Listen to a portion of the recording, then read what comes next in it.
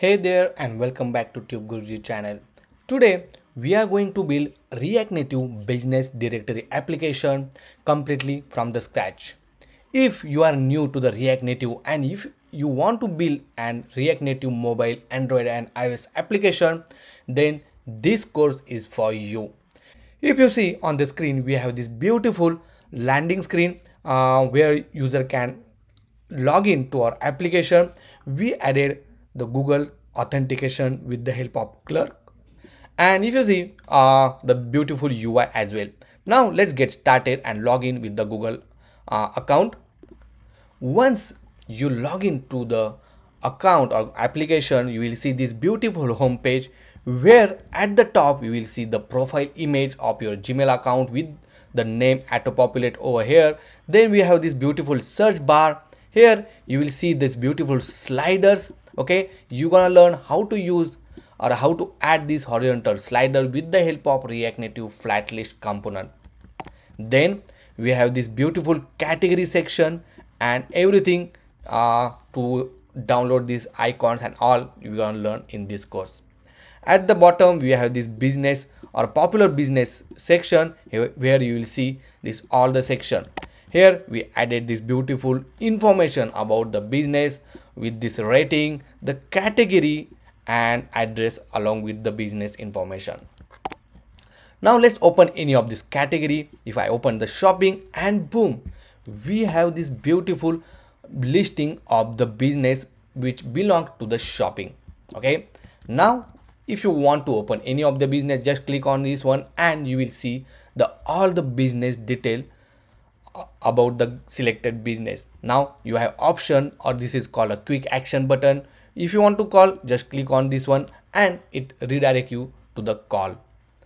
Then we have the same thing for the location. Just click on that, it will open the Google map. For website will open website, and we have the share option where it will open the share functionality application where you can share. Then we have about section and the beautiful we have this review section. Now here you have option to add a new review, or you have just once you submit it, this review will get saved inside our database. Now all of this information we save inside our Firebase Firestore and the storage along with the images, the data and all of these things. Next we have this beautiful tab section where you have home tab, explore tab and profile tab. Just click on this one and you will jump on that particular tab. Now in this course you also learn how to use the existing component and reuse that component at multiple places, so you don't need to create a new component every time. Here we have this beautiful all the shopping and quick access for the businesses. You can just search any of them and quickly you will get the result. Then the last and most important part is the profile section. If you see on the profile section, we have this beautiful option like to add a new business or to check the my business where whatever the user added, or you have option to share the application, or you have option to log out from the application as well. Now if you want to add a new business, now here you have option to add a new business. Just click on it and it will open this beautiful form where you have option to pick an image. If I select this image, you will see the image picker and you can choose the image whatever you want. Also you have option to edit this image, crop it according to your need, or you have option to rotate and everything. Once you crop this image thumbnail you will see on the screen. Then you can fill all of these details and everything is done. You can just click on add new business and that's all. Once the business get added, you can go to the my business and you will see your business listing over here. Now if you want to delete this business, open this business and you will see the option to delete this particular business. Okay, now you will get that option only for your business. If you want to delete it, it will ask you the confirmation to delete the business, and once you say delete, it will delete it. Okay, and the last is to share this application with your friends. Okay, and obviously the last is another one is through logout. Now this complete application we are going to build from the scratch, starting from setting up the project, So we're gonna set up a backend, and for the backend we are going to use a Firebase. So it's completely free. So whatever the services we are going to use in this particular course is completely free. You don't need to pay anything for it. So guys, if you still did not subscribe to my channel, please do subscribe. Press that notification bell icon so you will not miss any update. And without doing any further delay, let's begin to develop this React Native business directory application. In order to build a React Native application, we are going to use Expo build tool. Expo gives us the complete ecosystem to build, to develop, to review, and to deploy your application seamlessly. The most of the configuration parts is taken care by the Expo, so you don't need to do any manual configuration inside your application.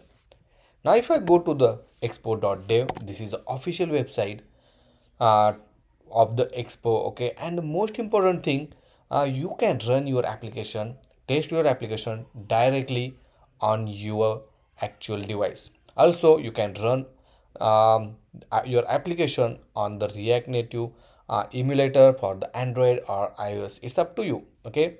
Now recently React Native launches HDK 50 plus, and it has a quite a new features like folder based routing, inbuilt routing, and there are a lot of things, and everything we gonna learn in this particular course.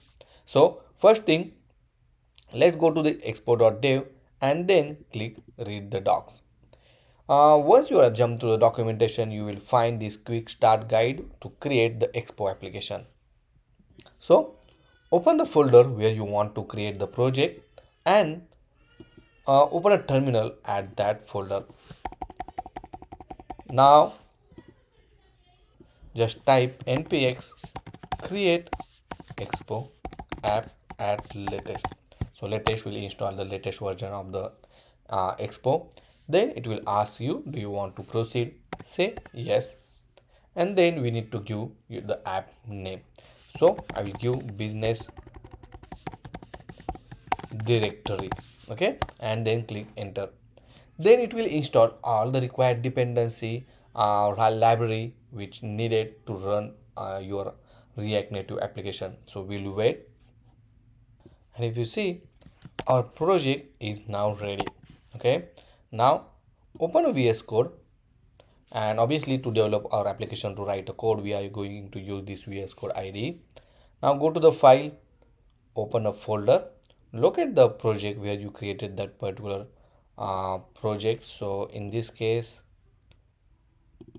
for me, it's a React Native application and this business directory. Now say yes, I trust the author. And if you see on the left hand side, we have bunch of different folders and the files. Obviously we'll walk through one by one. So very first folder is app folder, and if you see, these are the folders and file is already generated, okay. Now if you see, we have these tabs, then we have underscore layout not found and lot of other things, okay. But we don't need this a boilerplate. We will start our application completely from the scratch. So in order to remove this boilerplate, right, inside the script, if you see, we have this particular script which is reset project, okay, and inside package.json we also have the script to run that particular file. So simply paste npm run reset project, okay. So it will reset your project, click enter, and boom, if you see, the new app directory created, and in that one new file get created.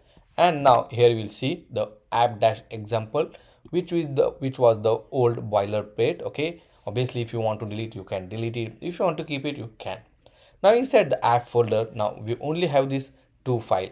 One is underscore layout, which hold the layout for our application, and in that you can render all your pages and all, okay. Now for example, if you want to keep a tab throughout the application, right, which we are going to add, then you can mention that inside this layout.tsx file. Then we have index.tsx file, which is currently is the default page for our application. And if you see on the right hand side, we have some import for the text and view from the React Native, and inside the view we simply have the text, and these are the some style. So this is the inline styling, means we directly define the style inside the element. Then we'll ignore this app dash example because this was the old boilerplate. Then we have assets folder. Inside this asset folder, we're gonna keep all our fonts, images, and many other things. Like if you see, we also have this splash screen, the logo for the application. After that, we have the component folder where you can keep all your components for your application. Obviously, once we start developing our application, we will going to divide our application into small component, and so that we can reuse it and can manage it very seamlessly. Then constant folder obviously contains the some fixed field or some constant values. So in this case, the colors are there. Then hooks, obviously when you want to share some data between the multiple components or parent child components, right? That time we need to create some hooks. Okay, some of the hooks are already there. Okay, but don't worry, you don't need to understand all of this hook right now, because once we need it, we can develop our own hooks as well. Then script, as you know, that is just to reset project, so don't touch this one. If you want to delete any of this folder, just click delete and it will delete from the folder. Okay, so for example, if you delete app dash example, click delete and move to trash. Okay, if you don't want the hook, you can remove it. Next, we have the app.json file. In this file, it's very important, and if you see inside this Expo, we have the name of the file along with the slug, the version of the application, and the icon again. Okay, so also it provides the splash screen, the path and all. Then for the Android, if you see, we have this Android icon. Obviously once you want to add iOS, you can add the iOS, and obviously we can add the package name and everything later on. Okay, same thing web. There are some plugin which is already there, which is the Expo router, and you can add your extra plugin as well. Then we have package log package.json file, which contain this script to run your application, along with the dependency which is already installed, right? So when we create the application, these are dependency already added to our application, and some dev dependency as well. Okay, and obviously in this particular project, we are going to use the JavaScript. Okay, so obviously we'll write the file name with the JSX. Now before running our application, let's open this VS Code extension and then install two important extension. One, not two, only one. So one is the ES7 React Redux extension, which help us to write your code much faster. So whenever you want to add a template, within a couple of words, you can generate the template for you. Obviously, once we start writing our code, then you will get to know much better. Next, now go to the terminal in order to run your application and open a new terminal. Now this will open a terminal inside your VS Code, so you don't need to open terminal from outside. And here you just need to write npm run dev. So okay, so it needs to be npm run start, so just type npm run start, not dev. And then if you see, the Expo start get executed, and along with that one, you will see the QR code. Now this QR code, you need it if you try to run your application on your actual device. You have to open the Expo Go application. So if I go over here, right, and if you scroll down, I'm not sure whether it's there or not, but you can go to the any app store or Play Store, and then you have to install this Expo Go application.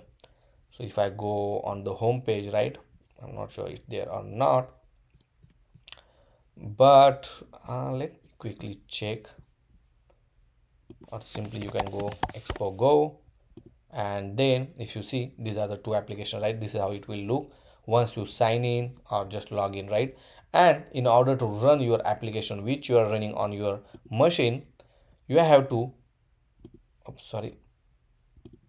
you need to be in one network, right? So if you are in Wi-Fi, make sure you're in same Wi-Fi network. Now once you run your application, then you will see that you can execute it. But in this particular course, we are going to use Emulator. So for that one, we are going to use Android emulator, and in order to set up your Android emulator, right, first thing you need to do is to install the Android Studio. So if you see, I already have the Android Studio. So open the Android Studio, and then if you see, we have these three dots. On these three dots, you have to click on this SDK manager, and then make sure at least one API is installed. So in this case, if you see, I already have one API installed. Then go to the SDK tool and make sure to install Android SDK build tool, the Android emulator, and the Android SDK platform tool as well. Okay, and then click apply and OK. So I already have that one. Then again, go over here and click on virtual device manager. So right now, if you see, I already have the device created initially, but in order to create a new device, click on create device, and then you can select the phone, select the phone type. Okay, then if I select the 7, right, and make sure that it has the play service enabled, right. So if you see this icon, only select that device, then click next, then select the operating system which you want, then again click next, and here you can add the name of and everything. Okay, it's up to you, and then click finish. So I already have, so I will just run the existing one, and if you see, my AVD is getting started. Then you will see actual, not actual, but obviously it's the emulator, but it will look like an actual device for you. Okay, and if you see right now, I have this Expo Go application installed on my virtual machine. Okay, but let me bring this side by side. Now if you see, it's old application, right. Now in order to run the application on the emulator, okay, you just need to type A, which is for the open Android, for I for the iOS. Okay, and VS Code automatically detect that you are running or you have the emulator running on your system. If I click A, now it's saying, it has some warning that for this Pixel 7, right, you need to install updated version of Expo Go. So just click yes. So it will install me the updated version of a Expo Go. If you see right now, it's downloading. Now it's installing the Expo Go in my device, and then once everything's done, it will open the Expo Go app and then run the our application. So we'll wait, and boom, if you see, now our application is running. Also, if you on the Mac OS, right, if you do the control M, you will get this particular setting where you will have IP address where your application is running. Then you have option to reload, you can go home, and you have some option to debug as well. Okay, oh, I click by mistakenly, I will go back then. And if you see right now, on this is the default page of our application, which is nothing but this index.tsx file. Okay, and inside that it's written edit app index edit screen something, right. Now here if I type subscribe to TubeGuruji. So guys, if you did not subscribe to my channel, please do subscribe. And as soon as I type it and click save, immediately it gets refreshed on the screen, and here on the screen you will see that particular text, right. Now this text is showing in the center because we gave the justify content and align item to be in the center. If I remove this one and save it, now it will be on the left corner, left side top corner, right. Make sure to give flex, because many people not give flex, and sometimes when you are applying some tab and add some tab, that might get some error. So this is how guys you can create your application and run your application. Until this point, if you have any question, any doubt, let me know in the comment section. Now we are going to implement the tab bar for our application, as we are using Expo router, and Expo router is inbuilt with the routing functionality. So it consists of a folder based routing, so you don't need to configure anything. So first thing, let's go back to our application. I will open my emulator as well as side by side, and inside this app folder we are going to create a tab folder. So I'm going to give the route name with this circular bracket, because it just group it. Okay, the route will not change. And inside this one, now I will say home before that I will add the tab layout.jsx file. Okay, so this in that one we will define the tab layout. I will add the default template by just typing rnf, okay, or e maybe for the export function, something like this. Okay, or you have another method that you can just type rnf, enter it, and you will get function export like this. Now over here I will just define tab layout, okay, and save it. Now if you see on the screen, nothing get displayed, right? Along with this tab I want 3 tabs, so I'm going to add home.jsx, add the default template, then we want explore.jsx because we are using JavaScript, right? So that's the reason I'm using JSX, and the last I want profile.jsx. So these are the 3 tabs we want to use it, and these are the 3 screens that for that we created, right? Let's save all of these files, and now if let me rename this need to be a profile, and this need to be a profile with the e. Let's save. Now let me close all of this tab, and let's go to this underscore layout.jsx file. Now inside here let me remove, and here we need to implement the tab, right? So simply you have to add tabs, okay, and if you see it is importing from the Expo router, okay, and inside this tab we will just say tabs.screen, okay, and here you can define the mention the screen which you want. So for example, let's say home, and save it, right? If I save it, if you see still nothing is on the screen, but let's define these 3 tabs because that 3 tabs we wanted, right? So one is home, another is explore, and the last is profile, and save it. Now let's go to this underscore layout.tsx file, and currently if you see we have this tag screen, the default is index, and I will add one more, and we will refer these 2 tabs. Even though you remove this one, nothing will happen. If you see still index screen is showing, but we also want to show the tabs as well. Okay, now let's go to this index.tsx, and anyway because this is the root index file, right, it will first show that index file, and inside this underscore layout we use the stack screen, and you know that how does stack screen work. It show one page, on the button click, then only it will redirect to the next screen. But here what we can do inside this index.tx, we will simply redirect it to the tab screen. Okay, so simply here we'll say redirect. Okay, and if you see this was exporting from Expo router, here you need to give hrefs, and simply I will say home. Okay, now this home will refer from the tab's home screen, this one, okay, and which we already defined inside this tab. Okay, now if I save this one, let's save this redirect file, and boom, if you see we redirect to the tab screen, which inside that we have 3 screen, home, at the bottom if you see we have the 3 tabs, home, explore, and the profile.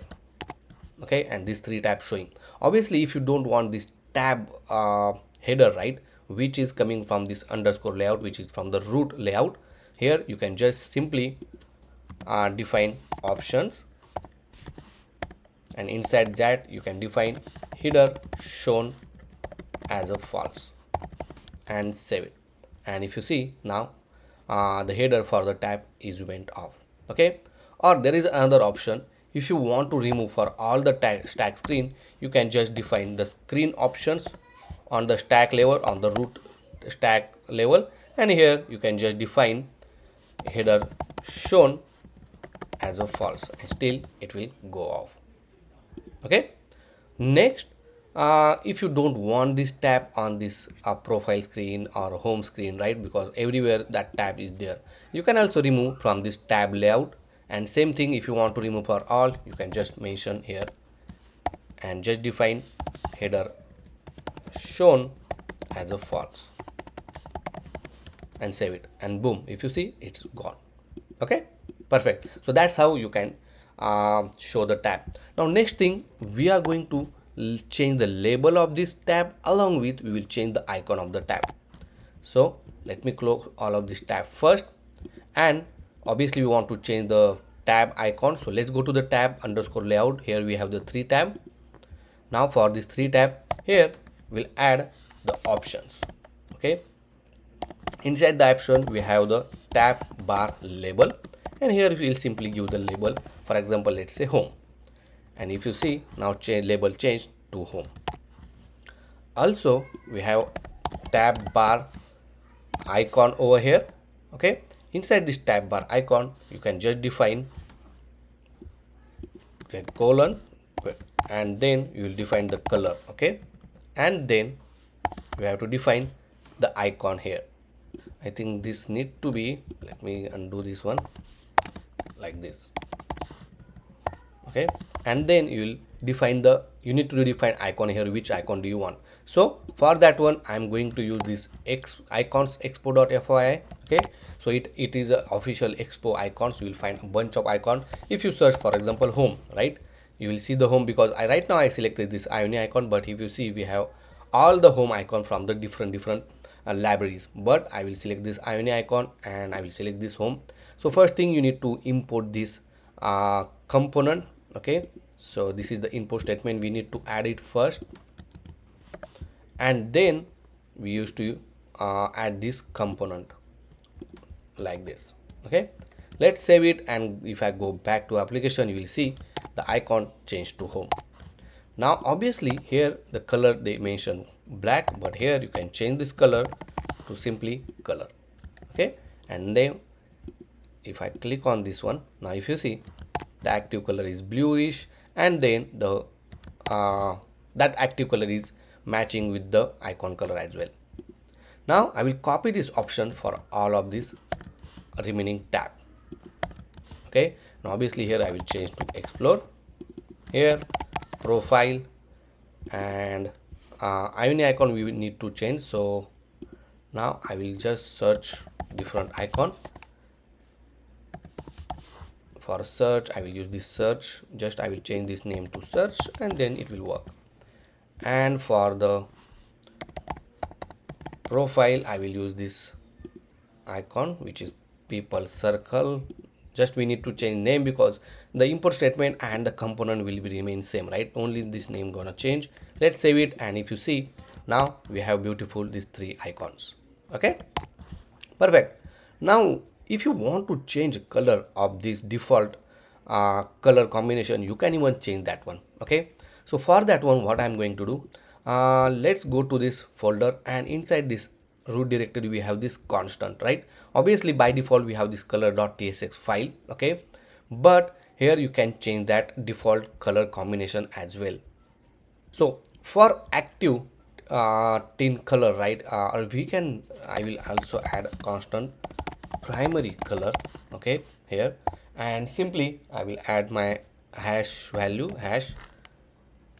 sorry, 7f57f1.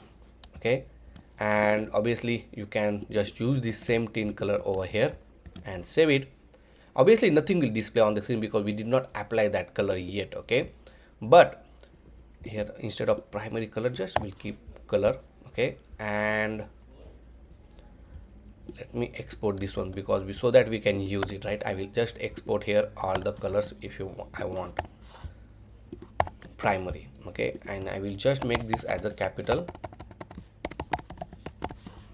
primary. Okay, the light and dark is already there. If you want to keep, you can keep it, or you can just remove this color combination. Let's save it, and then if I go to this underscore layout here, to the screen option, right, you can add one more property, and here you can say active tab bar active tin color. Okay, and here you can refer that colors, so you can refer with these colors. We need to import that color, I think. Yeah, so let's import that color first. Make sure it is already exported. That's good. Let me try again. So colors, no, it's not getting imported, so let's import that one first. So simply here I will say import colors, maybe we need to define like this, from, and then we need to give a specific path to that colors constant slash colors folder. Okay, and let's try it now. So colors dot, and if you see we got the option like primary. Okay, if I save this one, and boom, if you see, the tab bar color is changed to primary, and now this is active color. Obviously same thing you can do it for this inactive color, but I will keep as it is for now. So guys, that's all for this particular chapter. I hope you understand how seamlessly we define or added these tabs along with the icon, and we obviously customize little bit according to our requirements. Next, we want to implement the fonts for our application. Okay, so let's go to this root layout, and inside here we'll simply use font hooks, which is from the Expo font, and then we'll simply add the font. So here we'll say, for example, outfit, and then we need to give path. For example, if I go to this assets folder, we have this some default font over here. Okay, but if you want your own choice form, you can just go to this Google fonts, and then you will find a bunch of different font. Okay, you can search anything you like it. I mostly go with this outfit font, I like most, so I will go here and then download this particular font.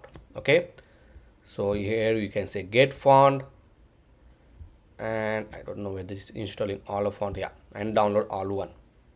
Now once you download this form, extract this one and then go to the static. Here you will see the bunch of different form of font, right? So here you will see outfit extra bold, outfit bold, and all of these. I will select outfit bold, outfit medium, and outfit regular. I will copy this one and then go back to our application and then simply paste inside this fonts folder, and you will see this 3 font is added inside your font folder. Now simply here you need to write require, and then you need to mention the path for that particular font. So in this case is assets/fonts, and then you need to provide the complete exact file name. So outfit regular.ttf with the extension, and then save this one. Now if I go back to our application, right, and wherever you want to apply this font, you can just add that one. For example, if I go to this home.jsx, and then for this text, let's say we are applying the inline style, so here you need to define style.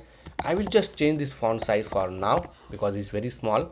So if I change this one, this is how it looks. It's visible to our eyes, and then we'll change the font family, and in this case you just need to mention the font family, the same name which you give it over here.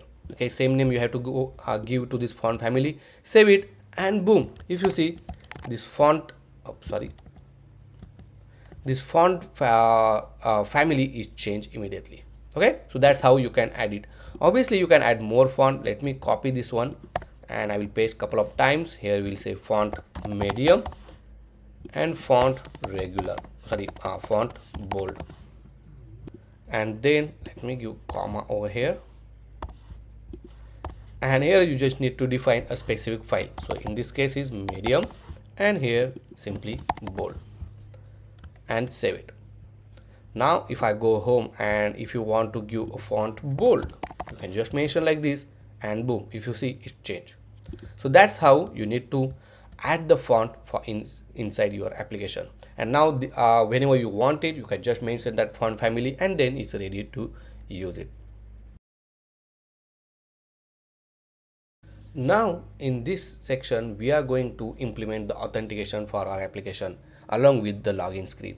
If you see on the screen, let's walk through how the authentication flow will work inside our application.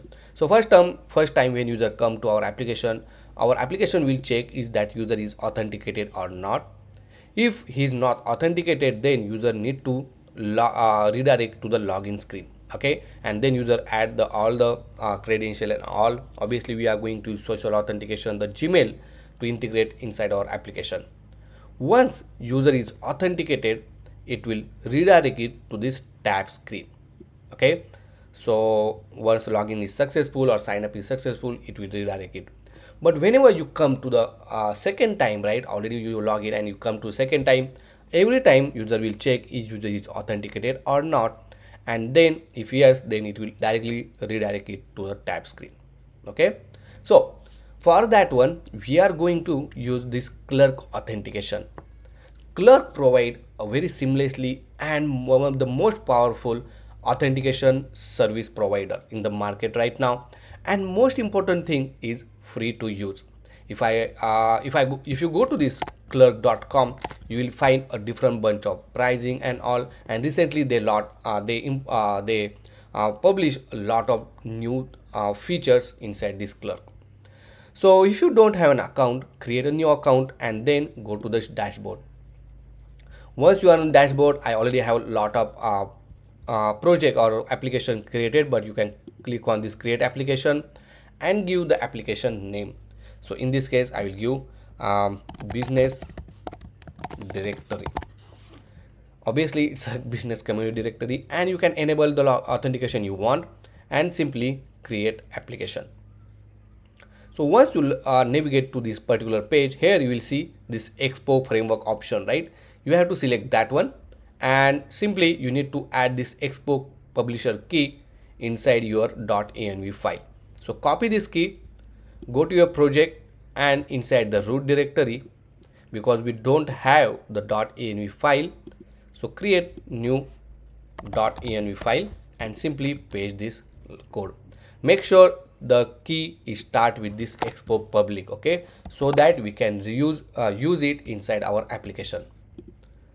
Then we'll go to this Expo guide, but in meantime I want to tell you about this dashboard and all. Here whenever user login, right, you will see all the users list inside this users tab. Then they also provide the organization's authentication service, which is quite powerful and quite useful. Then inside the user authentication you have different options, settings where you can enable the restriction, multi-factor, social connection, and all of them. Okay, so just go ahead and explore it. In many of my Next.js or web application tutorial, I use the Clerk, and it's quite powerful. It has a customization option for the login screen. They have their own login screen UI kit. So yeah, it's completely packaged for your authentication service.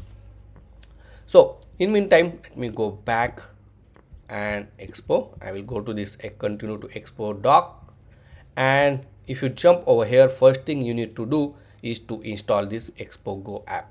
So copy this one, and then I will add a new tab and simply paste over here. So it will install the Clerk for your Expo application. Then you don't need to mention this Clerk Expo key here, okay, but rather we can display directly over here, okay, inside this Clerk provider. So copy this Clerk provider and then go to your root layout file. This is underscore layout file. So I will wrap this Clerk provider like this, and then make sure to import this Clerk provider. To this Clerk provider you also need to provide the publisher key, okay. So we can get the publisher key using process.env and the name of the key. So in this case is Expo public Clerk publisher key. Copy this one, paste it here, and that's all. Now we are getting error that because the define as enable top type string, because our file name extension is TypeScript and we are working on the JavaScript. So I will just rename this to JSX, okay, and I will say yes, and if you see, now we don't have that error anymore. Let's go back again over here, and now it's time to protect our pages. So if you see, we have this save area view, sign in and sign out. So simply what I'm going to do, let me go back to our application, and whenever user is sign in, I will wrap this stack inside that one.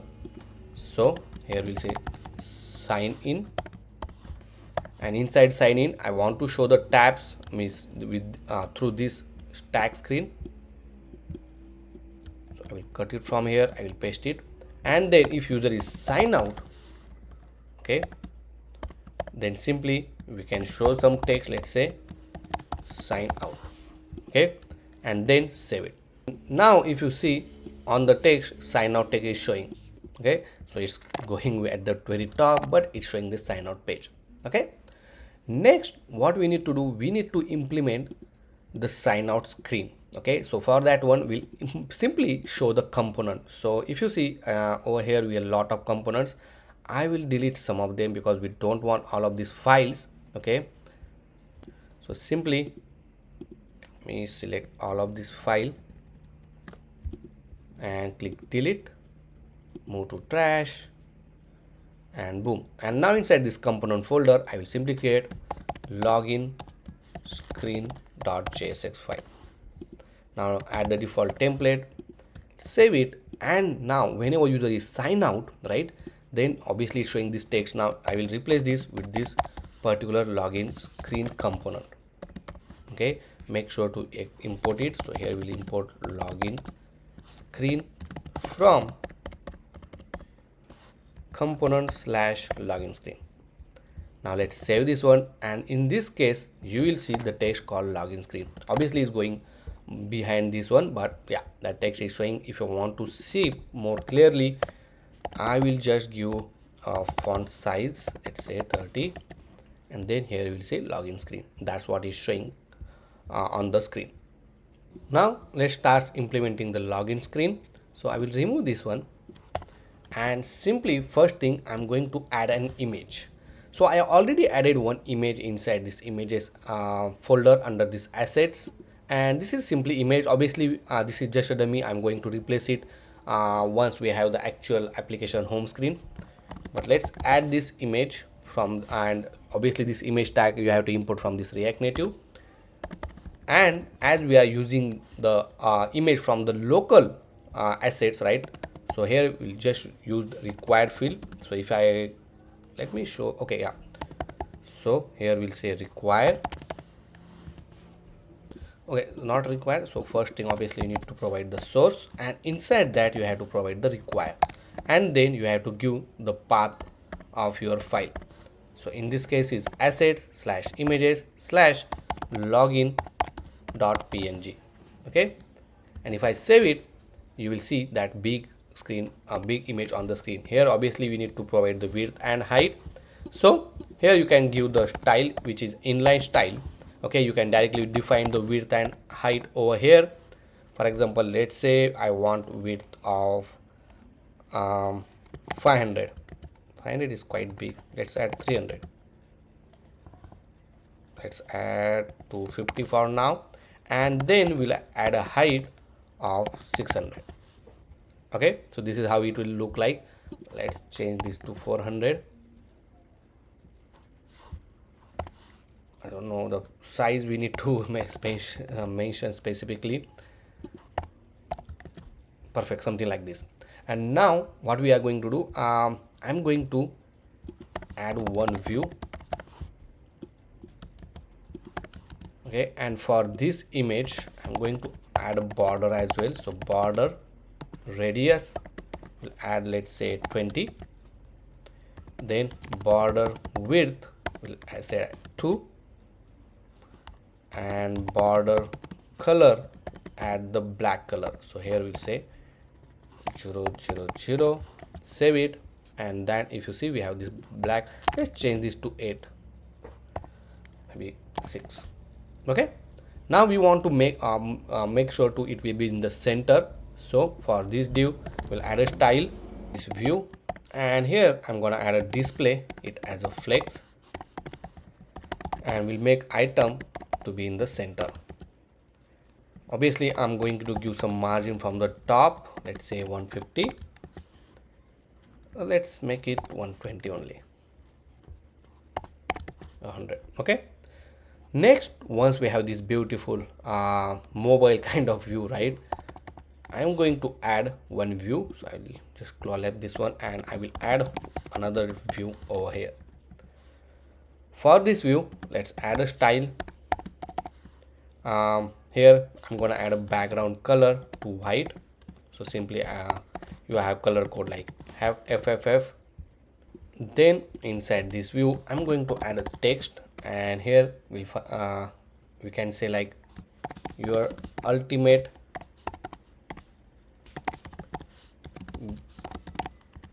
community business directory. Now for this particular text, I'm going to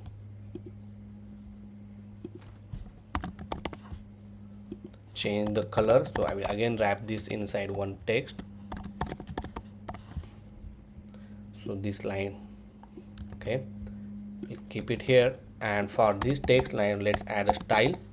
We'll simply add a color to colors, I don't know, constants colors dot primary, and you will see here like this. Now obviously for this particular view, let's add a padding of 20. And one more important thing I want to tell you about the external styling, right? So for example, right now if you see, we have added the styling over here, but if you want to define style outside of this particular return, right, here you need to import this RNA style. If I click enter, it will add the style sheet template. Make sure to import the style sheet first, and then you can define the style. So here we'll say, for example, sub container, and just I will use this, I will cut this style from here and paste it. Okay, so this particular properties, let's save it. And now in order to use it, you just need to write styles dot and sub container. And if I save it, see, now for this particular text, let's add a font size of 20. Let's make it bigger, 40. Oh, sorry, my bad. We need to give font size to complete text. So add a style over here. We'll set font size of, let's say, 35, 30 only. And here we'll say font family. I will add a font outfit bold, and I want to be in the center, so I will say text align to be in the center. Perfect. Okay, for the community, let's try to give space. Perfect. If you want to think, you can give more padding, it's up to you. If you want to add a more padding for your app. Now along with that one, I'm going to add a margin top in a minus. Okay, so it will overlap to above image, and it will give a beautiful effect as well. Okay, if you want to add elevation, you can add it. Okay, or you want to add a border at the top, you can add that one. I'm not sure whether border will how looks, this is how it looks, but yeah, I think let's not add over here for now. Then after this one, you can add some text. So here I will add one more text, and here we'll say find your favorite business near you and post your own business to your community, and save it. Now for this text, let's add a style. We'll say font size of, let's say, 15. Then font family, we'll say outfit, text align to be in the center, and obviously I will give margin top,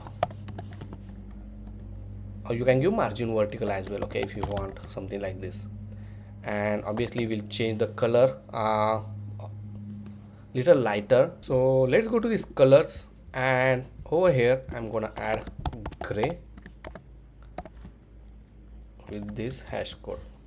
Save it, and you can just apply that color over here. So colors dot gray, save it. Perfect.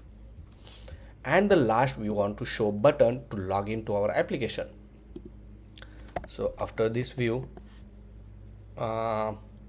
we can add outside of this view actually. Let's add inside only, that's really good. So let's add a button, but in this case, instead of add this button tag, I'm going to use this touchable opacity.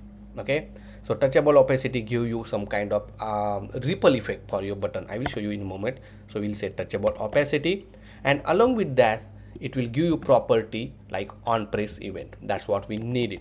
But before that, let's add a text inside this touchable opacity, and we'll give, let's sign in with, or we say let's get started. Let's get started. Now I don't know why it's still showing. Refreshing, it's taking some time, but I don't know. Okay, so we imported this touchable opacity from the wrong, so make sure it is importing from this React Native. Okay, this is very important. And now if you see, the let's get started button is showing. Now for this button, let's add some external styling. So here we'll simply add button tag like this, and then simply attach that styles.button. And in order to apply, for example, let's say background color, which is the colors.primary, then we'll add a padding of, let's say 6. Let's add a 10. Oh, I want more. Then we'll make border radius to be rounded, so we'll say 99. And I want text inside the center, so for this text, let's add a style. We'll say text align to be in the center. Then color of the text need to be white. Perfect. And obviously we'll change the font family to be outfit. Okay, now for also here I'm going to give margin top to 20. Perfect. And we have this beautiful login screen ready. Okay, so obviously you can add some message, terms and condition, node, whatever you want, it's up to you. Now if you see, it has a beautiful effect like this, see. Okay, so that's the reason I added this button. Next, let's go back to our Clerk documentation, because we did not complete yet. Okay, now if you're inside the Clerk documentation, now here you have option to build your own sign up and sign in page, but we are going to use Google Authentication, so I will directly jump to this auth sign in. Now in order to implement this auth sign in, we have to make some additions. So first thing, inside this hook folder we will add this use warmup browser.tsx file. So copy this file name first, go to your project, and inside these hooks I will create a new file .jsx. If you don't want this particular hooks, you can just simply remove it. Okay, and make sure nothing is changed. Perfect. And now inside this use warmup browser, you have to copy this line of code and then simply paste it here and save it. Now one more important thing, inside this particular line of code, they use Expo web browser. Okay, and if I go to this package.json file, if you see, we already have this Expo web browser installed, so you don't need to install it again. Okay, next, inside this login screen component, we need to add this line of code. So first thing first, let's add this web browser, maybe complete auth session. So if I go to this login screen component, where we have over here, I will just, and first thing, let's add like this.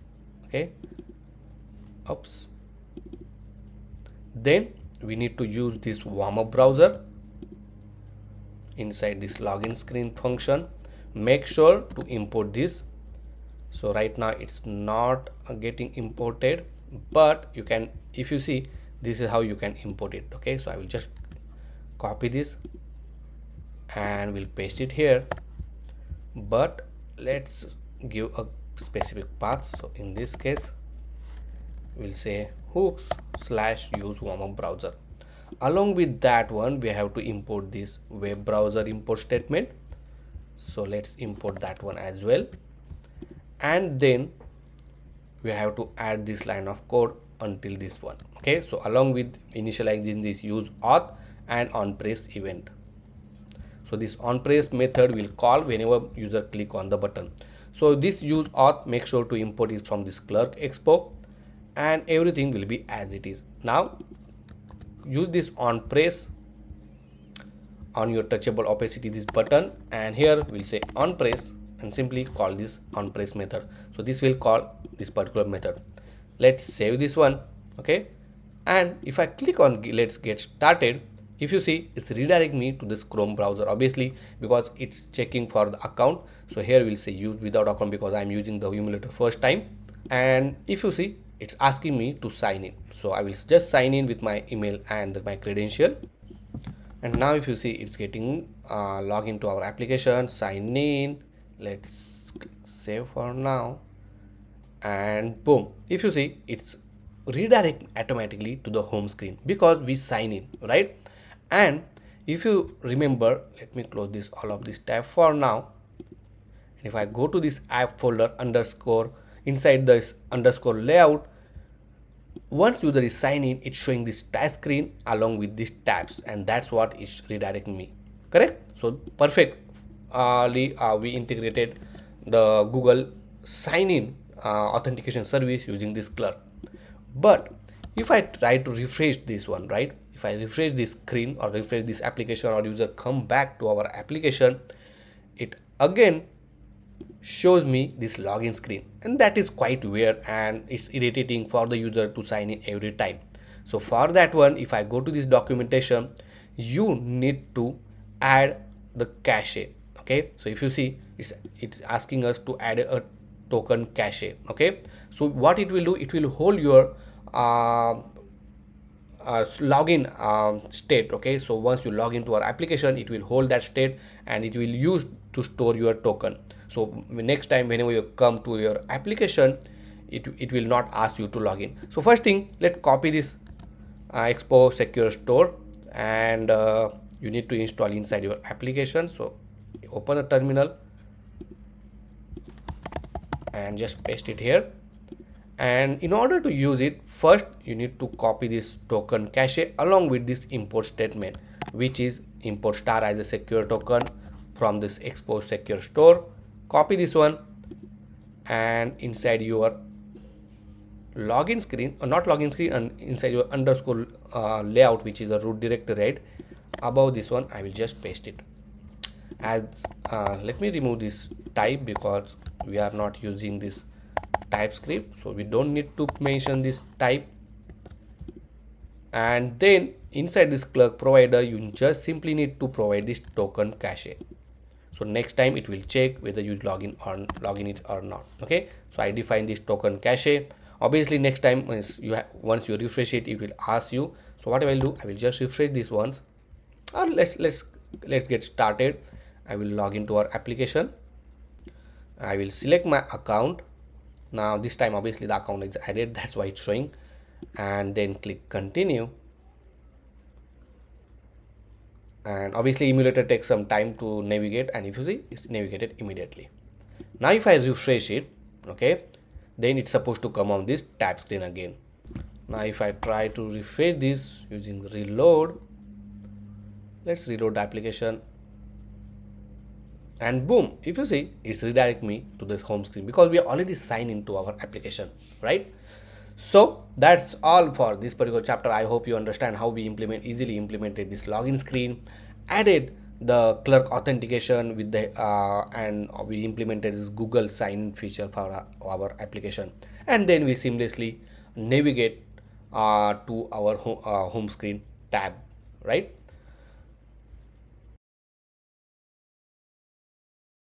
Now we are going to implement our home screen.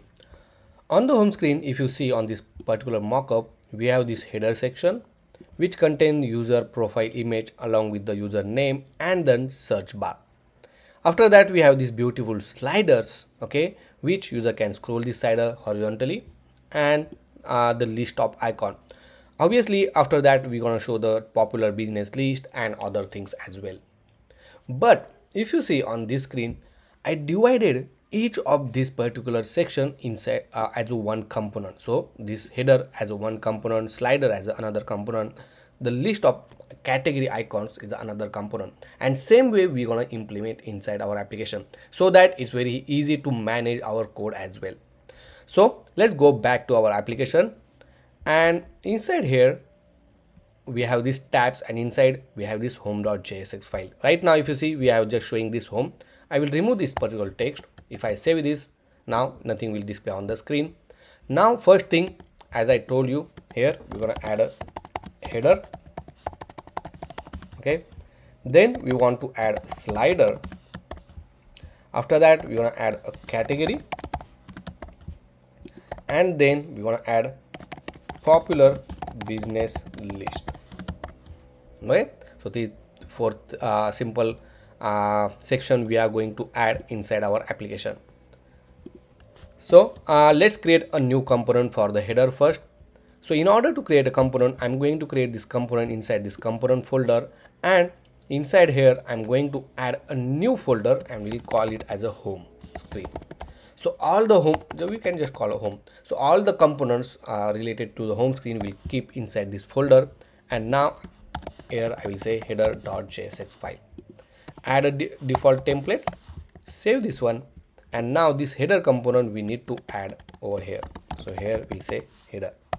Make sure to import this one and then save it. Now here you will see the text header. Now let's go to this header. So let me remove this header, and first thing, let's add one view, and inside this view we are going to show the user profile image. So obviously we want to show image, we are going to add image tag. Inside this image tag we provide the source, and the source is from the URL. So in this case we have to add the URI in the tag, and here we need to provide the user profile image. Now in order to get the user details of the login user, you can get it with the help of use user hook. Okay, and you can destructurize with this user. Now you can just access the image URL using this user.image URL. After that you need to give the width and height. So here we'll give width of 45, height of 45, and I will also make the border radius rounded, so it will be in the round circular form. Let's save this one, and if you see on the screen, it's showing that particular user profile image. Obviously that image is from the user's Gmail account. Next, for this view I'm going to add some padding. So here we're gonna add padding of 20, and then we'll add padding top to 40, so it will come down like this. Then after this, let's add one more view. Inside that I want to add two text. One is say welcome, and other text is for user's name. So here, in order to get the username, we have users dot full name. Okay, obviously we are using this user hook from the Clerk Expo, and through that you will get the user's information, and we'll simply put this user full name. Now let's bring the image and the text in one line. So for this view I'm going to add a style. Here we'll simply add display as a flex.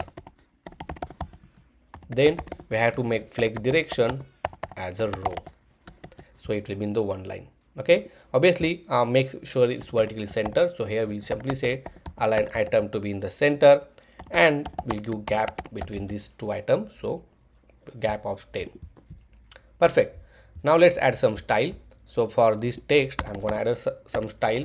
Here we'll say font size maybe 19, and then we'll add a font family as outfit medium, something like this, say.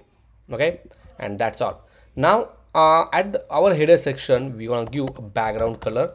So we'll set background and we'll change the colors. So obviously we need to import the colors, import colors from, and then you need to give the constant / colors, and here we'll say colors dot primary, and this is how it will look like. Obviously for the text, let's change the color. So here we use style, we'll say color to be white, and here as well I'll add a color as a white, and save it. And we have this beautiful header with the user profile image along with the username. After that we're gonna add the one more view for our search bar. So here we'll say search bar, and then inside the search bar also include the icon along with the text input so that user can enter the input. So let's get the search the icon first. So let's go to this Expo icons, and here we'll find for the search. I will use the ioni icon, copy this import statement. As you know that we already use this icon, so it's easy, and copy this component. I will paste it here.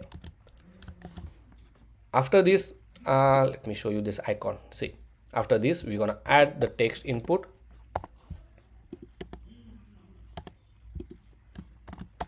So text input is component from the React Native is used when you want to enter some input value inside the input box.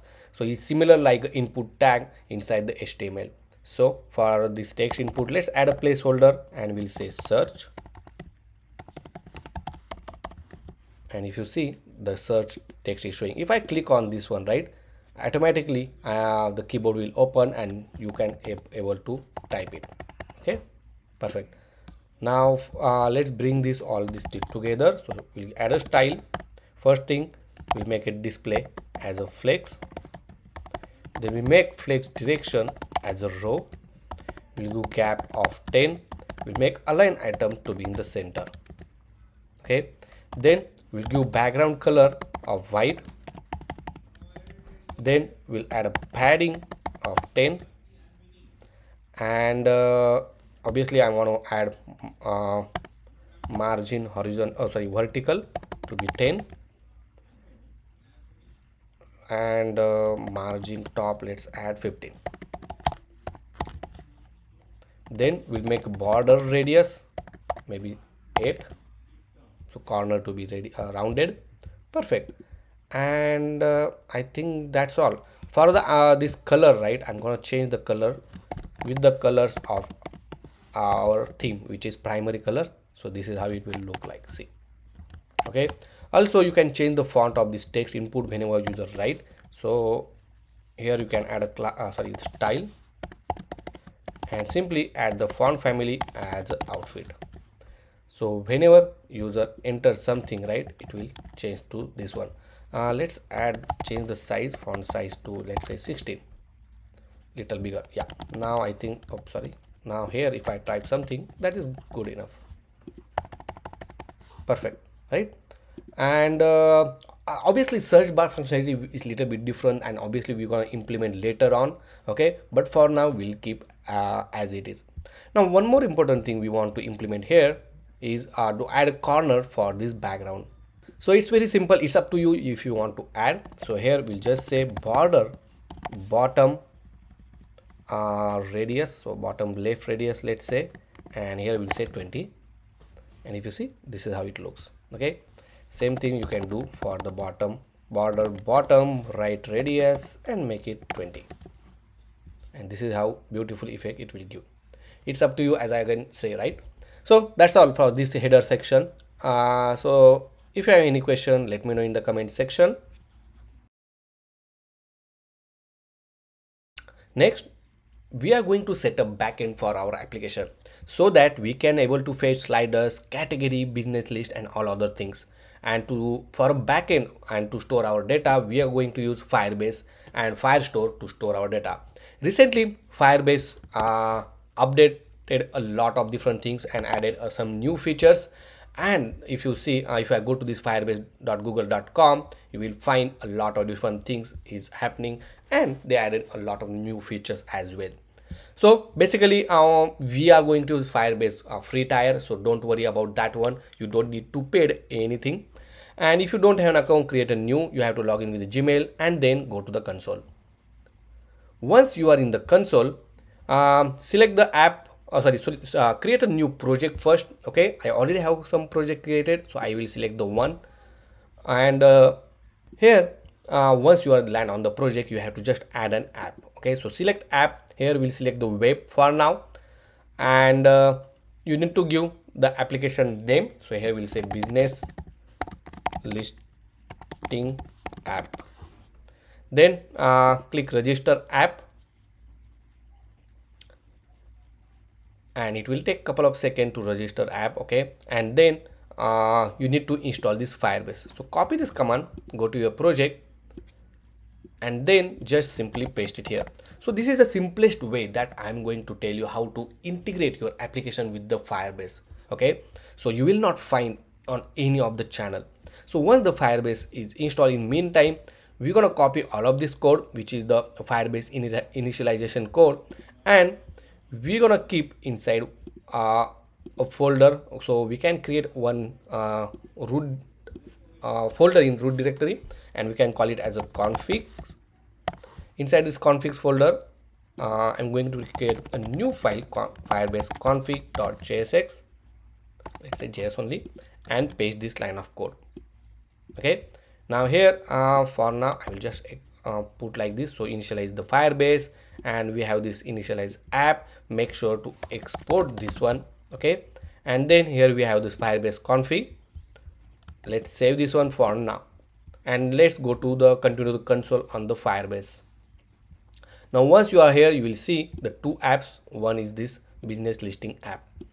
Now next thing, right now if you don't see any Firebase Firestore, just go to this build, not build, okay, yeah, in build as well you have this Firestore database. Okay, select this Firebase data, Firestore database.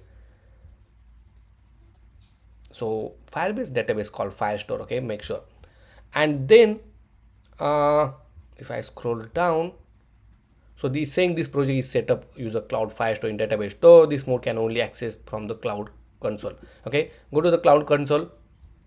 Now actually let refresh this particular screen a couple of times, and then again you will see this cloud Firestore inside the Firebase only. Okay, here you have option to add database, but if you want to add multiple database, you just need to add the payment details, but right now we are not doing that one. Next important thing you need to do is go to this rules. Okay, and inside this rule you just need to add allow read and write, and right now it's showing false. Let's make it true because we are doing on the test mode, and then click publish. Okay, I think we are good for now. And if I go to the usage, indexes, and the data, okay, now here you can start creating the collection. Let's say I want to start collection, and here I'm going to give a collection ID as a sliders. Click next. Now you can add the document ID. You can generate this ID through this auto ID. Then give the field name. So here we'll give the slider name. This form the name is just a field name is name, and the type is string, and the value here we'll say for example slider 1. Okay, this another field I want to add, which is the image URL, and here we will need to put a value, and I already have the URL, so I will paste it here. Okay, and if you want to add more field, you can add it. For now I will keep this 2 field only, and if you see the new document is created with these 2 fields. Let's add one more document. We'll see auto ID here, the name, the value you can give for example slider 2. Add new field, here we'll say image URL. Now you have to make sure that field or image URL or this name should be same. Okay, so that when you fetch the data and display it on the screen, we can use this field name to display the image URL. And I will paste this another image and save it. Now we have these 2 documents. Okay, so that's how you can set up. Next we actually gonna learn how can we fetch data from the Firebase, because we already configured, we have this Firebase config file which have all the configuration and all. Okay, but next an important thing that how to fetch it, and so that we can get the slider list and display it on the screen. Now let's fetch the slider from the Firebase database, and then we'll display it on the screen. So let's go back to our application, and first thing we need to do is to create a component for the slider. So inside the component folder under the home folder, we'll create a slider.jsx, then add a default template and save it. Next inside this app, and obviously on the home screen, we need to add this slider. So simply here I'm going to add this slider component, and now on the screen you will see the text called slider. And now let's go to this Firebase config. Okay, and over here we need to export db is equal to get firestore, and if you see this firestore is importing from the Firebase/firestore, and then you have to provide this app reference. So this app reference we have to provide to this get Firebase. So this db, now once we export this one, we can use it anywhere throughout the application. So inside this slider.jsx, let me close all of this tab for now, and I will create a new method and we'll say get slider list, and inside this get slider list we will simply fetch the data from the Firebase. But before that, first we'll create a query. Q is equal to, let's say, query, and make sure it is importing from the Firebase Firestore. Then here you need to write collection. You need to define the collection. So inside the collection we need to provide the db reference. So right now, if you remember, we already added this db reference, right? Oh sorry, we already initialized the db inside this Firebase config. So let's import that one. So here we'll simply import db from, and then we have to give the config folder /Firebase config. And now once we provide this db, along with that one we need to provide the collection name. So inside the Firebase we give this collection name called slider with S capital. Same thing we need to, that same name we need to give it over here. Once we have this query, right? So now right now is simple query because we want to fetch all the slider. Now we have to write constant, let's select query snapshot is equal to await, and we want to fetch all the documents, so we'll use get docs. Okay, and then here we need to pass this query which we already mentioned.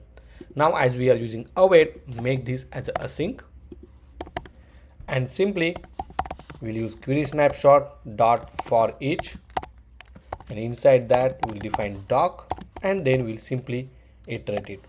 So right now we'll console this documents dot data.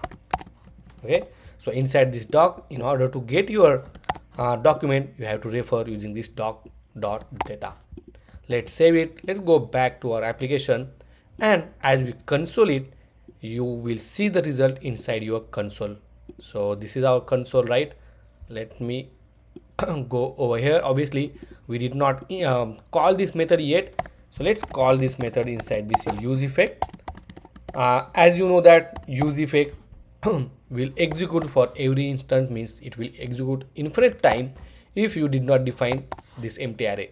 So in order to execute this use effect only once the component get load, you have to provide this empty array. Okay, or whenever you want to execute this use effect on some variable change or state change, that state you need to add it here.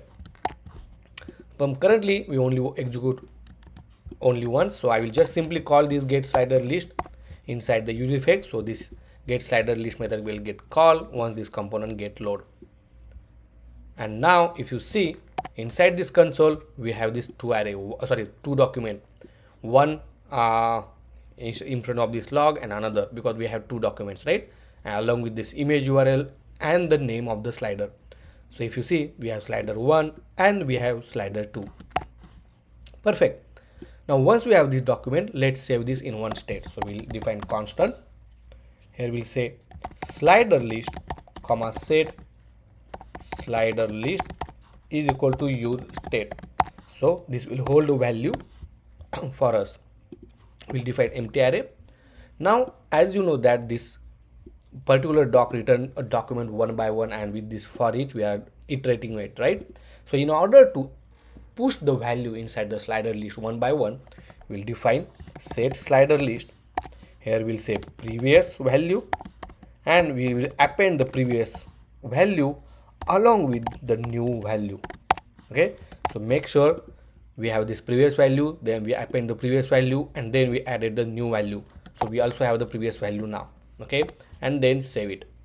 Now once we add this one, right, we have to make sure that we'll set the slider list initially empty every time when we call this get slider list. Otherwise on every time it will get added inside the slider list. Let's save it, and now it's time to iterate it. So first thing I'm going to add here, for example, hashtag special for you,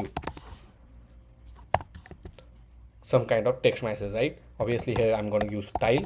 Here we'll say font family, and here I will add outfit medium. Oh, this need to be outfit medium, or let's add bold actually, and we'll increase the font size, and we'll give padding of 20. Okay, after this we want to iterate through the slider. So for that one we're gonna use a flat list. So flat list is very powerful component inside the React Native, help us to iterate your list of value or array in order to display it on the screen. So for this flat list you need to provide the data which you want to display. So data, inside data we have the slider list. Then we need to render the item. So inside that let's write item comma index and the arrow function. So here we'll add the image, simply image tag, because obviously we want to show the image, right? And inside the image tag we'll show the URI and item dot image URL. Then we'll add a style. We need to add a width and height, so we'll add a width of 300. Then we'll add the height of 160, for example, like this, and then save it. Now once you save, this is how the slider will look like, right? But we want the slider horizontal scroll, correct? So let's make this flat list and provide it has one property called horizontal, and here you need to make it as a true, and boom, if you see, now you can able to scroll horizontally, correct? Now let's apply some styling to this image. So first thing, for this flat list I'm going to add a style, and simply I will give a padding on the left to be 20. I will keep the right as it is. Then for this image I will add a border radius to be, let's say, 15. Then I will add a margin right to 20, so it will give some space like this. See, and now how beautifully it's scrolling, correct? Also let me decrease this to 15, much better, and this to 150. Perfect. Now this gap is a little bit more, so here I will give padding, let's say padding left 20, then here padding top 20, and I think that's good. And here we'll say margin bottom 5, little bit. Perfect. And here we have this beautiful slider ready. Now if you observe over here we have this slide bar, right? If you don't want that one, you can also remove that. Here you just need to write show horizontal scroll indicator, and here we can make it as a false. So by default is true, but now if you see, you don't have that slide bar anymore. Now we are going to show this category list. Now in the two way that we can show this category list, one is in the form of grid, which I show in mockup, or other in single one line, okay, and it will be a horizontal scroll like this slider only. So we'll go with the second approach, showing the category list in a horizontal way.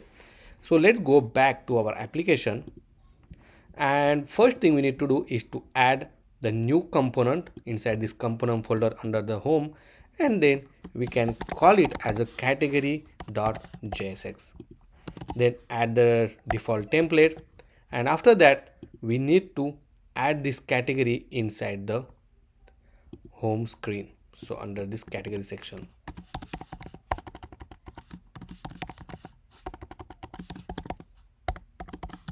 and save it.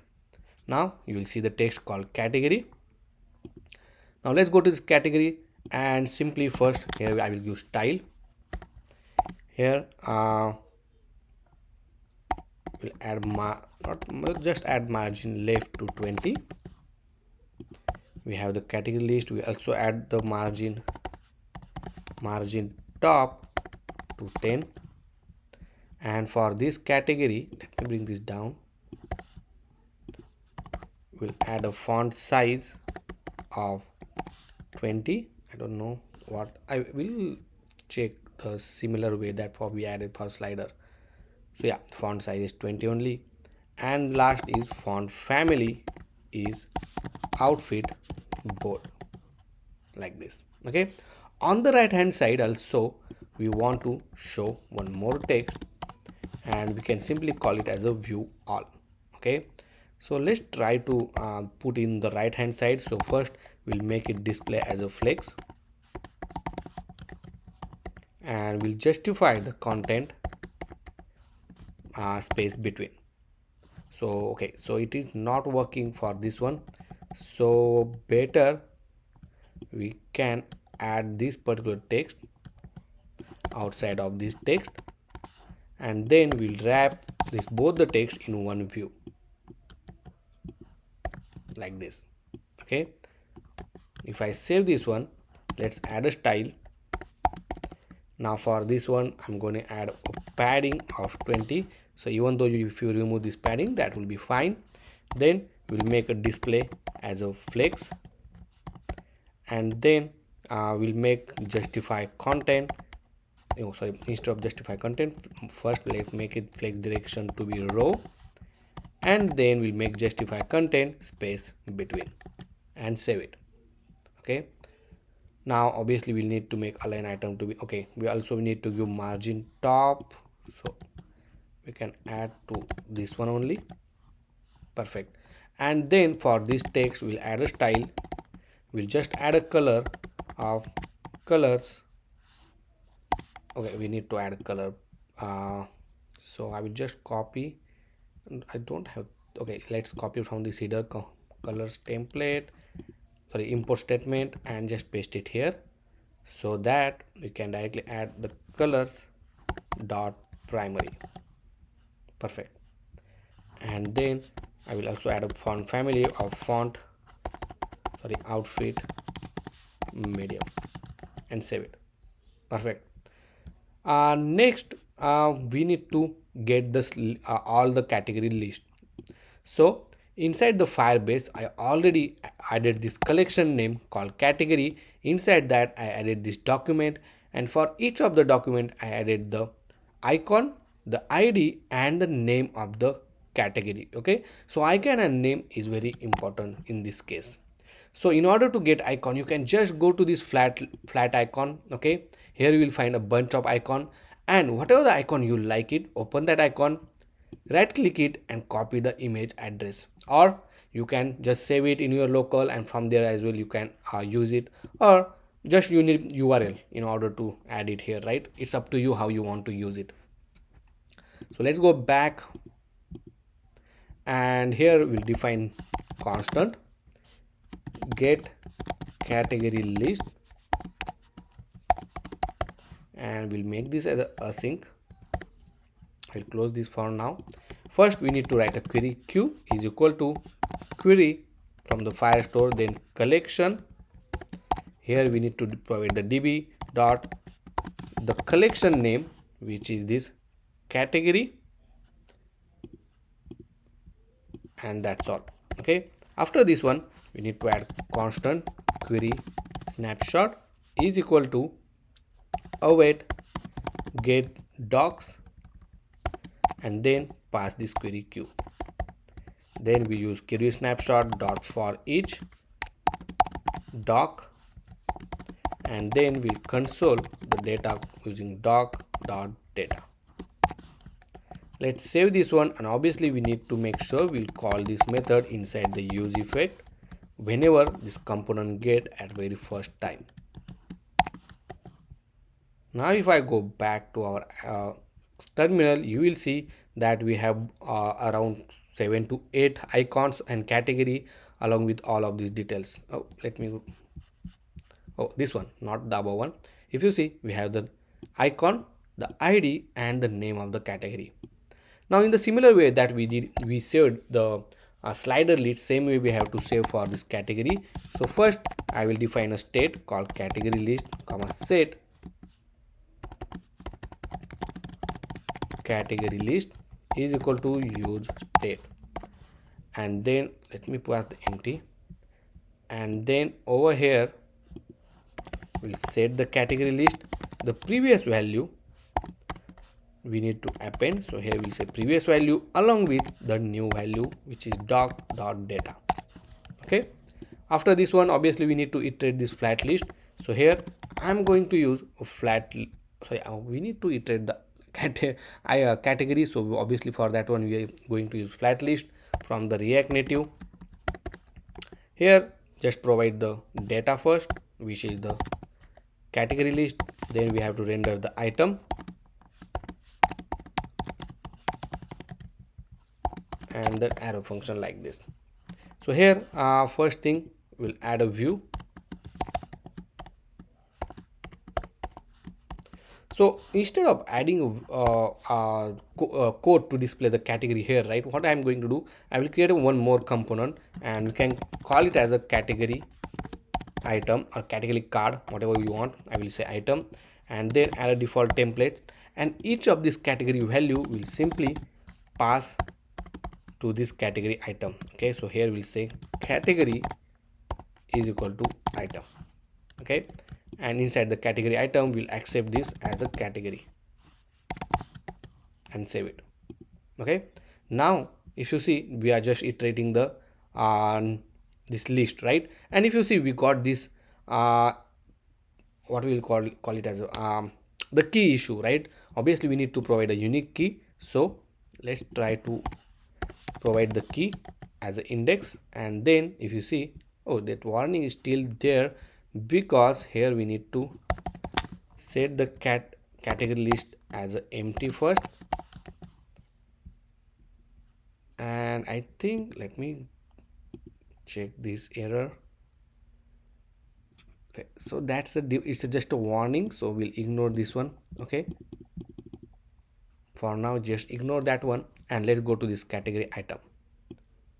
Now first thing, let's add an image from the React Native. The source here, the image is from the category.icon, which is the URL, and then here we need to give the width and a height. So here we'll say width style, let's say 40. Oh, sorry, the width we'll say 40, the height 40. Let's see how it looks. Wow, if you see we have these beautiful categories. Obviously once we define this one line, we want to bring in one line. So for this flat list, just make it as a horizontal, let's say true, and it will be like this. Now for this category item, okay, let's say for this view, let me add one more view.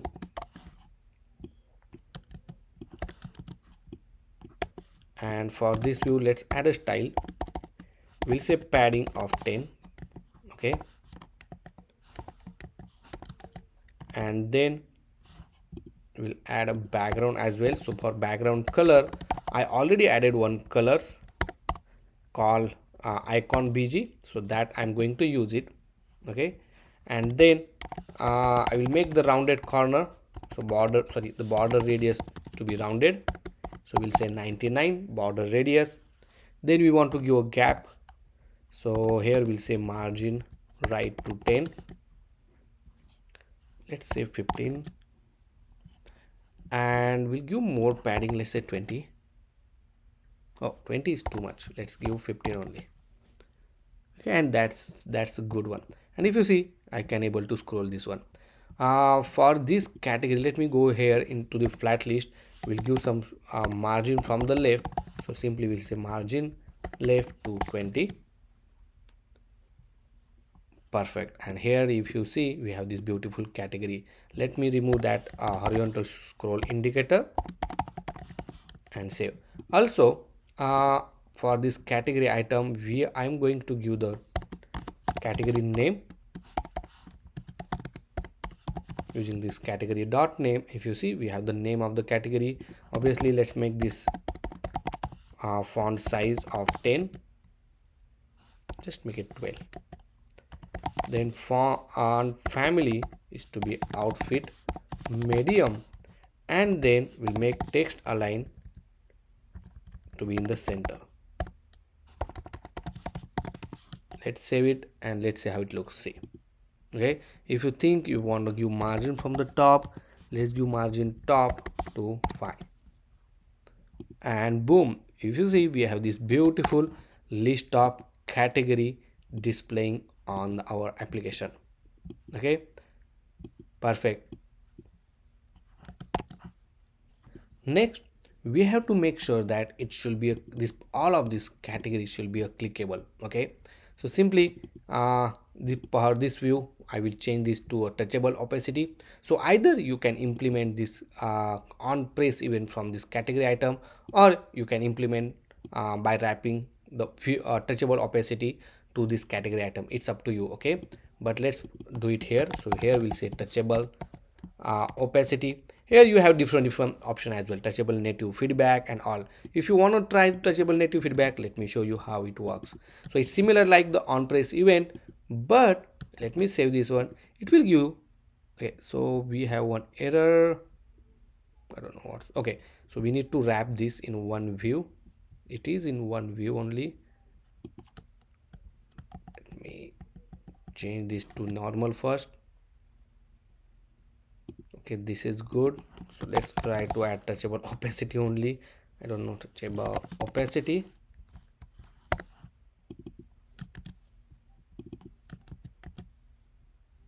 So I don't know what's the issue, but if you see now it's a pressable. Okay, perfect. And obviously we'll send the on press event, and here we'll just say the category ID, or we can pass all category information on category press event. Okay, and this need to be, we need to pass on this one, and then here we'll say on category press. On inside this category, obviously we also have one more property we need to add it, because just now we added, which is on category press. And if I console this one, just say category, or here we'll say just to value for now, because let's say category only, and save it. Now whenever I press category, it will console inside the console log. Okay, so let's say I click on this shopping. See, it's showing the name shopping. If I click salon, salon, daily products, it's showing daily products. So that's how it works. Obviously, once we have the business list or all the next pages, and on the selection of the category, it will open the respective list of the business, and then we'll go from there. Now we are going to implement or show the business list on the home screen. Okay, so all the popular business list we can show it. If you see on this mockup, we have this image, okay, which is the business image, or we can say banner image. Then we have the business name. Then we'll show address along with the number of rating for this particular business and the category for this particular business, and that will be on the horizontal scrolling on the home screen. Okay, so it's very straightforward. Now inside the Firebase Firestore database, I created a new collection called business list. Inside that I added 2 documents. Okay, manually I added obviously, but later on we're gonna give option to the user to add their own business through the mobile application. And then if you see inside the collection, we added some field. Currently the important is the name, then the image URL, the category, and the address. Obviously this about category and all other things we're gonna add or show it once user open that particular business to see the complete details. So let's go back to our application, and first thing we need to do, so let's create a new component for the business list. So inside the component folder we have the home, and inside there we'll create a new component called business list.jsx. Now let's add the default template. So here I will just rename to this, instead of business list we'll say popular business. Then we'll add a default template by just typing RNF, and boom. Now this popular business component we're gonna add inside our home screen. So let's go to the tab where we have this home screen, and over here we'll simply add the popular business. Now if I save it, you will see the text popular business is showing on the screen. Okay, now if you see this error is encountered because we need to provide the key, but it's just a warning, so we'll just ignore this one. Now let's go to this popular business and let's give the header called popular business. So for now, what I'm going to do, I will just copy the existing from the category where we have this text, right? I will just copy this as it is. So let's copy along with this view and then just paste it here. Obviously we'll rename this to popular business and save it. Obviously we need to import colors, so let's import that colors from the constant colors, and then yeah, and we are good to go. And if you see, now we have this popular business showing on the screen. Next we need to fetch the popular businesses. Okay, so right now I'm going to create a new method called get business list, and currently we'll just fetch the top means the popular 10 business list. Okay, so here we need to write a constant query q is equal to query, make sure it is importing from this Firebase file store. Then we need to write collection. From the collection we need to provide the DB reference. After that we need to use the collection name, so in this case is business list, just to show you. Okay, this collection name we are giving, and then you can add the where condition if you want. So in this case I also adding a limit of 10, only 10 business list will it fetch it. Okay, and then we'll write constant query snapshot is equal to await get docs, because we want all the documents. Okay, so it will be a multiple documents, so that's the reason we use get docs. And then we need to pass a query, as we are using await, make sure to make this as a async. Okay, now next we'll iterate this query snapshot using this for each, and then we'll just simply console this one. So console.log doc.data like this, and then save it. Now make sure to call this particular method inside the use effect, and whenever this component get load very first time, then the get business list will get called, and currently we just consoling it. So let's go back to our application, and if you see inside the log we are getting this document.data, means all the documents, right? Currently we only have 2 documents, but we are limiting that one using this limit statement. Okay, so only 10 business list we are fetching. Next we need to save this in one state, so we'll define one state called business list comma set business list is equal to use state. And here, as you know that the similar way what we did for the category to store the list of category, same thing we're gonna do it here. So we'll say set business list, we'll say previous value, then add the previous value along with the new value like this. Okay, as simple as that. Next, let me close this view. Here we're gonna add a flat list because we want to show it on the screen, and we are going to show with the help of flat list. For this flat list, as you know that we need to provide the data, so in this case is the business list. Then we need to render the item, so will be item comma index, the arrow function, and make sure you are using the curly braces, the circular braces and not the curly one. And over here we'll just add a view. Now it's up to you whether you want to write this code over here, or you can create a new component like what we did for the category item as well. Okay, so right now we'll create a new component instead of displaying over here. So inside this home we'll say popular business card.jsx. Okay, add the default template. Now this particular popular business card will accept the each single business, and obviously here we need to pass that one. So we'll say popular business card, and in that one we need to pass business as item. So this item is business information we are passing to this popular business card component. Okay, and obviously make sure to pass the key as an index.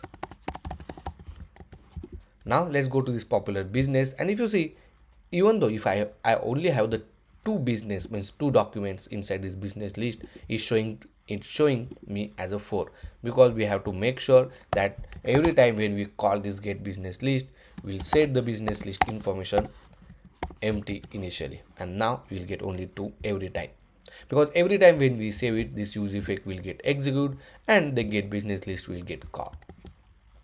Now let's go to this popular business list, and over here let me clean this out. Here we're gonna add the image tag, then we'll add a source. As we are using or showing the image from the URL, so we have to write URI. Here we'll say business dot image URL, like this. Obviously we need to give width and height. We'll use style. Here we'll give a width of 200. We'll say width of 200. We'll give height of 130. Let's save it. Oops. Let's save this one, and if you see, now we are the image is displaying on the screen. So beautiful, right? Next we need to show it as a horizontal way, right? So simply for this Flatlist we'll do horizontal as a true, so it will show as a horizontal way. And if I save this one, you will see oh, this need to be horizontal. Let me change this to horizontal and save it, and boom, if you see on the screen, now it's showing horizontal way. Okay, now let's go to this popular business list, and for this view we're gonna add some style.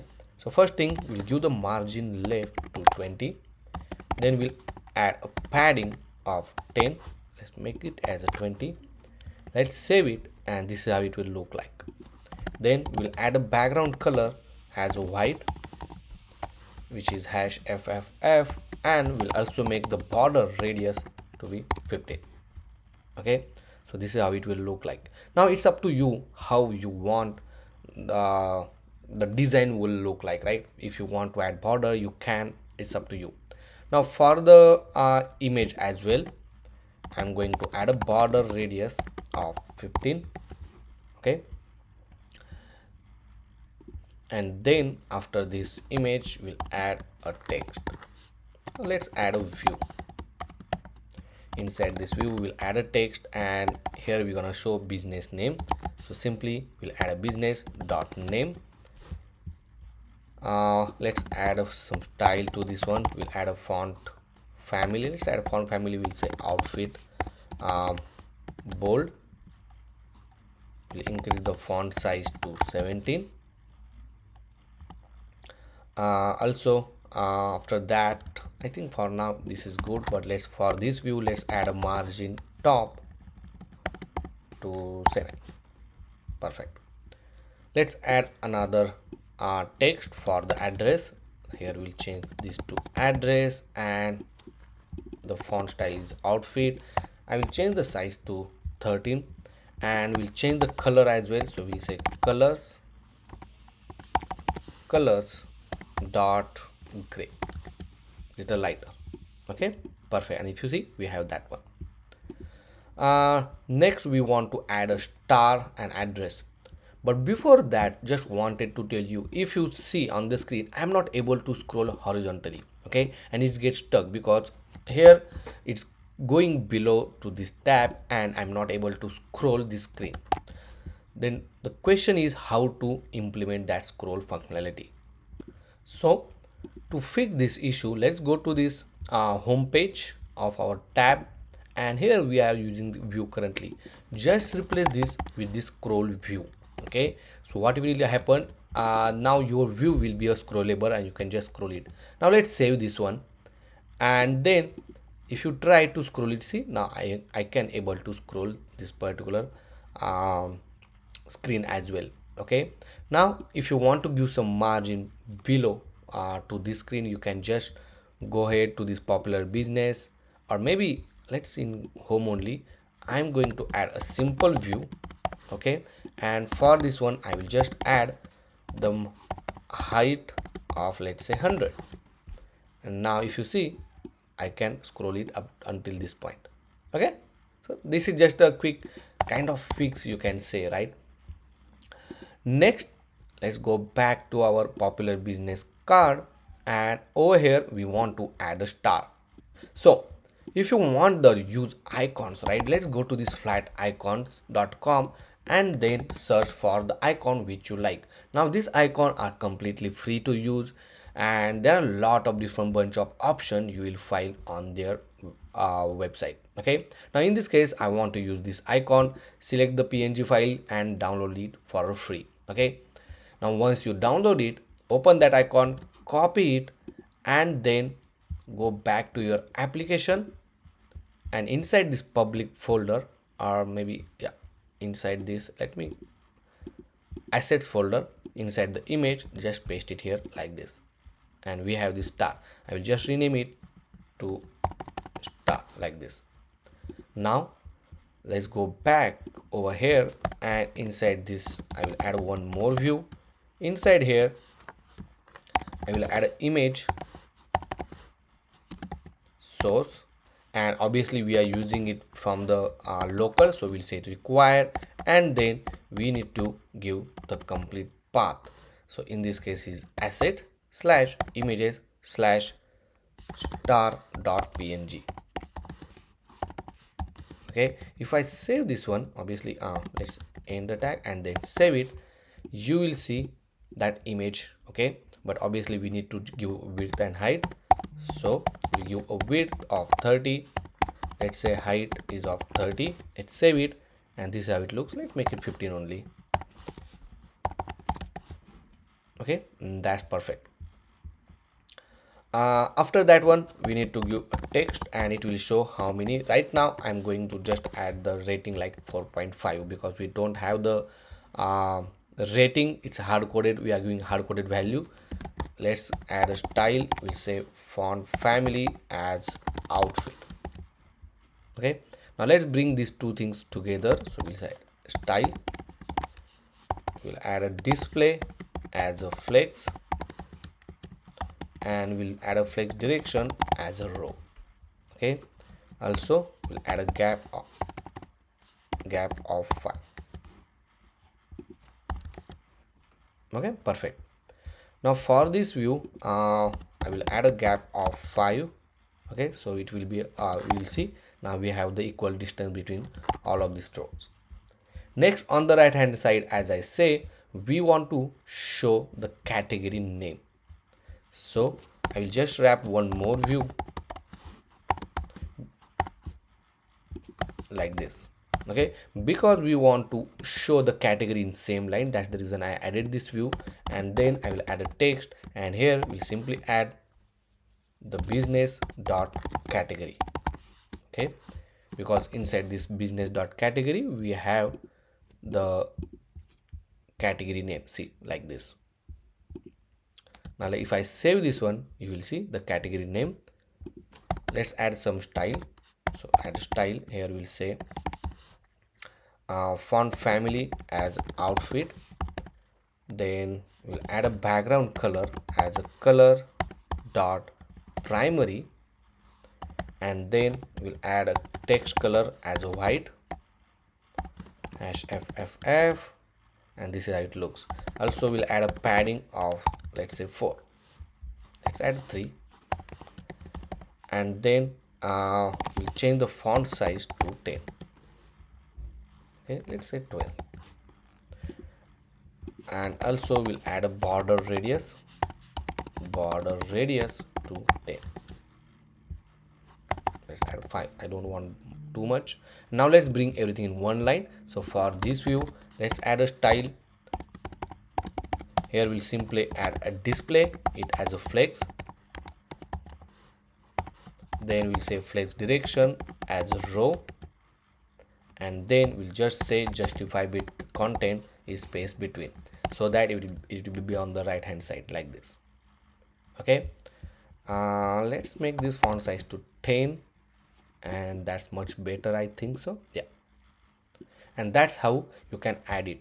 Now for this flat list, inside this popular business component, we'll say show horizontal scroll indicator as a false. Okay, so it will not show that ugly horizontal scroll bar, and we have this beautiful popular business list. Okay, so that's how, guys, you can add the popular business list. If you think that this space is too much, you can just go to this popular business, and here we added this padding, right? Let's add a padding left to 20, and we'll save margin bottom to 10. Let's see how it looks. I think that's pretty much good. Here is margin top to 20. Yeah, that's good now. Okay, perfect. So guys, until this point, if you have any question, any doubt, let me know in the comment section, because there are a lot of things that we are going to implement in the upcoming section as well. So if you still did not subscribe to my channel, please do subscribe, and let's move to the next section. Now in this section, we are going to show the business list depends on the user's category selection.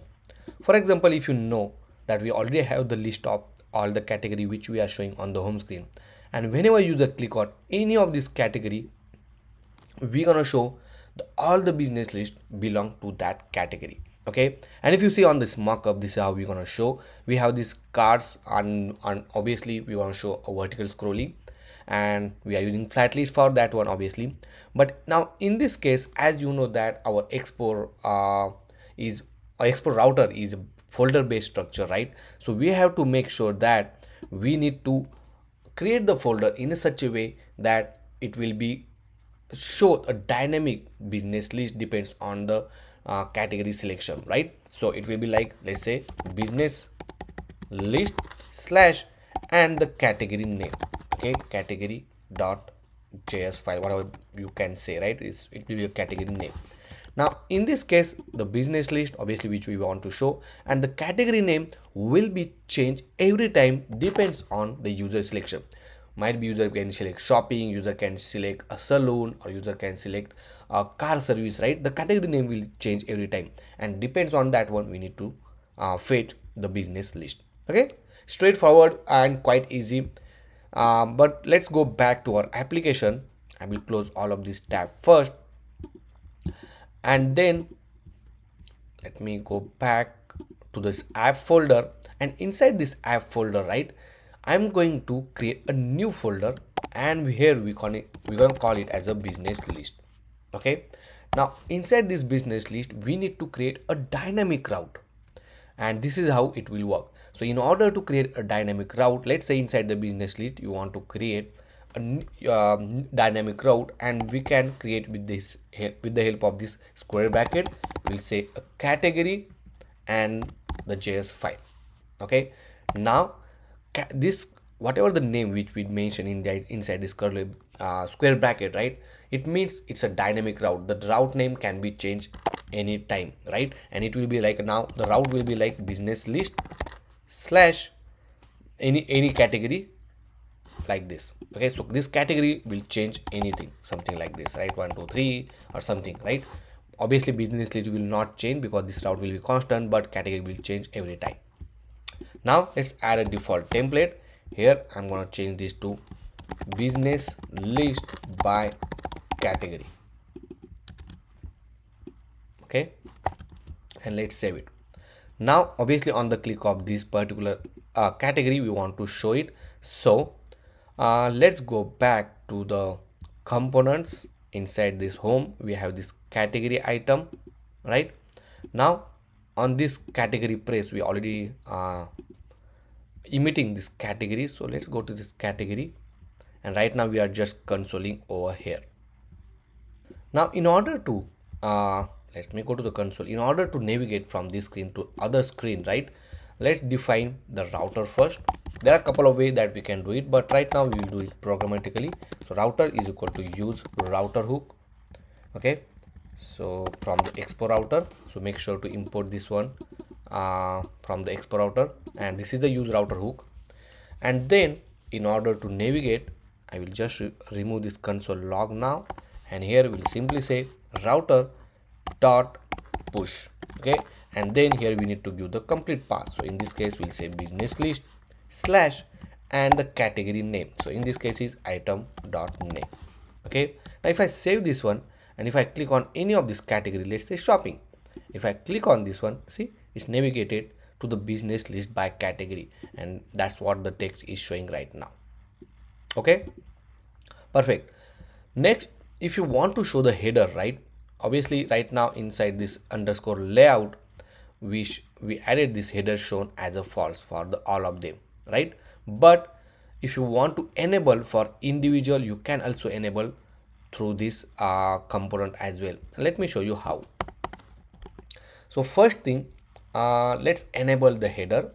So simply here we'll say constant navigation is equal to use navigation, and this use navigation we are going to import it from the Expo router. Now inside the use effect, whenever this component get load, right, here we'll simply add navigation dot options, or we say, the set options, and inside that we'll simply add header shown as a true. Let me show you, and if you see the header shown is when once we make it, it's showing the header, but obviously the path will be the default path showing business list slash category, right? Now if you want to change the name of this particular header with the category which user selected, that also we can show, but before that let's get the category name.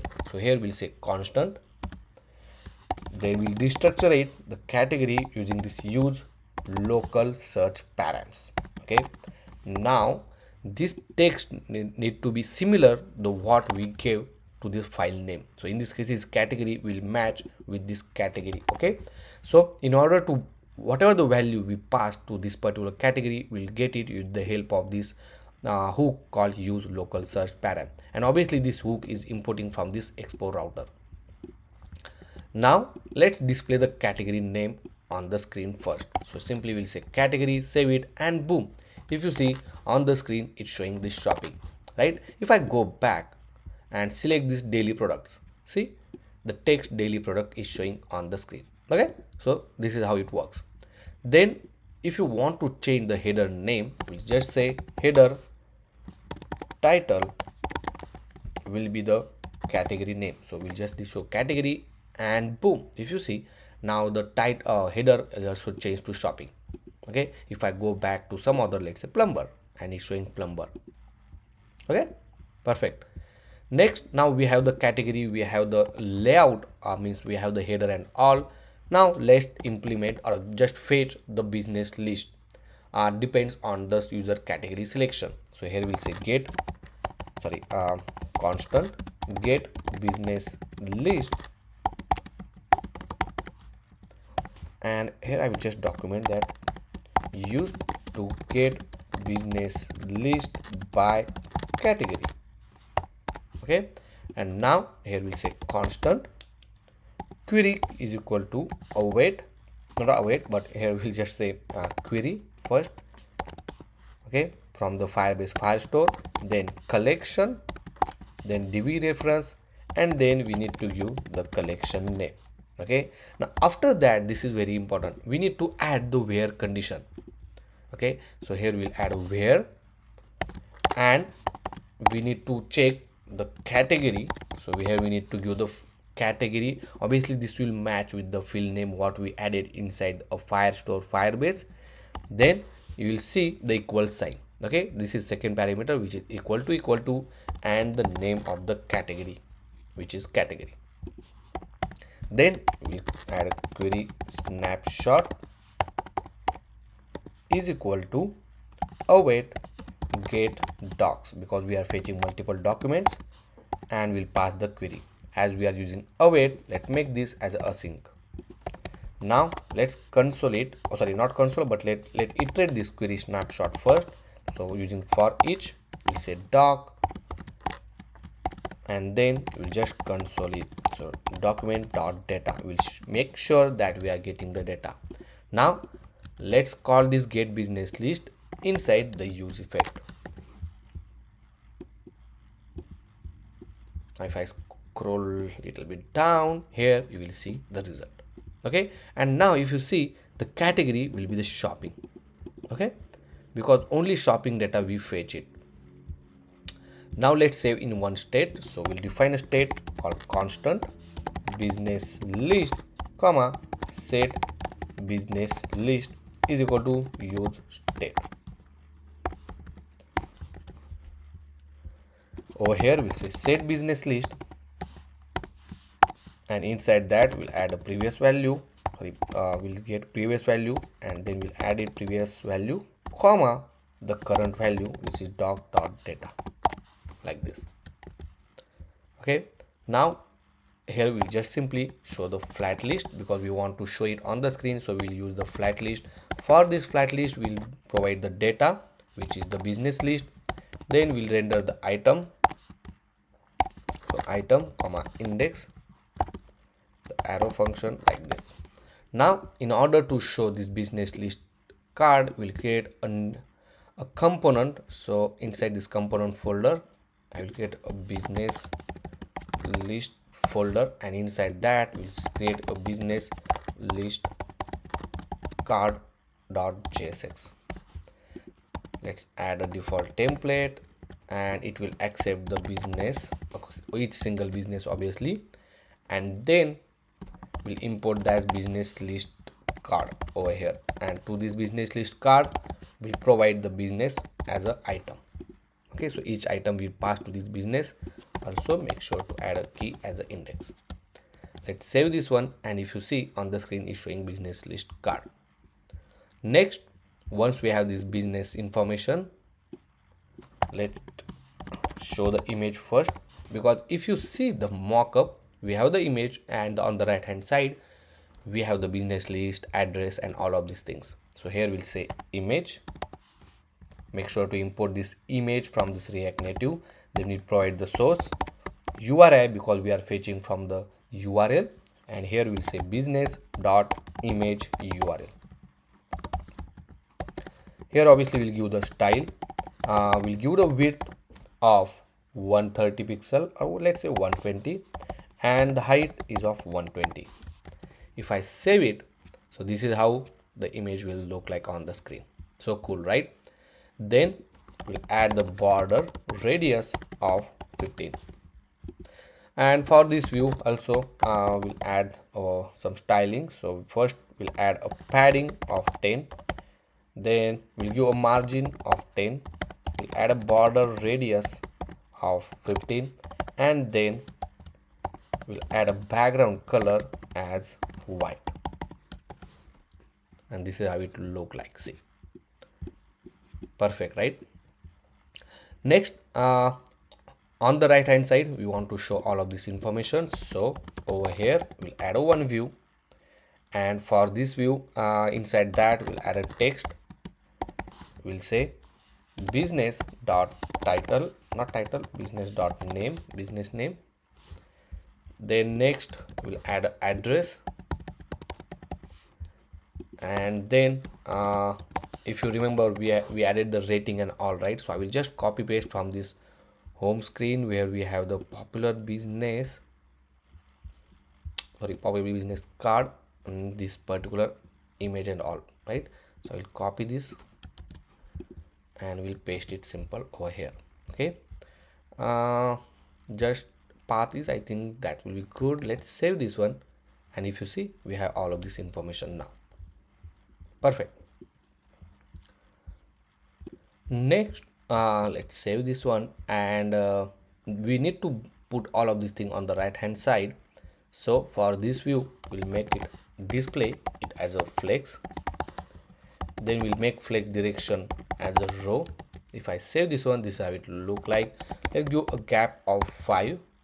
Okay, and let's make it 10 and save it. Now next, for this text, we'll add a style.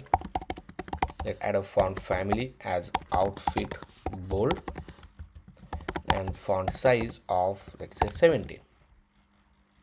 Let's add 18. Let's say 20. How it looks? I think 20 is much better. Then for this particular text, we'll add a style. So we'll add a style.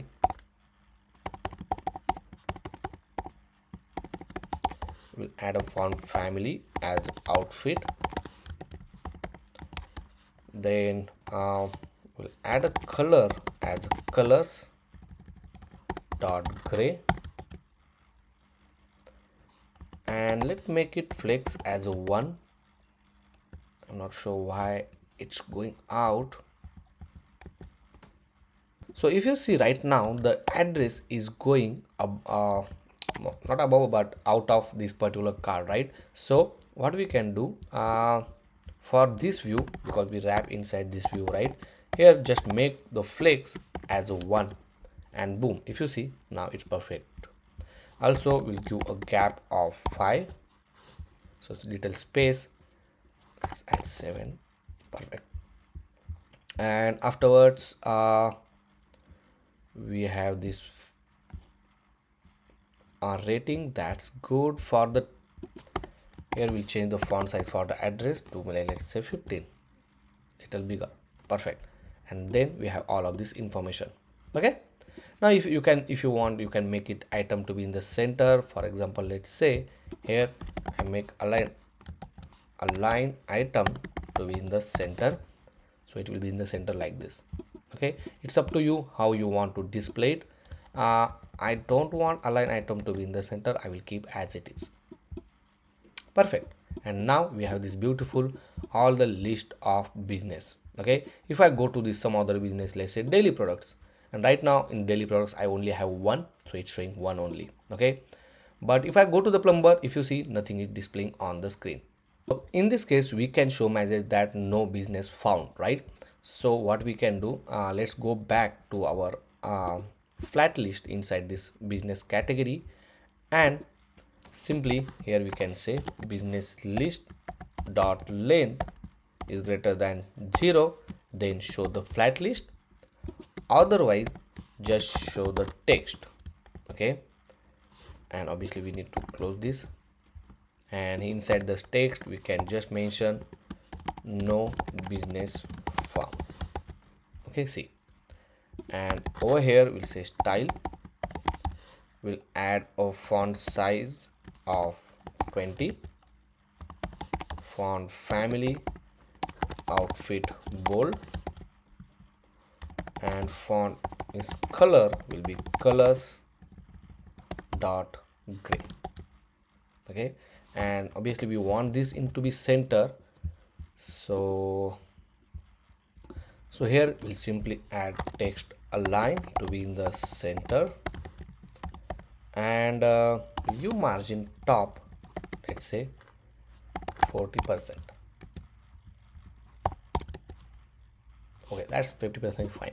Okay, and this is how it looks. For example, let's say salon don't have business, but if you have the business shopping cart, see, it's showing the business list and it's not showing that text anymore. So that's how we can fetch the business list, depends on the category selection. Now there will be a quick update that we are going to make. For example, if I go to this any of this category, right, if initially if you see, it's showing that no business found, and as soon as we got the result, it's showing the actual result, right? So let's try this one. Okay, now obviously we have the all the information, but if you try to open and the first time user is fetching data, then first at the very beginning it will show that no business found, and then once we got the result, it was showing the actual result. But we can quickly fix this by showing the loading indicator. So for that one, let's go to this app, and where we have the business information which we are showing, right? And here we are showing no business found, but we'll create a new state over here, and we can call it as a loading, comma set loading is equal to use state, and initially I will make this as a false. Now whenever user try to get a business list, right, we'll set the loading indicator as a true, and as soon as we get the result, we'll set the loading as maybe we can set it here, set the loading as a false. Okay, now if I go over here, we'll simply add a condition.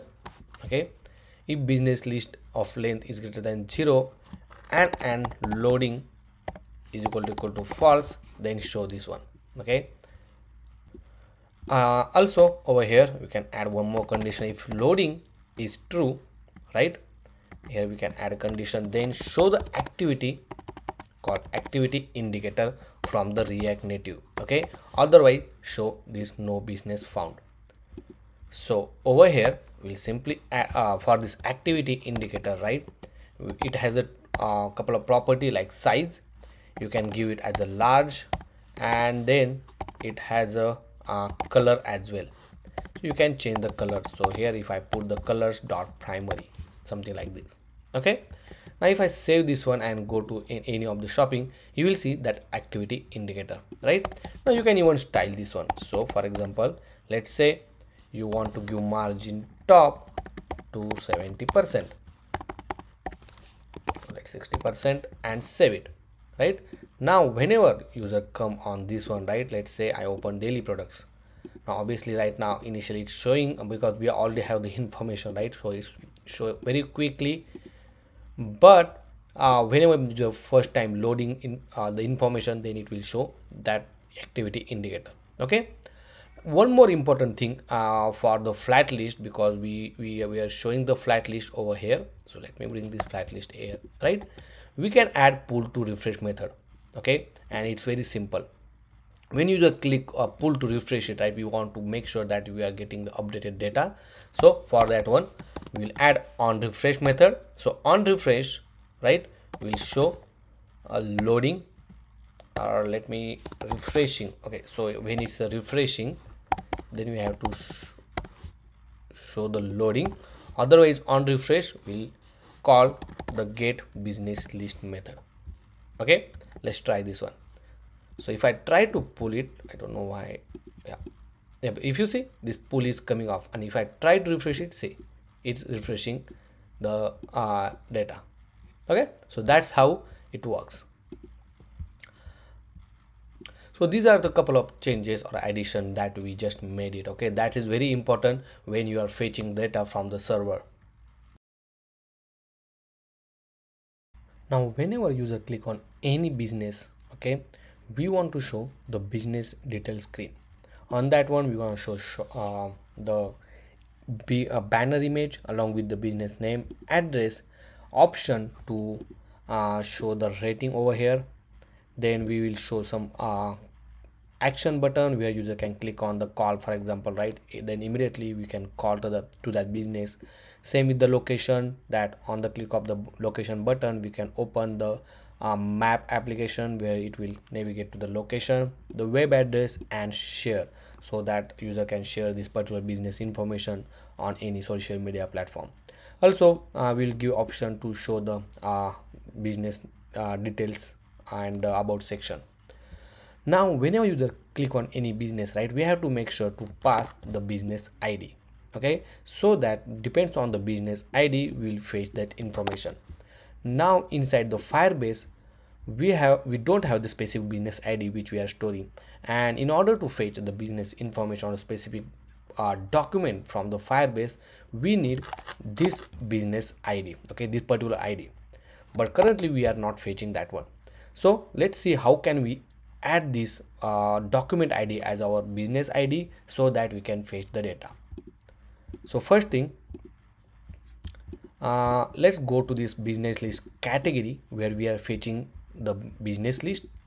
Inside this business list, right, in order to get the document ID, simply what we are going to do, we are going to store document ID as well. Right now we are just pushing saving the document information, but over here if I wrap this inside the curly braces and if I add the ID using doc.id, so if you see, you can get the document ID like this, comma, and then give three dots, which is the separator. Okay, so right now if you see, I'm adding ID, and along with that I'm adding all the remaining fields of the document.data. Now if I save this one, now we have the proper ID for the each of these business list. Perfect. Next, let's create a new path. So over here I added a new folder called business detail, and inside that we need a dynamic route called business ID, because business ID can be different every time. Okay, and add the default template, as simple as that. Next, wherever we have the business list card, right here we're gonna add on press event. So simply I will change this view to touchable opacity. You can add touchable native feedback. Okay, it's not a big deal, but we can add touchable opacity. Make sure to end this tag, and then to this touchable opacity we're gonna add on press event. Okay, like this. Now in order to navigate it, make sure to add a route, define the router using this use router hook from the Expo router. Make sure to import it, and then simply we'll navigate using router dot push, and then we need to give the path. So in this case is slash, if you see, the business detail. So here we'll rename business detail slash the business ID we need to provide. So in this case business ID is business.id. Okay, let's save it, and if I click on any of this business information, see, if you see, it jumped to the business detail screen. Now let's go to this business detail screen and get the business ID, and we'll print it out on the text. So we'll define the use effect, not use effect, but let's define constant. Here we'll say business ID is equal to use local search params. Now this business ID should match with this file name, and then simply I will use this business ID like this. And if I save this one, so right now it's showing undefined. Let me see. So let's go back once. Okay, so we'll get a refreshing the newly data, and now if I open any of this, now if you see, we got the business ID. Okay, perfect. Next, once we have the business ID, we'll add a new method called get business detail by ID, and here, here we'll just write some document use to get business ID, sorry, business detail by ID. So now let's go to the shopping over here.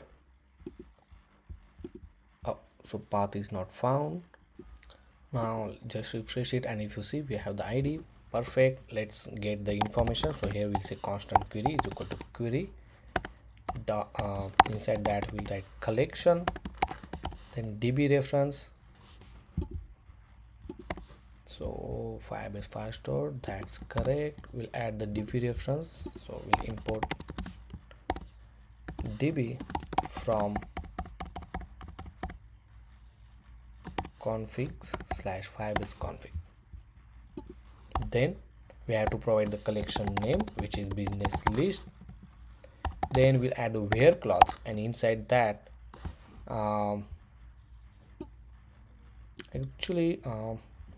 once we have the collection, right, we don't need a where clause over here.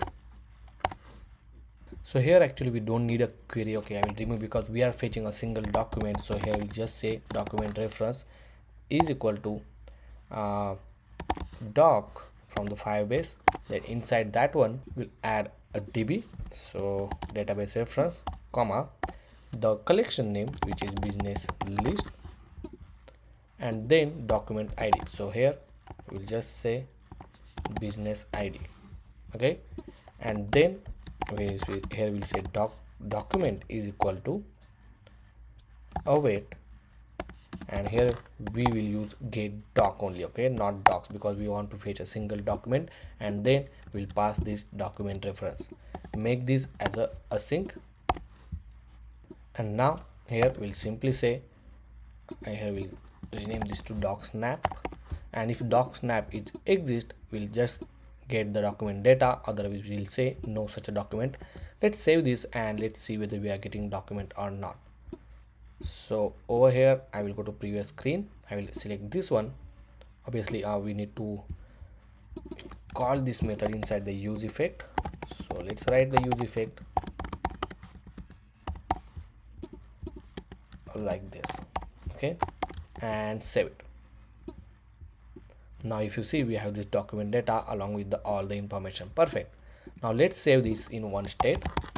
So we'll say business detail comma set business detail is equal to use state, or here we can just write business instead of business detail. Next over here we'll set the business as docsnap.data. Even though if you want to remove this console, you can remove it and save it.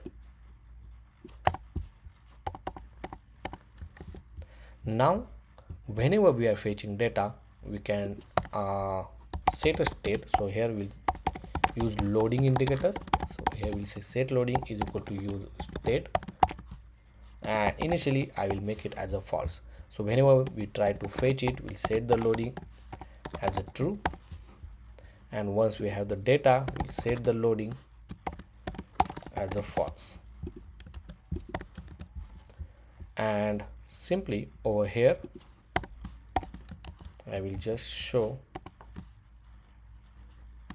if loading is true, then we'll show the activity indicator from the React Native, similar way what we did in previous section, right? Otherwise we can show the business information, so that's why I showed view like this. Let me remove this text, and for this indicator I will change the size to large and color as colors dot primary. Perfect. And if you see, we have this loading indicator. Obviously we'll style this one, we'll add a style, add a margin drop to, let's say, 70%. See, loading indicator was showing. Perfect. Next, once we have this business information, let's display it, all of these things. So what we are going to do, let me go back to our mockup, and over here we'll divide this into different parts. For example, let's say here until this point we will divide this section as an intro, then action button, and then business about section kind of thing. So for that one, inside the component folder, I'm going to create a new component. We can call business detail. Inside that, let's say intro.jsx, add the default template, and over here let's add that one. So first will be the intro, then next it will be the action buttons, let's say about section. So for the intro I will just add intro component over here, and if you see, the intro text is showing. Now to this intro component we'll set the business information. So whatever the business information, state information we have, we'll send it to this intro, and inside the intro we'll accept it as a business. Let's save all of this information. Now here we'll display the image.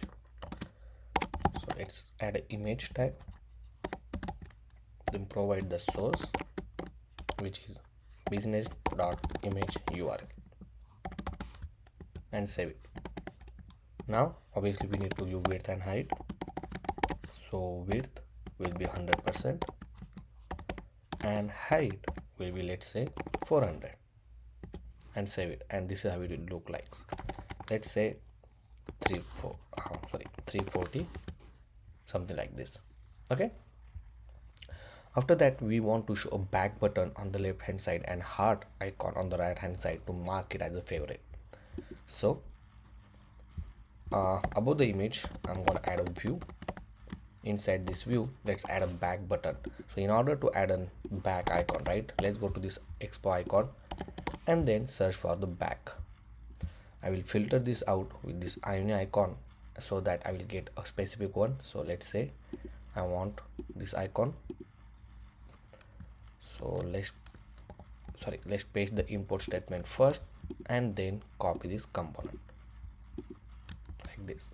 Okay, let's save it and then add one more icon for the heart. So we'll use the heart icon. I want empty, the outline one, so we'll use this one and paste it, and let's save it. And if you see, those icons is showing on the screen. Let's increase the size, let's say 40 and 40. Now we want this icon on the top of this image, right? So for this view you can make the position as absolute and then give the Z index, let's say 10, and if you see, now it's on the top. Also let's make it in one line, so display as a flex and then make it justify, flex direction as a row, and then try to mark it as a justify space between, and obviously we need to mark give the width as 100%, so it will come on the right hand side.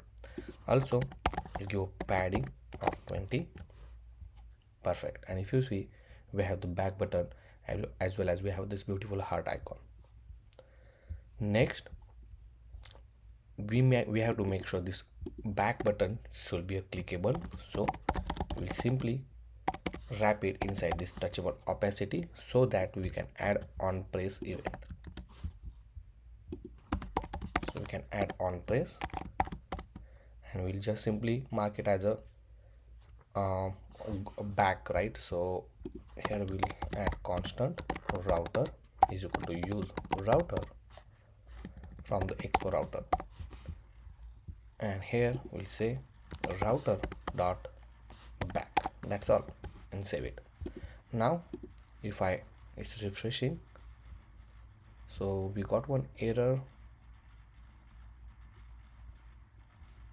So this touchable opacity we imported from the incorrect import, so this is importing from the, we need to import from the React Native. Okay, and now let's go back again. Okay, so image URL is not defined, mark question mark, so sometimes it takes some time to fetch the data, right? And now if you see, we have this back button. Now if I click on this back button, it's going back. Okay, also I'm going to change this icon to white, and here as well I will make it as a white, so it's little visible. Perfect. Next we want to show the name and all, so this is the image. After this one I'm going to add a view, and inside this view we'll add the business name. So let's add a text for that one. Here we'll simply add a business dot name. Let's save it, and one more text for the address. Let's add a style, so font size of 20, font family as outfit, bold, and here I will change this to, let's say 26, little bigger, something like this. And for the address, let's add a style for this one as well, font family as outfit, font size of 80. Then for this view we'll add a padding of 20, so it will look like this. See, okay, Now one more important thing that I want to give some kind of curvy effect to this particular section. So for this particular view, not for this view but for this view, I will say margin top to -20. Okay, so it will go up little bit, and I will add a background color as a white. Okay, and let's try to add flex 1 if needed. Okay, don't add flex 1. Now here just give the border radius to be 20, and if you see how beautiful curve is showing on the both side, right? So that's the reason you have to put this particular view on the top of this above. But instead of border radius, here you can just say border top radius, top left radius and the right radius.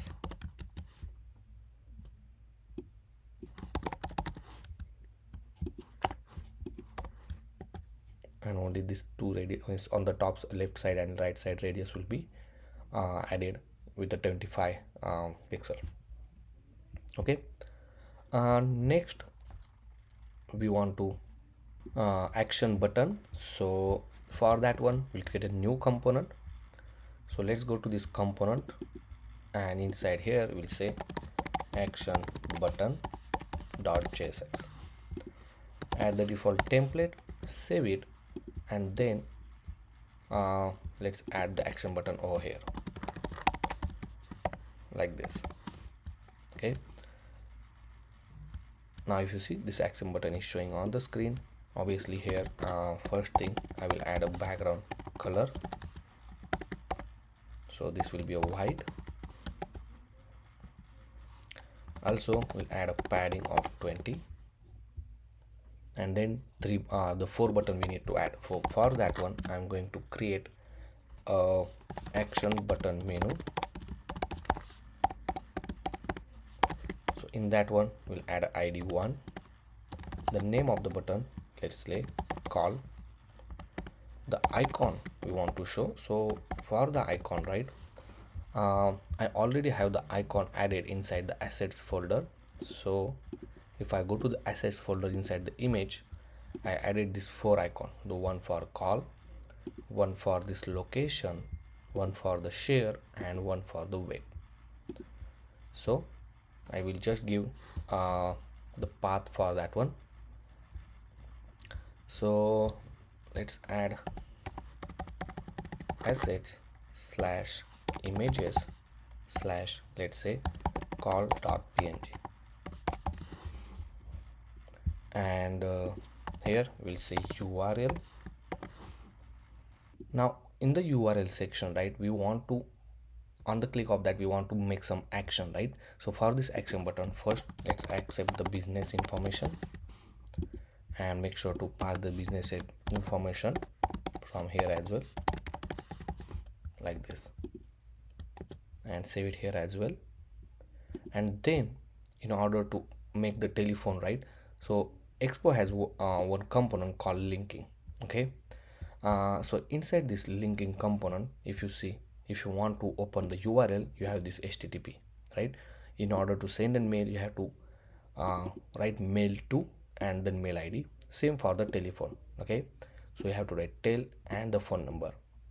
So in this case we'll simply add tel colon and plus business dot contact, because we have the property called contact. In that we have the contact number.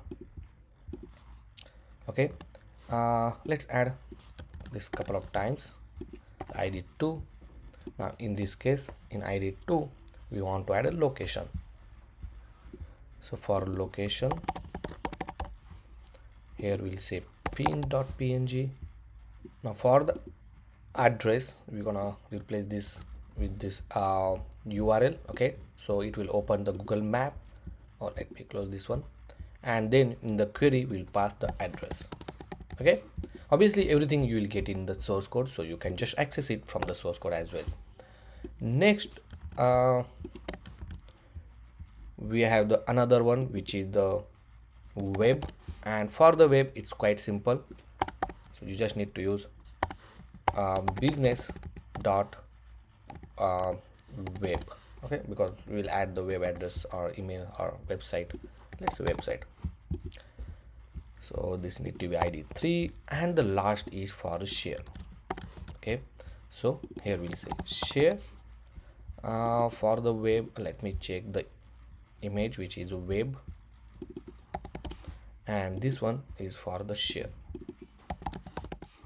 Okay, and I think we are good. Now for obviously for share I'm going to change this URL, but you will see the share action and how it works later on in this course.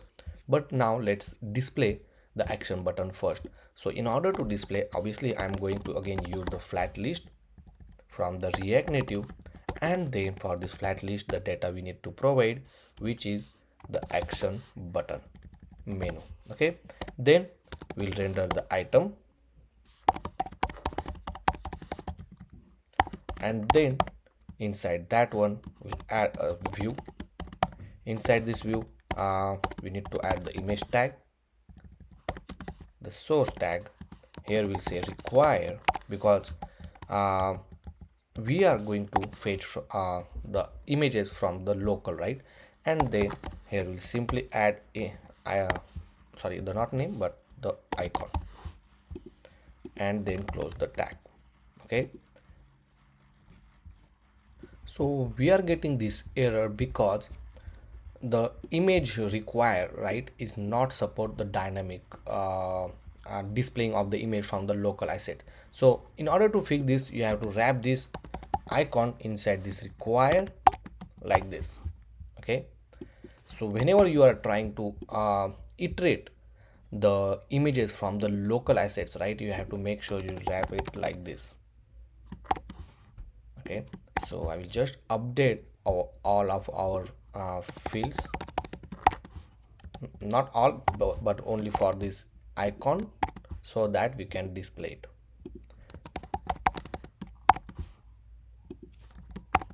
And now if I go over here, instead of require, I will remove this one.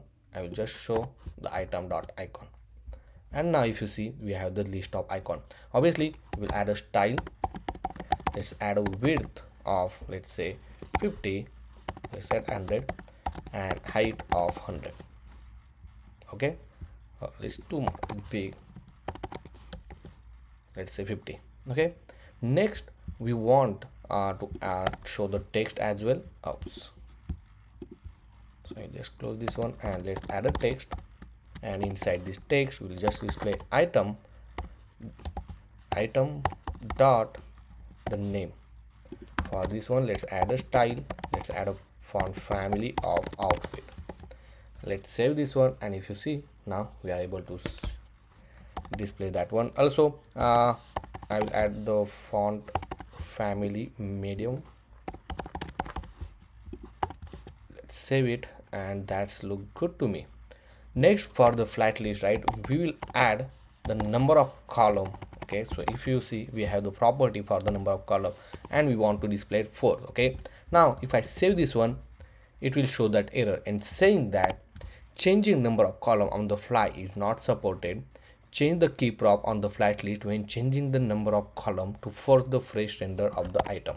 Okay, so in this case you have to just refresh your screen. So do the on the emulator or on the, sometimes this control M not work, I don't know why, but just refresh the screen, and on the actual device you just need to shake the screen. You will get that reload action button, and just click on that one. Now after reloading my application, this is how it will look like on the screen.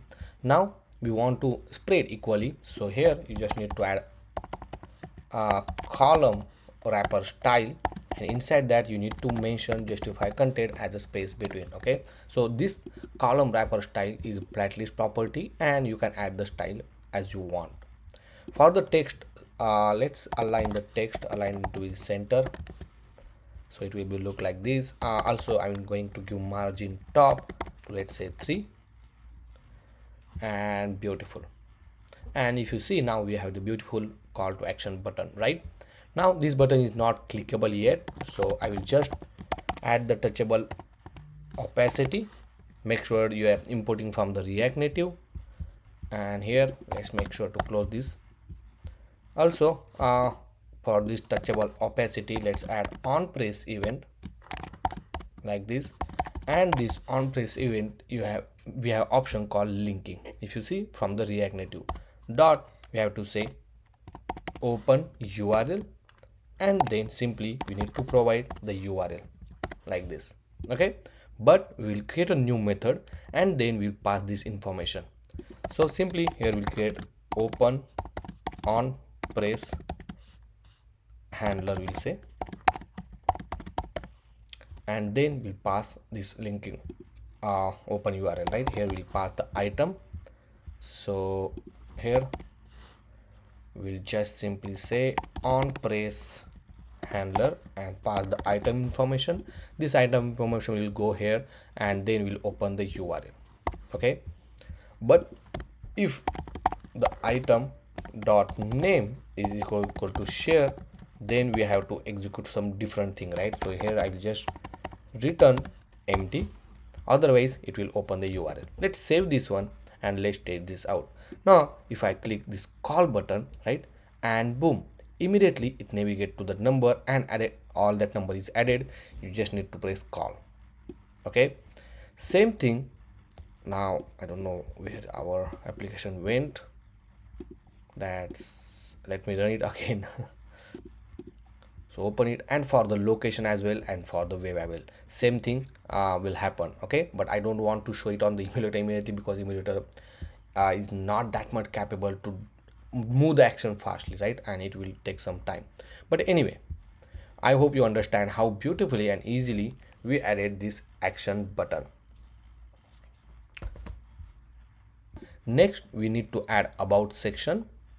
So here inside the business detail I will add about business, let's say about .jsx, add the default template, and then make sure to add this or import this component inside your business detail section.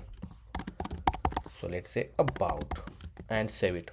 Now obviously for this about you need to pass the business information, and let's go to this about. Obviously here I'm going to add a style. We'll add a padding of 20. Also I will add a background color of white, and then here I'm going to add a text. Let's say add a style. We'll say font family as outfit bold, add a font size of 20. Okay, and then again another text to display the business information. So let's accept that business information because we already passing from this parent component, and then here we'll simply add business dot about, and boom, if you see we have that information. Also for this one I'm going to add a style.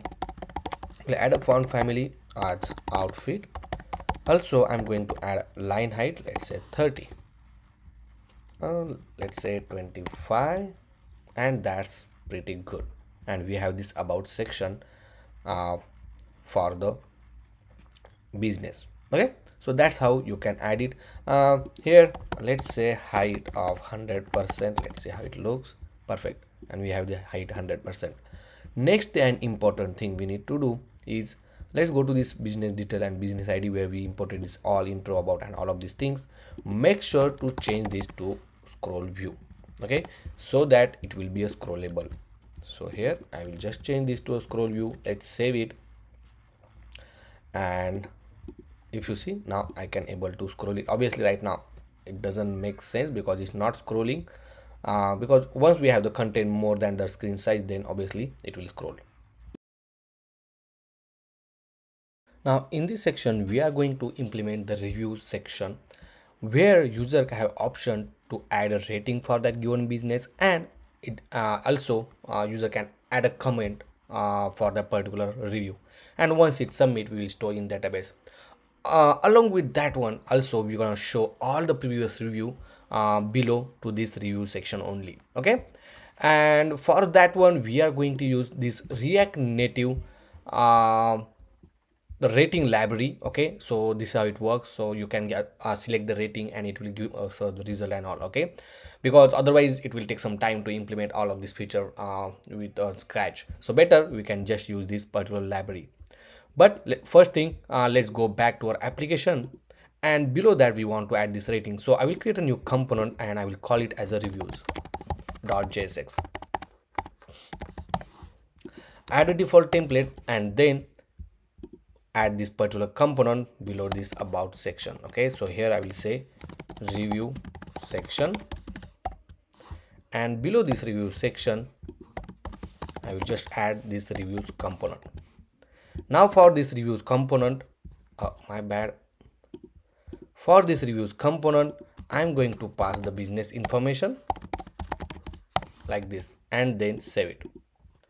Next, let's go to this reviews component, and here it's showing. Okay, next go to the reviews, and obviously I'm going to add style. We'll add a padding of 20, and also I will add a background color of the white. Next, for this text we'll change the style. We'll add a font family as outfit bold. Then we'll add a font size of 20. Okay, next after this one we want to add a section where user can have select the rating. Okay, so for that one I will use this library. So copy this library, install this npm using this npm command. Okay, and then once it installed, this is the simple example that how to use it. Okay, so obviously we are using this rating component. So copy this rating component. Here I'm gonna add a view. Inside that I will add this rating component, and make sure to import this rating component from this React Native ratings. Let's save this one, and then if I scroll it, you will see this rating component. Now if you don't want this rating, right, the 3 out of 5 and kind of thing, you can just remove that one. So you have option to remove. Here for the show rating you can just make it as a false. Also on finish rating we need to call the one method. So if you see this example, right, it will pass the rating value, and we can create the component for that one. But instead of that we will save in one state. So here we'll say rating comma set rating is equal to use state, and initially let's say 4. Okay, let's save this one, and over here obviously it will return the rating. We'll set the rating value as a rating. Perfect, and save it. Next we need to add an input. So here we'll add a text input in order to enter the value, right? It's like a input field inside HTML CSS. Now to this text input we have the placeholder. Here we'll write write your comment. Okay, and you will see the text input. If I click on this one, you will see the keyboard will get open immediately. For this text input obviously we'll add some style. So add some style over here. First thing I will add a border width. Let's add border width of 1. Then we'll add a padding of 10, and this is how it looks. Obviously we'll add a border radius as well of 10, and if I get this down, this is how it will look like, right? I will change the border color to colors dot gray, something like this, and you can add number of, I don't know whether we can add it here. So here we'll add number of lines to, let's say, 4. Okay, and this is how it will look like. If you want this at the top, right, you can just say justify content flex start. I'm not sure, maybe align item to be flex start. So here we can just say text align vertical, and we want at top, so top, and if you see it come like this. Okay, you can change the size of rating because it's too much. So here we'll change size to 20, something like this. See, now here you have option to add, and then you can add a comment as well. And after that one we want to add a button. So here I'm going to add a button. So here I will just say touchable opacity, and inside this one I'm going to add the text, and here we'll say submit. Okay, now if you see the submit text is showing, obviously we're going to add some style so it will look like button. So first thing, we'll add a padding of 10. The background color will be the colors dot primary. Then we'll add a rounded corners. So here we'll say border radius to be 15. Let's say 6. I don't want too much, and this is how it looks, right? For this text, let's add some style. So font family will say outfit, then color will be the white, and possibly let's add of justify content flex end. I'm not sure whether that is possible or not with this one, but that's fine. Most important, let's add a margin top to 10, and I think that's good enough. Here I will make text align in the center, so it will be in the center like this. Okay, now once user enter the comment, then only we want to enable this button, right? So here we'll say have an option called disable.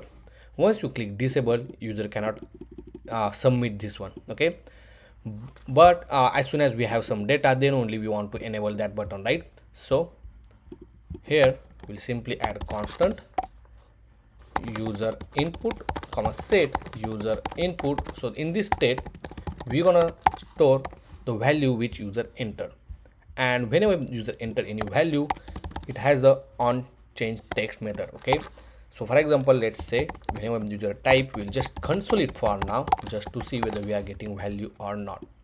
So I open this, let me terminal. If I type something over here, see it's getting printed on the console. So as soon as it get type, you also set the user input using this value. And now once for this disable, here we'll say if user input is not there, then only disable this one.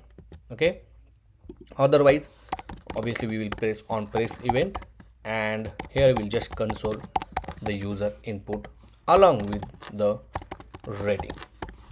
So save this one. Now I will put some sample comment. I will select this star, let's say star like this, and let me open this, and if I click submit, see the text is showing as a sample comment and other rating as well. If I change rating to 3 and submit it, you will see the sample comment and the rating 3. Okay, so that's how it works. Next we'll create a new method called on constant on submit, and on this on submit, okay, obviously this on submit method we need to connect to this button. So here we'll say on submit,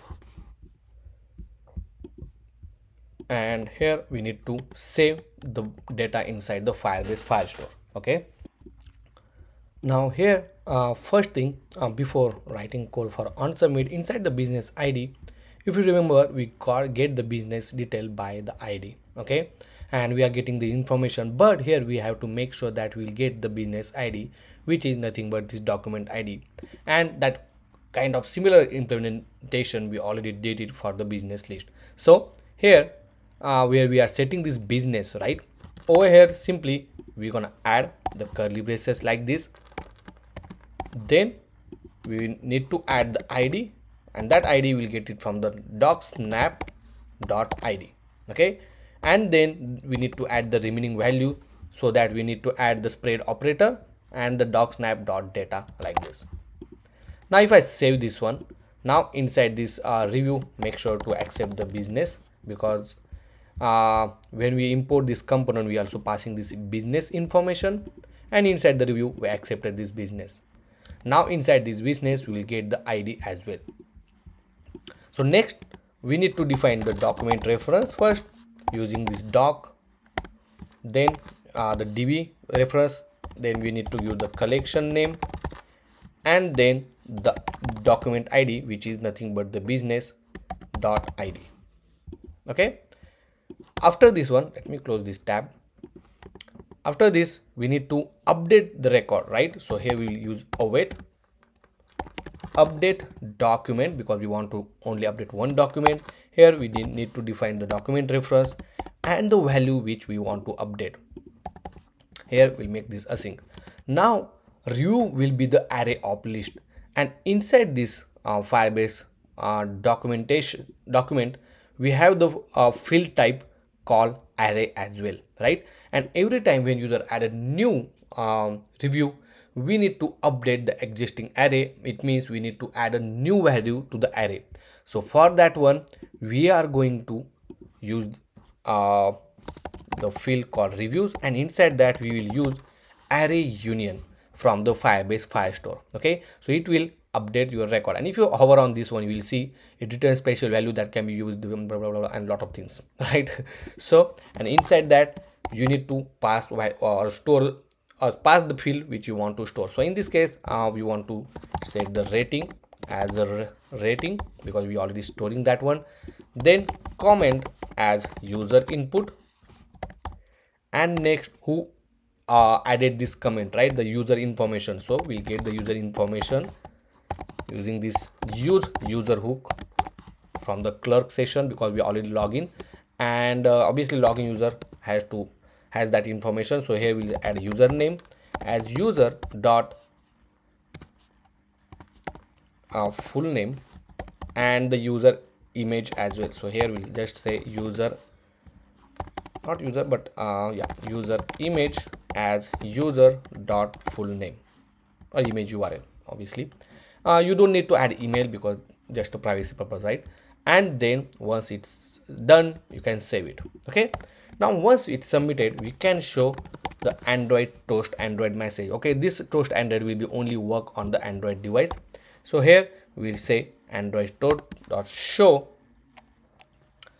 and then you can add a message, comment added successfully, and then where you want to show toast.android at the bottom, right? So if you want to show at the bottom, you can show bottom, or if you want to show top, you can show top as well. Now let's save this one. Let's save this one, and then let's try to add a comment. Let's say I want to give 4 star for this one, and this is my sample comment. Okay, now this is a button. If I click on this button, if you see, we got the toast message saying comment added successful. And now if I go back to this particular document, you will see the new review field get added, and inside that this is my all the review along with user image, user name, the rating, and the comment, right? Now obviously you can add multiple comment as well. It's not a big deal. Okay, it's up to you. But along with that one, I will also add the user email who posted this one. So here I will say user email address using this users in session, just in case if you want to delete, if you want to add a delete functionality for the given comment. Okay, obviously user enter the comment, and user can delete his own comment only. Next, once we have these reviews, right? Obviously when we fetch the data, we'll also get the reviews next time, and that review we want to show below to this particular review section. So what I'm going to do, let me close this view, and here I will add display previous reviews. So in this section we'll display all the previous reviews. Okay, so let's use a flat list for that one. So we'll add a flat list, or you can use just a simple list as well. It's up to you how you want to display. Okay, let me show you how to use simple list as well.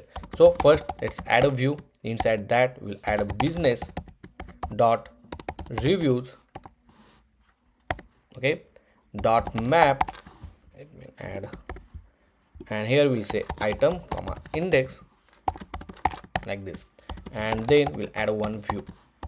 Okay, let's display the comments first. Okay, so let's add a text. Here I will just add item dot comment. and then save it. Now if I go back and come to this screen, you will see this sample text, which is the comment which we just added. Okay, now if you see after this text, obviously I'm going to add an image source, and inside this image, right, we're going to show users image who posted this particular comment. So simply we'll say item dot user image. Here let's add a style, let's add a width of 50, height of 50, and if you see, the user's image is showing. Also we'll make this border radius to be 99, like this. Okay, and then for this view, for this text, I will put this all of this text in one view, and at the top I'm going to show the user's name who posted this particular comment. So this will be item dot username. Then the rating we want to show, right? So for the rating, I will just simply add that rating component, and for this rating component, if you go over here, right, not here, inside this view where we only use the rating, right, here we'll add image size on not on finish rating, but just try to add this image size only, and we'll add image size of 20, and it might have default. Let me check in the documentation. So over here, if you see, we need to give rating count. Okay, so we can also provide this rating count, the default rating count, and inside that we just add item dot rating.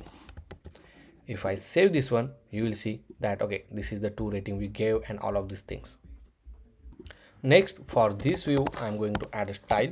We'll say display as a flex, and then for this rating you can add a style as align item to be flex start, so it will be on the left hand side. Okay, let me format this document and save it. Next we want to bring all of this thing in one line. So for this view, we'll add a style, we'll make it display as a flex, then we'll make flex direction as a row, and then we'll give a gap of 10 and align item to be in the center.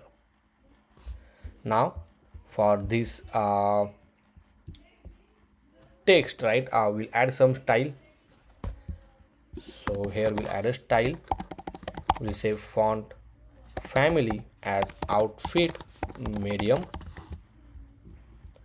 and then we have this everything's ready. Okay, I don't think so we need anything else here. I will just add a gap of 5, some spacing, and that's enough. Next, for this view, let's add some style. So here we'll add a padding of 10, then we'll add border width of 1, then border color as colors dot gray, and we'll make border radius to be rounded, so let's say 15, and then we'll say margin top to 10. Okay, and here you will see all the list of the comments. Okay, so whenever user add the comment, it will display it on the screen. Okay, so obviously it will not immediately because we need to get if you come, you have to come here and then go back to this option. Okay, let's add some other comments, some nice shop, for example. Let's say nice shop, let's add rating, let's submit it. Now you will see comment added successful. Now if you want to see, right, you have to go back, come here, and then you will see this nice shop comment. So now let's add the share functionality. Currently we don't have share functionality added, right? So if I go to this action buttons component where we have all of these things, right, and currently we are just returning nothing. So here, in order to add a share functionality, you just need to write share from the React Native, then share, and inside that you have to write message. So what message you want to share? So here let's say we want to send the business name, then on the new line we'll add the address and we'll add the business address. So here we'll say business dot address.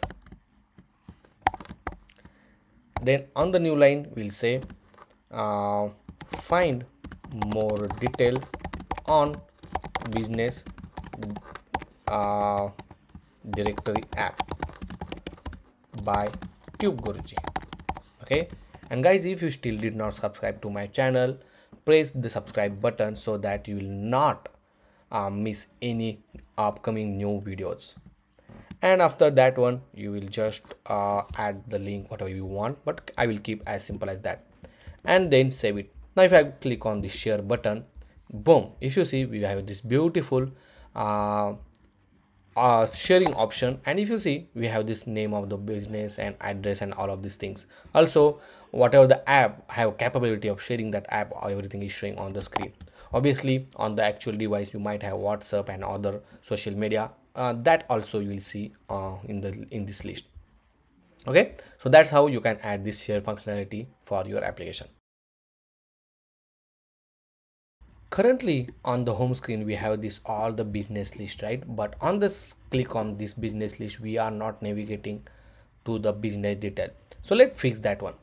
So let's go to the tab where we have this home page, and inside that we have this popular business. Go to this popular business component, and first thing I'm going to do is to add, or let's go here because we have this popular business card, right? Inside that we'll add the on press event, right? So let's, oh my god, so let's go over here to the popular business card, and inside here I will change this to a touchable opacity from the React Native so that I can able to add the on press event, right? So now if I bring this down, and I can add the on press event. And if you remember, we can use the router, okay, using use router hook from the Expo router in order to navigate it. But before that we need to get the business ID. Okay, here I can just navigate to the push, and here we'll say business detail. So this need to be business detail slash business ID. So it will be like business.id. But when we fetch this data we don't have the business ID. If I go to this popular business, we just save the document information, and you know that how can we save this ID. So simply we'll wrap like this, and then here we'll write ID, we'll say doc.id comma dot because we'll then attach that existing all other field along with this ID. Now let's save this one, and now it refreshed. Let's click on this business information, and boom, if you see it jumped directly to the business detail screen. If I go back, it will go back to the home screen. Now if I click on any of this one, you will see the business detail information. Okay, so that's how it works. Now let's implement this explore tab, where if you see on this mockup, we're gonna add this search bar along with the existing component for the category list, and then we're gonna add show the business list. So whenever you just change this or press on any category on the same screen, we're gonna update the business list. Okay, it's very straightforward, and obviously we're gonna use a lot of existing component as well. So let's go back to our application, and let's go to this explore tab. So inside the tabs we have this explore. So first thing here, we're gonna add the search bar. So here we'll say search bar, then we want to add the category, and then last we'll add business list. So first let's give the title. So here we'll say text, and inside this text we'll add explore more, like this text. Okay, for this view I'm going to add a style. Here we'll add a padding of 20. If I go to this Explore, we have padding, and for this text, let's add a style. Here we'll say font family outfit bold, font size of 25. Okay, I don't know why every time it's going to here. Okay, and if you see, the Explore more text is showing. Let's make it 30. Then the search bar. So if you see, if you remember, inside the home we already have the search bar which we added, right? So I will copy this existing search bar. So I will just copy this and then I will paste it over here for now. Okay, so make sure to import this INI icon and the text input as well. So make sure to import this text input from the React Native and the INI icon from this import statement. And if I save this one,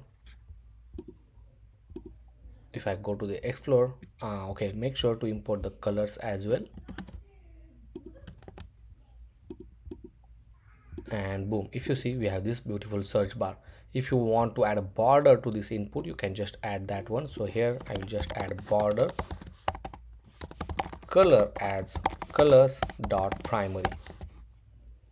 Okay, so if I go over here, we have the I don't know why border. Okay, we need to add a border width as well as a 1, and then check it out, and boom. Next, as I told you, we want to show the list of categories. So let's use the existing category component. If I save this one, and if I go over here, we have the existing category list, right? But here currently, if I click on this category, it's opening a new window, right? This functionality we need to change. There are two ways that we can do it. Either we can newly added this category list, okay, or we need to pass some kind of flag to remove this text category and just to show this category list, and also this on press event we want to change it. Okay, so here we'll say explore, for example, let's say true. Okay, so we are accessing this category component from Explorer, and here I will pass it as a explore. Okay, now initially the default value will keep it as a false. Now this particular view I will only show when the explore is true. So if explore if explore is false, then only we want to show. If explore is false, then only show this view. Now if I save this one, you will see it will, oh, I don't know why it's not get hide. So okay, let's make sure to save this explore as well.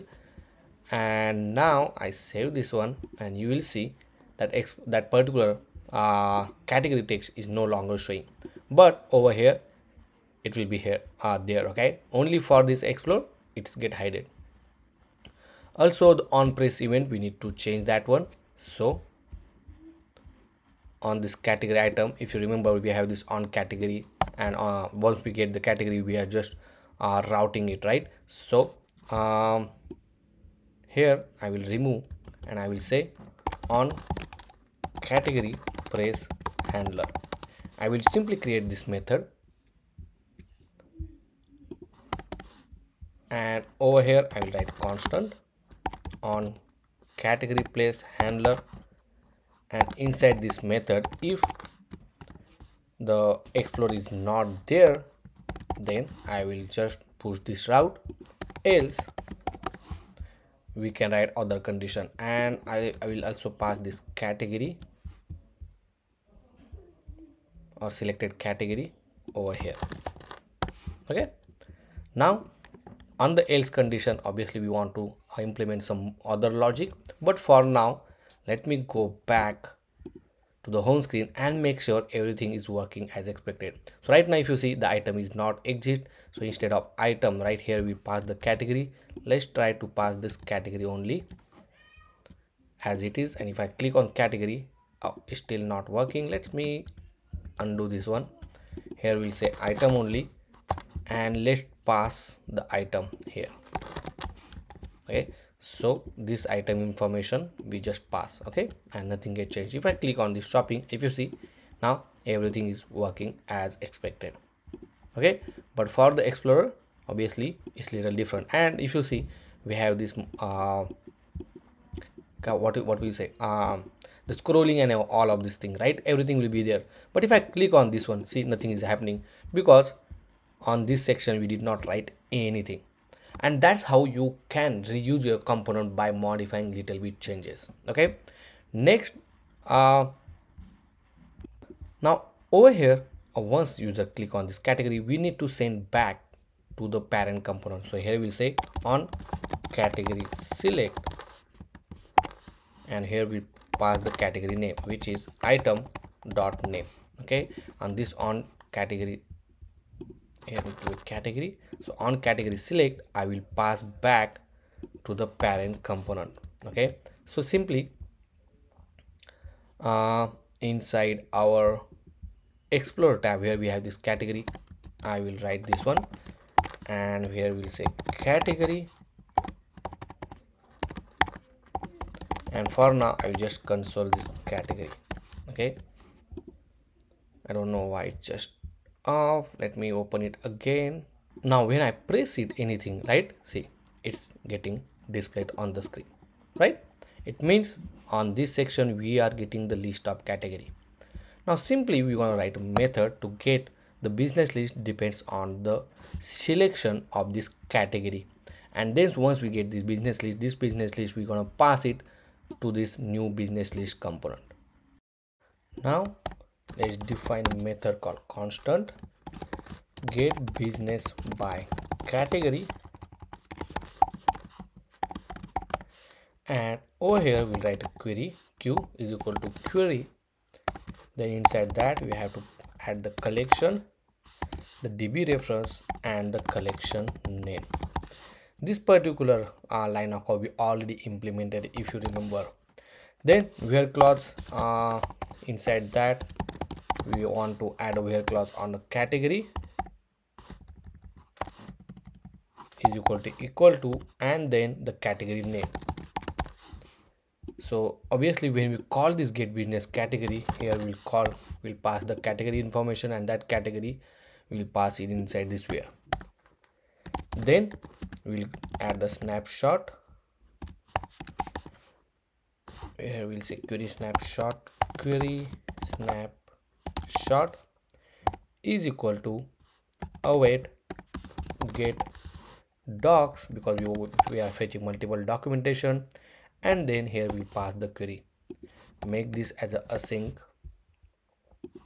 Then we iterate this query snapshot dot for each document, and then we'll console the log, just to make sure that we will check whether we are getting the information or not.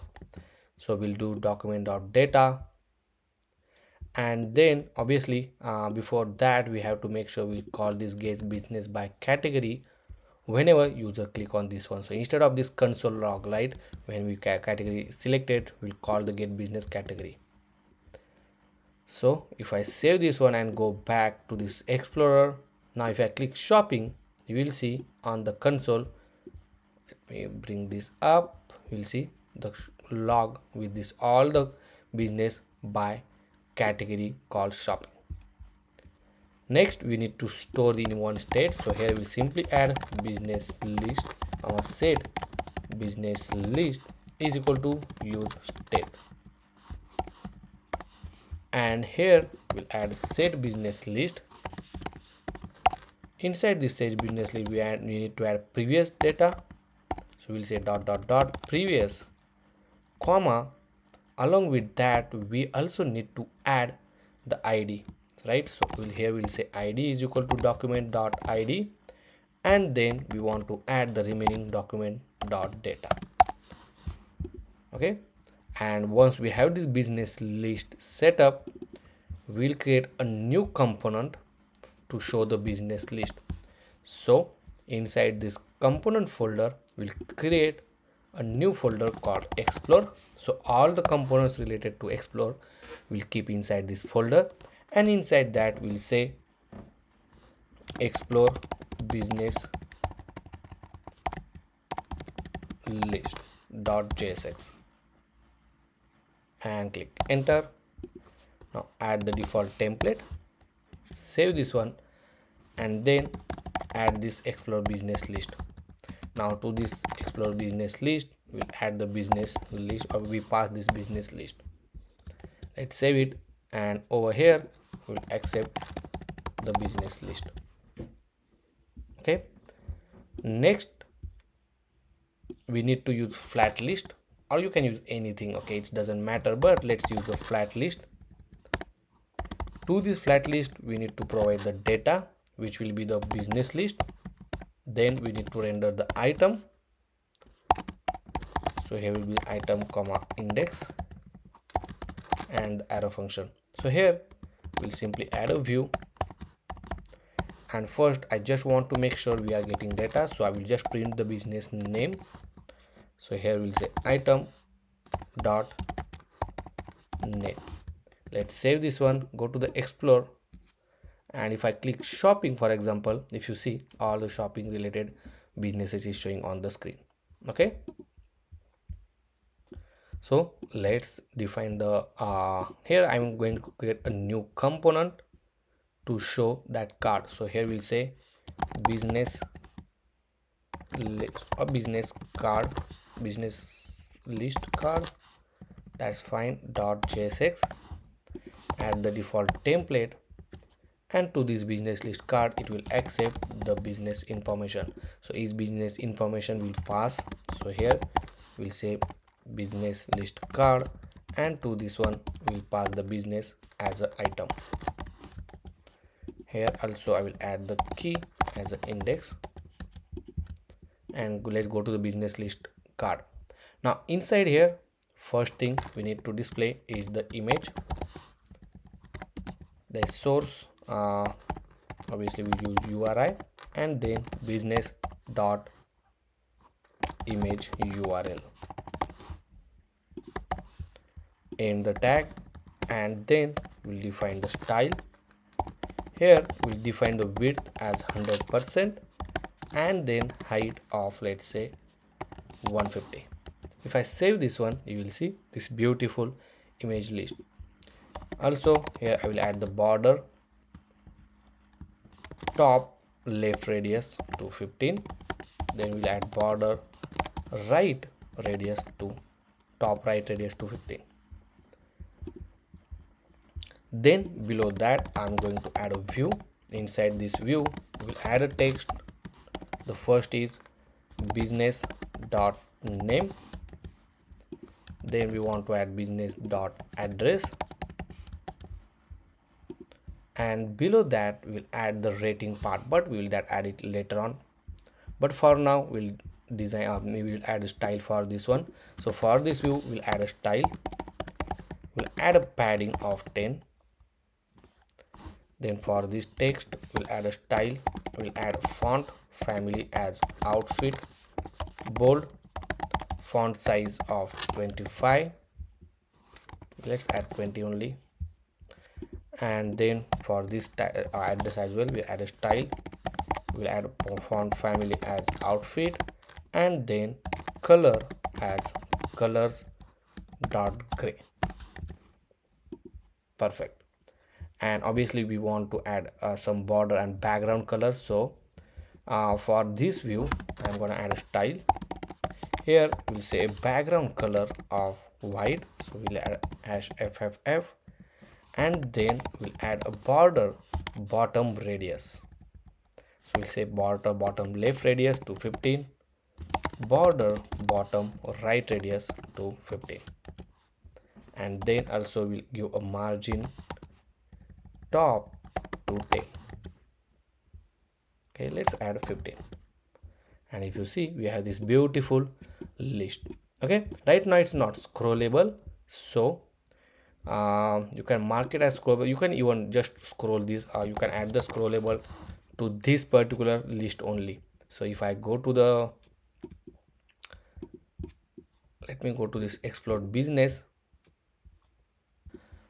Here after this flat list I'm going to just add a view. and for this view I will add a style and just I will give height of 100 so that I can able to scroll it. Okay, next inside this explore, right, when we still add the get business, when we call the get business by category, we have to make sure that we'll the business list is empty. Okay, so here it's simply as empty like this, save it, and now if I go to this explore and click on shopping, you will see the shopping. When I click on daily products, you will see the daily products. Okay, so like this. Next, whenever user click on any business list or on this any option, right, we have to make sure it will navigate to the business detail page. So let's go to this business list card, and over here we'll change this to a touchable opacity from the React Native so that the on press event will be enabled, so that we can add the on press event, right? But here first we need to define the router.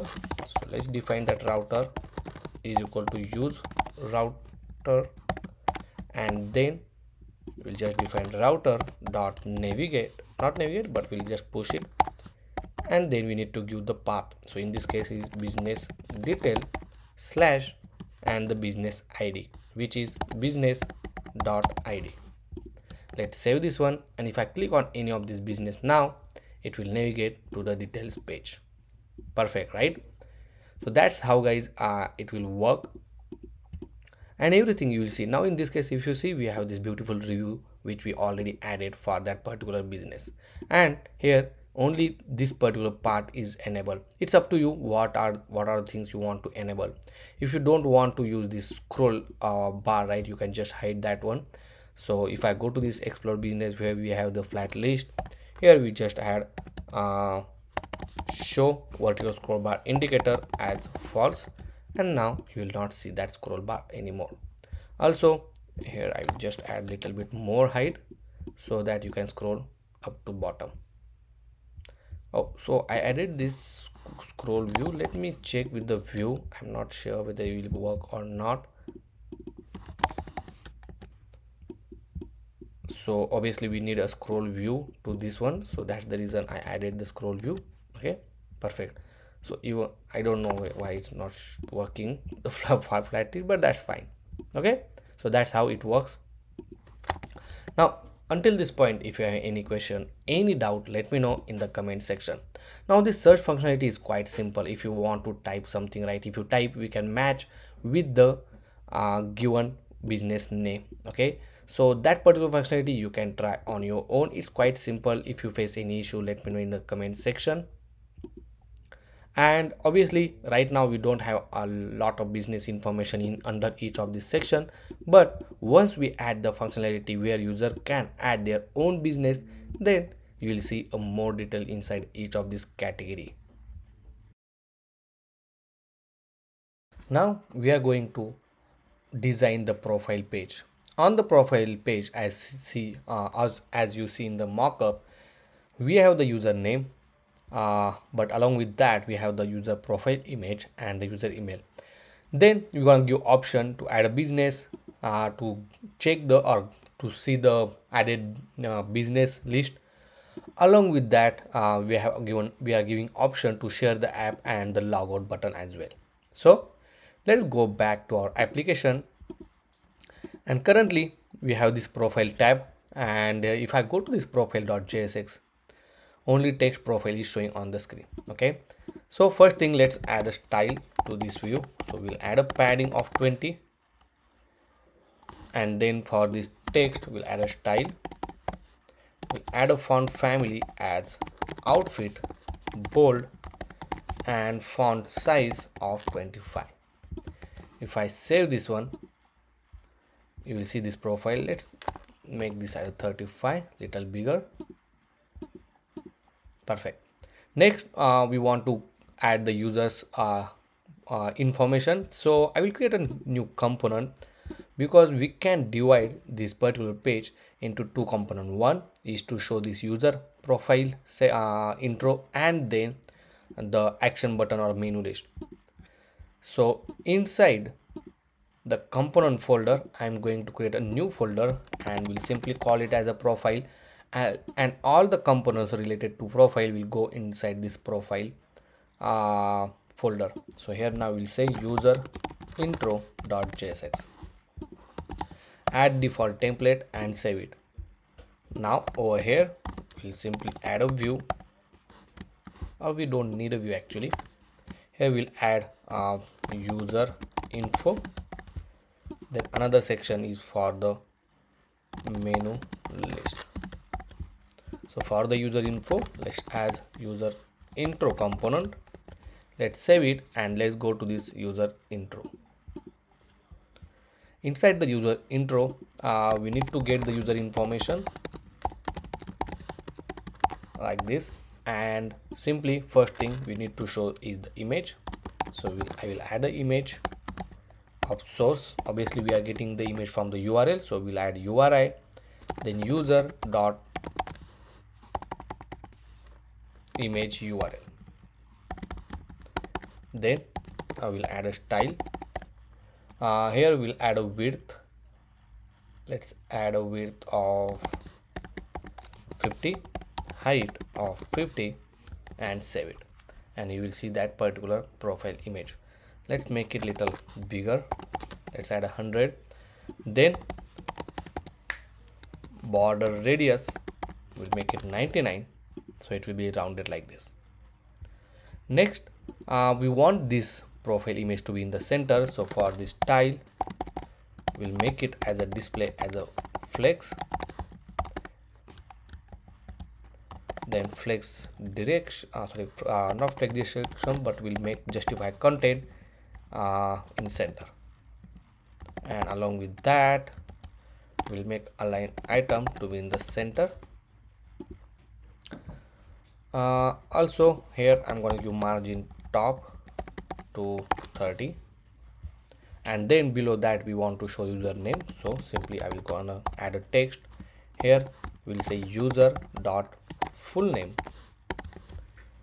and another text for the email, so like this. Obviously we'll change this, so here we'll add a font family as outfit bold, then we'll add a font size of 20, and for this text as well we're gonna add a style like font family as outfit, font size of 16, and I think that's enough. Okay, I think this is good. Next we want to add the list of menu, so for that one as well I'm going to create a new component under the profile folder, and we can call it as a menu list .jsx, add the default template, and then this menu list we need to add inside the profile.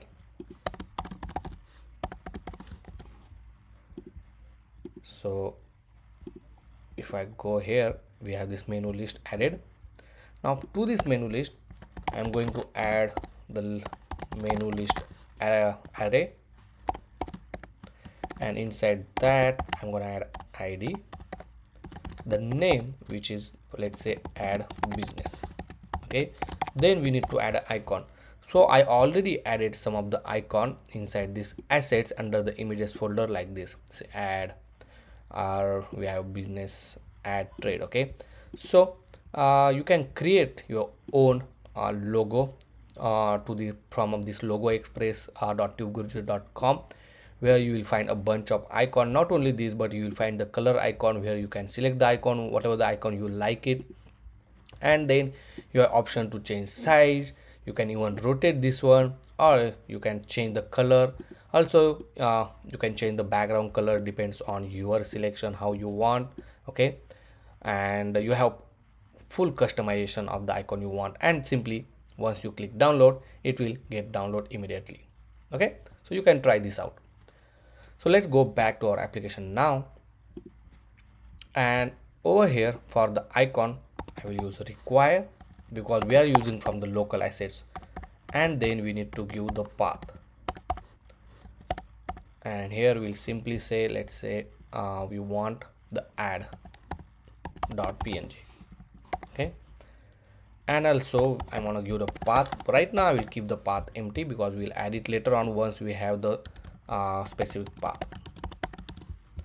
So I'm going to add 4 menu. The second is for my business, the third which is for share app, and the fourth is for logout. For my business I will just copy this name. Then for share we have the, I think, share _1, just to make sure this one. And for logout we have logout.png, and save it. Okay, now our menu list is ready. Now it's time to just iterate that one. So we'll use Flatlist for that. Inside the Flatlist we'll provide the data. So in this case is menu list. Then we'll render the item, so it will be item comma index, and then we'll add a view. Inside the view, first thing I will add the image, the source, and we'll just simply say item.icon, because as we are fetching it from the local and we already defined the required over in this particular field. Then we'll go and give style, so we'll say width 50, height 50. Let's save this one and let's see whether we are getting it or not. And if you see, we have a beautiful menu icons for now. Then I'm going to show the text, so which will be the item.name. For this one I'm going to give a style. We say font family is outfit medium and font size of 20. Okay, now let's bring everything in one line. For this view we'll say the display as a flex and flex direction as a row. Then we'll make align item to be in the center, and then we'll give a gap between these two items, let's say 5. Okay, let's say 10. Now we want this in a grid format, because if you see this mockup, we have 2 columns, right? So for a flat list we have option for 2 columns as a 2. Save it. Obviously you need to restart your application, so I will just remove from background and I will just rerun it again. And if you see, this is how it will look like. Now for this view, let's make this as a flex 1, so it will be stretched equally. After this I'm going to add some padding of 10. Then we'll add a border radius of 15, but obviously we need to add a border of width of, let's say, 1. Then we'll obviously give a margin of 10, but it going off actually. So for this text, let's make flex as a 1 and perfect. For background, we'll make background color as white. Okay, and instead of font size, we can change this font size to, let's say, 16. That's much better. Also I will change the border color to colors dot primary. Okay, so we need to import the colors, so let's import colors from, let's say, constant / colors, and then over here we might have the primary color. See, okay, so that's what we change. That's look much better. And obviously for this view I'm gonna give a margin top, let's say 50. Okay, so we have this beautiful section, or means the menu icons and all, right? If you think you want to change the size of this menu, you can, but for now I will keep as it is. And at the bottom I will just simply add some kind of text. Let's say developed by TubeGuruji. Save it, and obviously I'll give some style. Here we'll say font family as outfit, then text align to be in the center, and then margin top to, let's say 100, let's say 50 only, and then color I will change to colors dot gray, something like this. Okay, and here add 2024. Perfect. So just kind of give some because this space is empty, right, and that's why we added some content, but you can add whatever you want. You can add more options, it's up to you. Now we are going to implement this add business functionality. So in order to add this business, right, so on the click of this add business, we're gonna show a new screen, and inside this new screen we're gonna give option to select the image for the business. Obviously for that one we need to select the image from the mobile device, so we'll learn how to use the image picker functionality. Then we're gonna add that some of the multiple text input, one for the business name, address, then about us, contact, and all of these things. And at the last we'll add a submit button. Once user submit this one, we're gonna store this information in our Firebase. So once we click on submit, the two actions need to perform. One is to save this image inside the Firebase storage. Okay, that's what we're gonna learn, how to store the assets or image inside the Firebase Firestore. And once we store that image, right, we need to also save this input value which user entered inside this text input, and then everything we need to store inside our Firebase Firestore. Okay, so this is a complete process. So it's quite easy. You might be think it's a little difficult, but don't worry, we'll go one by one. So first thing, on the click of this add business, we're gonna create we want to jump to the new screen, obviously, so we'll create a new page. So inside this app folder, let me close all of this tab first, and inside this app folder I'm going to create a new file, and we can call it as a add business.jsx. Okay, so it's quite simple. It's up to you if you want to navigate, like let's say business. If I go to this folder called business, okay, and inside that you want to add business.jsx, that also you can do it. Okay, so let's make it simple. We'll do business add business JSX, and then let's add a default template. Here I will just rename this to add business. Okay, and then save it, but you have to make sure the path will be business/add business. Now let's go to your menu list inside this profile, and if you remember, we currently have this empty path. Now here we need to give like business/add business.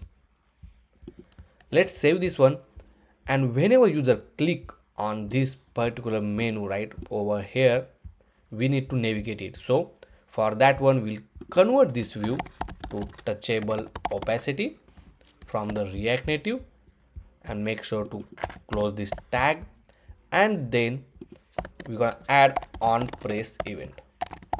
Okay, but in order to navigate it, we need to mention or define the router is equal to use router hook from the Expo router. Then with the help of this router, we'll simply add router.push in order to navigate it, and here we'll just add item dot path. Okay, and save it. Now if I click on this add business, it will navigate to the add business. Okay, perfect. Next thing, instead of routing over here, right, we will create a new method. So here we'll say constant on menu click, and here we'll pass the item, and then we'll push this router path over here. I'm going to tell you why we are using this different method for that one. So on menu click, and here we'll pass the item. The reason is because we have the logout and share option as well, right? And this don't need a path. The logout will just log out from the application. The share app will share the application, the one which we previously saw, right, to share the business. Similar kind of functionality we want to add it. That's the reason we can add the condition inside this method, and then depend on that one we will apply the logic. But for now we'll keep it simple. Let's on the click we'll just push the path, which whatever the path is given. Let's save everything, and then if I go to this add business, I'm able to see this add business screen. Now inside the add business screen, if you want to add the header, you can add it. So in order to add a header, you will need to add user navigation is equal to use navigation, and inside the use effect you can just specify the option. So navigations dot set options, and inside this you can add a header title. Let's say add new business,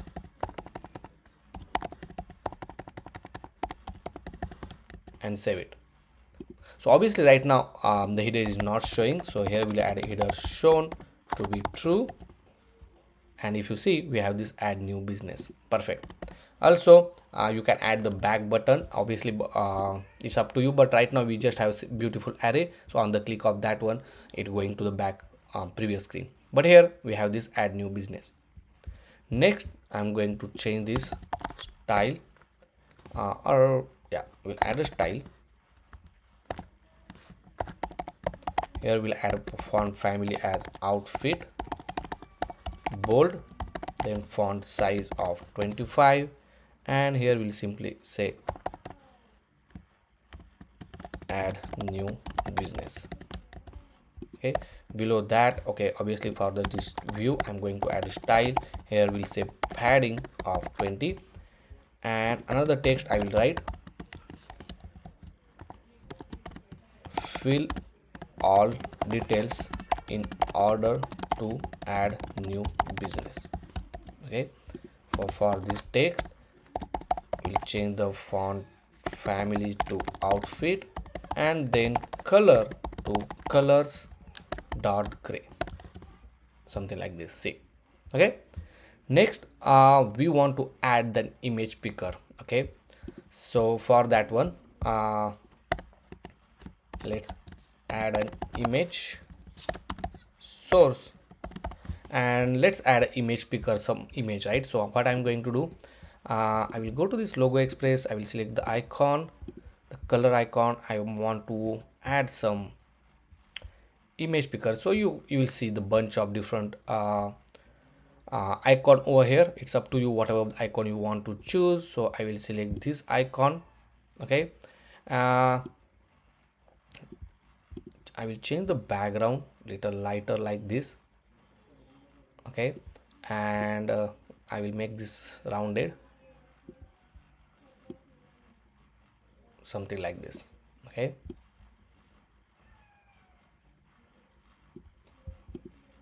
and the size little bit, and just click download. Once it download, I will just copy it, and then inside our assets folder I will paste it. I will just rename this to a placeholder. Now you can just use that placeholder over here.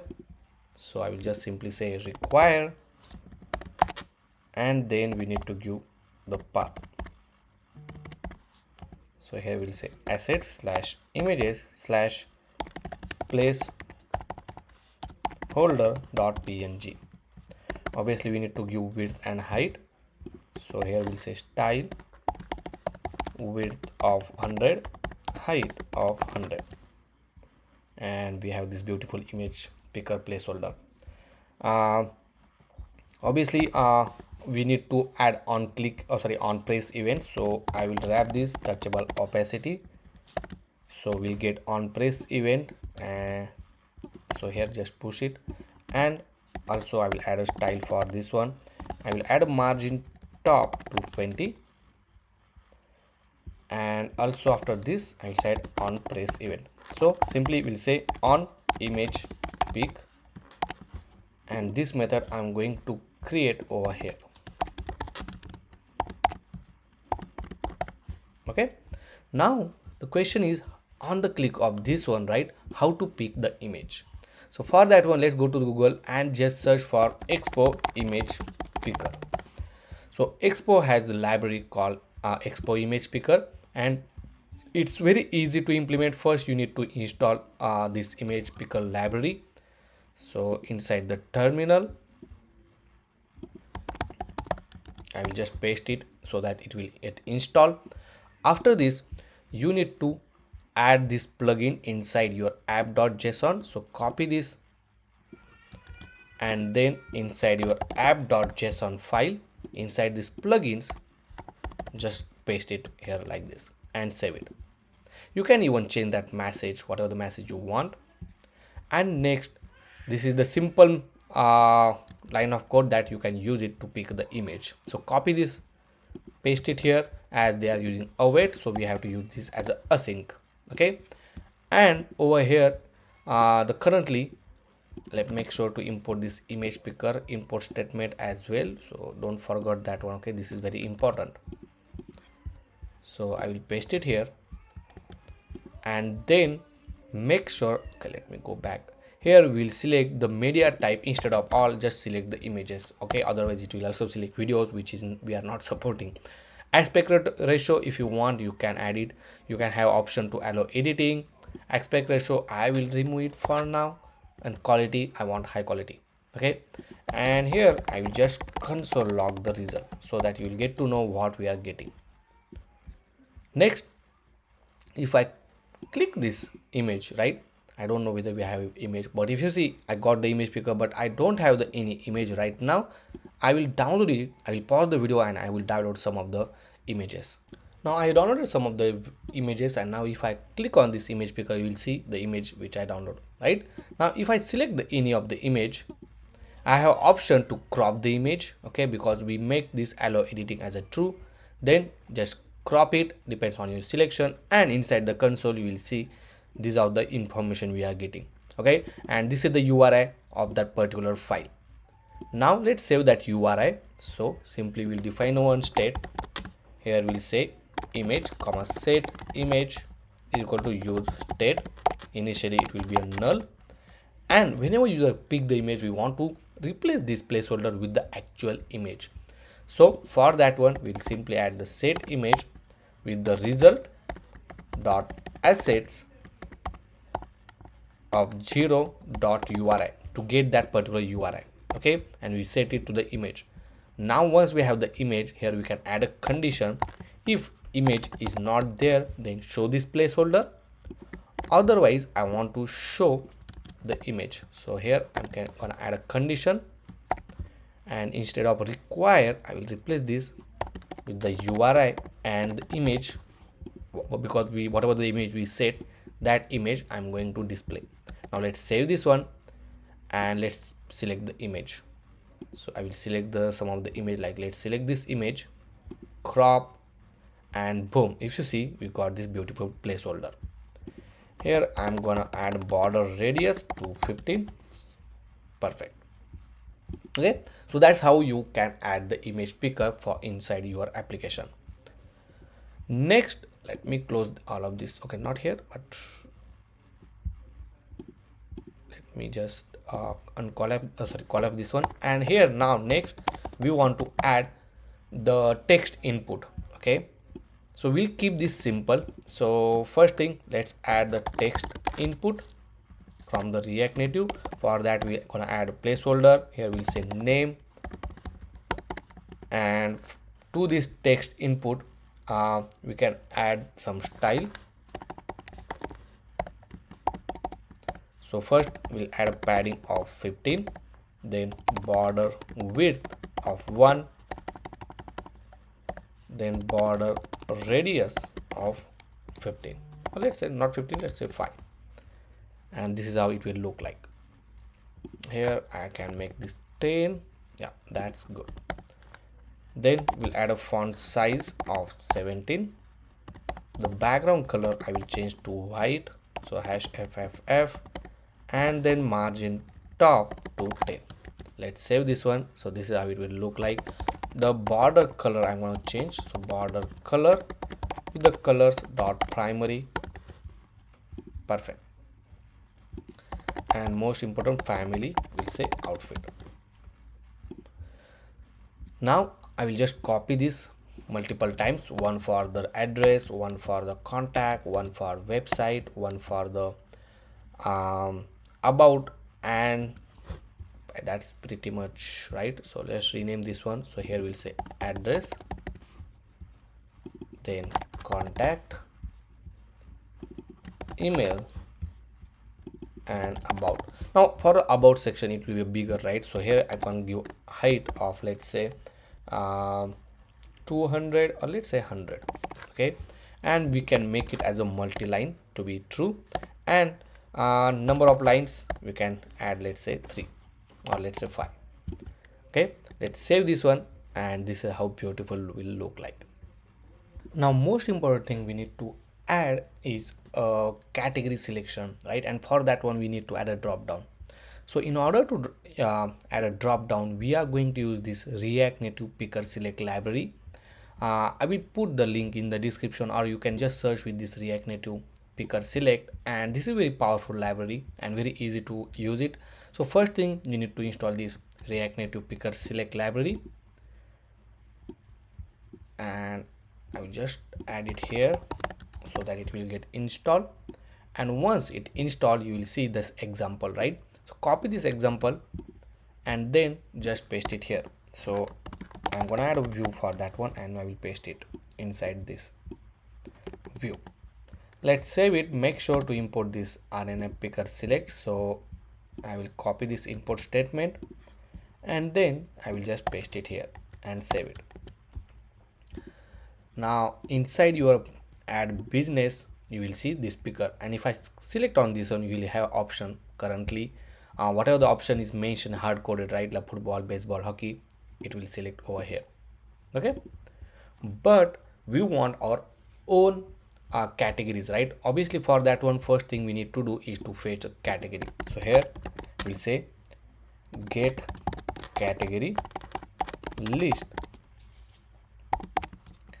and from the Firebase storage, Firebase file store, we'll get the category list. So simply here we'll say constant query is equal to query from the Firebase, then collection, the DB reference we need to mention. So let's import the DB from the config / Firebase config, and once we have the DB, we need to give the name of the collection which we added inside our Firebase file store. Obviously we are fetching all the categories, so we are not writing any where condition. And over here we'll say snapshot is equal to await get docs. Make sure it's docs because we want to fetch all the documents, and then we pass the query. Make this as a async, and then we'll add the snapshot dot for each. Here we'll say document, and then we'll console it first just to check that we are getting all the documents. Let's save this one, and inside the console, obviously first thing we need to call this get category list inside the use effect. Okay, then only this particular method will get called, and if you see, we got all the categories. Now we'll define one state which will hold the category list. So is equal to use step. Okay, make sure it's initially is empty, and over here we'll set the category list with the previous value. So here we'll say previous value, and we want to map the value similar like this particular format, label and value. Okay, so in same format we will map it. So here we'll say label, inside this we'll say document dot data, and from that one we'll get the name. Same thing I'm going to do, but just here I will change the field name to value. Okay, now inside the set category list we will have the label and value field, and in that one we will get the category name. Now just replace this hard-coded value with actual category list. Now let's save this one, and if I go over here now, if I click on this drop down, and if you see we got all the category list which we added. Let's say for example medical, and if you see it gets selected. Now for this view, let's add some style. So I will add all of this style,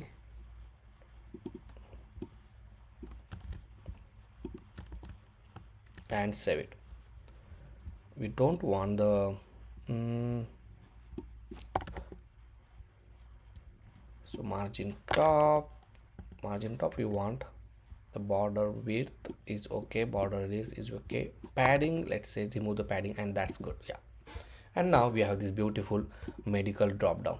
Okay, make sure if you see it's repeating, so here make sure whenever we call get category list, we will reset our set category list to empty and save it.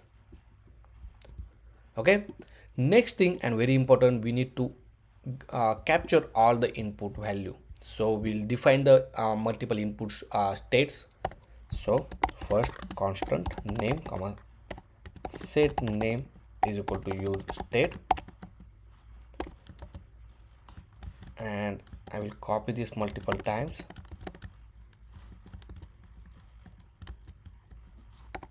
Like this. So one is for the address, here we'll say set address, then contact, set contact. Here actually we don't want email, okay, because we can directly get the user's email. Here we, instead of email, I will put the website. So here the placeholder will be the website. Perfect. Yeah, so here instead of email we'll put website. Here we'll say set website, then about, set about, and the last is category. Here we'll say set category. Okay, now for all of this text input, we have the on change text method. It will emit the value, and then we'll set the, now in this case is name obviously, so in this case we'll set the name with the value. Okay, I will copy this and paste it here, and depends on the respective input, we'll change this set state. So here in this case we'll say set contact, set website, set about, and the last is the speaker selection. Here we'll set category and then save it. Okay, now last important thing, we need to add a button. So simply here I'm going to add touchable opacity. Inside this touchable opacity we'll add a text, and we'll say add new business. Now obviously here I'm gonna add a style, so it will look like button. So that let's add padding of 15, let's add 10, then background color as colors dot primary,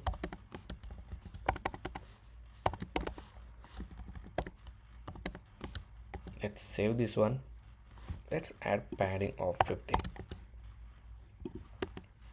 then border radius of 15, at 5, yeah, and we'll give margin top to 20. Next, for this text,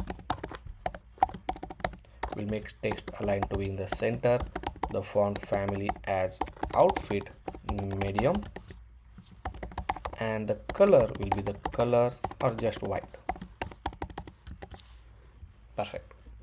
Now once everything is done, and obviously we are capturing all of these things, and now next thing is we need to pick the image, then we'll fill the information, and on the click of add new business we have to save this image first, then get the URL of that particular image, and then we'll store this information inside our Firestore. Now let's upload the image to the Firebase storage. So let's go to the storage, and inside the storage we are going, I already created one bucket. So if I this business app, okay, just you have option to create a folder, and this folder I created, I will delete the all of these existing files, and currently inside this business app folder we don't have anything. Okay, so go to the storage and make sure to enable that, and then create a folder if you need it. These are the some file which is of my previous applications, but you can create a new folder. Then once you create the folder, let's go back to our application, and inside here let's go to this Firebase config. If you remember, we already exported this db, right? Same thing we're gonna do it for the storage. So here we write storage is equal to get storage from this Firebase Firestore, and then provide this app reference. Let's save this one and make sure to export it so that we can use it throughout the application. Next thing, inside this add business file, let's go to this add business inside the application as well. So on the click of this one, right, we will select the image, but in meantime also on the click of this add new business, we'll just make sure that we are storing this image. So simply let me create a new method. So we'll say constant on add new business, and inside this one, first thing we need to define the file name. So here we'll say file name. We'll create our own file name using this date.now. So we'll use timestamp and make sure to convert it into a toString. So we'll convert that particular date timestamp into a string. Then next we'll get the constant, let's say response is equal to await fetch, and the whatever the image we have, right, that image URL will pass to this one. Make sure to convert this into a async. The reason is we want to convert our image into a blob file. Okay, so here now we'll just use blob is equal to await response dot blob, and from this one we'll get the blob file. This blob file we're going to upload on the Firebase storage.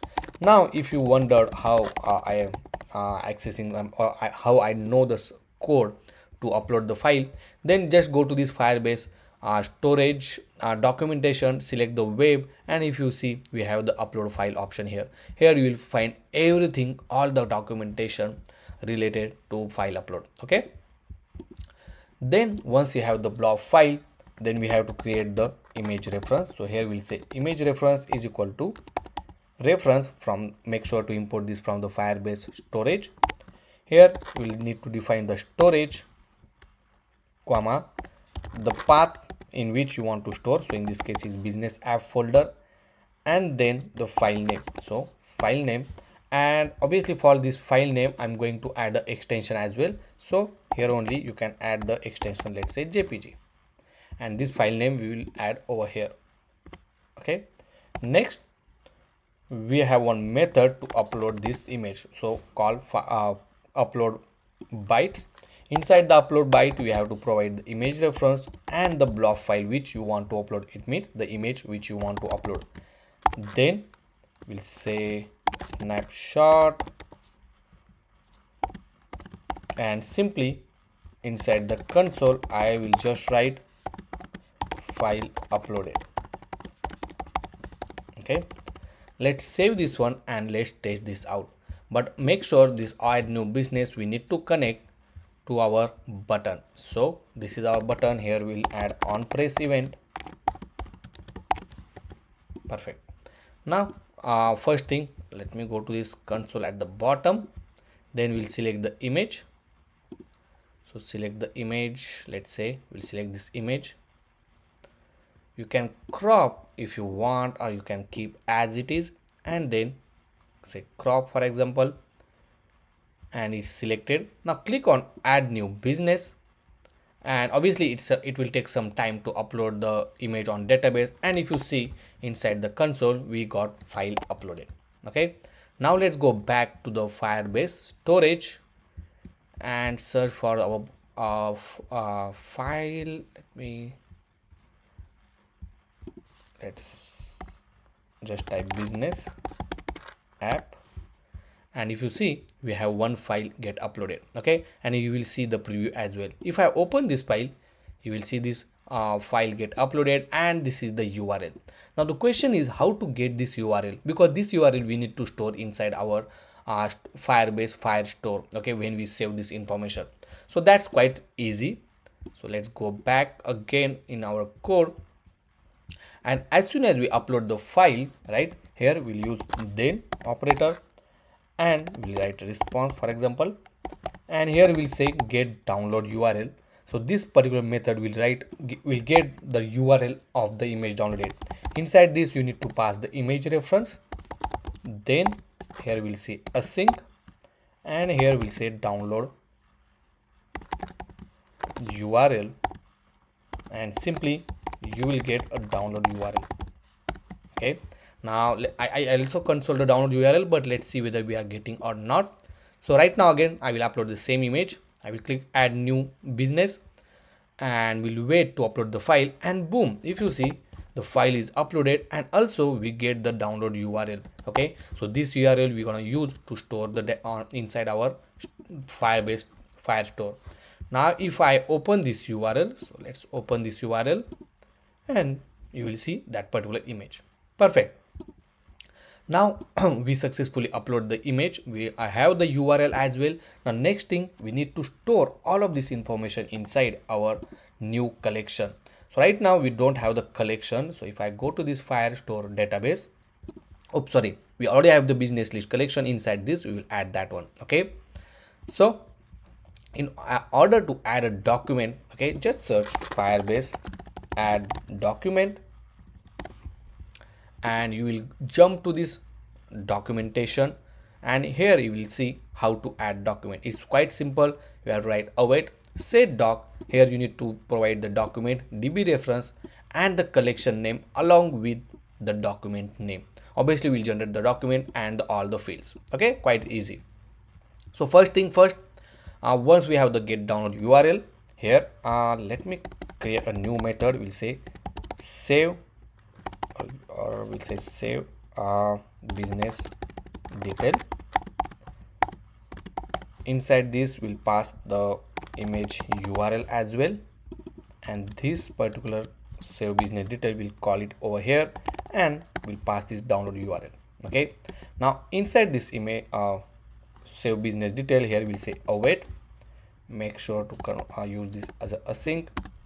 Then here we'll say set doc from the Firebase. Inside this we need to define document, the DB reference, which we already have, if I'm not wrong. Make sure, yeah, we already have DB reference as well. After this we need to give the collection name and then document name. So in this case document name will be date.now, and make sure to convert it into a string, because every time when we add a document, the document ID or name will be in the string format. Okay, then once we add this one, make sure, okay, let me just I will just, yeah, so after this we need to add bracket, and inside this one we'll add our data. So first the name of the business, so for the name we'll use name. For address we have address. For contact we have contact. Then about we have about. Then website we have website, and obviously the username who posted this particular business. Right now we don't have that field added over here, but we'll add that one. Also make sure to add the category, which is very important. Here we'll say user name, so we need to get the user information. So let's say constant user is equal to use user from the Clerk Expo, and simply user dot full name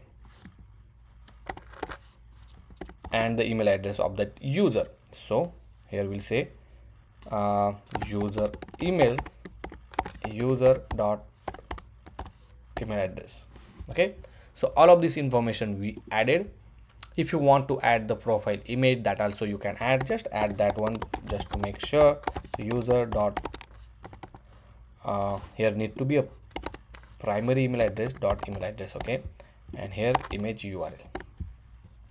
So all of this information we added, and make sure to add the image URL of that particular business using this image URL. Okay, and after that everything is done, we'll just write android toast.android. We'll say show, and here we'll write message like new business added, and here we'll say toast android dot bottom, or we'll say long. Now everything is done. Okay, let's save this one, and I'm going to define one more state to track the loading of our data when we push the data to the server. So here we'll set the loading as a false, and whenever we try click on add new business, here we'll set the loading as a true. Okay, and once everything is done, we'll set the loading as a false. Okay, and obviously if something goes wrong or something is happened, here also I will set the loading as a false. Now whenever there is a loading, okay, instead of add new business, so here I'm gonna add if loading is there, then I'm going to show activity indicator from the React Native, otherwise I will show this text. So so this need to be over here, and for this one I will set the size as a large, and color I will set as a white. Okay, let's save this one, and just one more thing, I will disable this when the loading is true. Now if I go back to our application, let's go and try to add a new business. So right now we got error. Oh, so this need to be use state. My bad.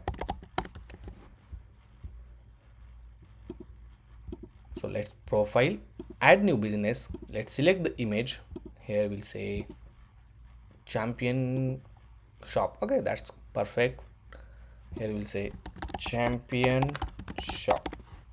Address North Trine Street, NC, USA. Contact number 12345678990. The website http://tubeguruji.com. Then we have about us. So if you see right now I'm not able to scroll this one, but we'll fix this issue. Sample about us. Okay, so that will fix it in a moment, don't worry. And the last is we have to select the category. So in this case category will be shopping, and then click add new business. So I will click add new business.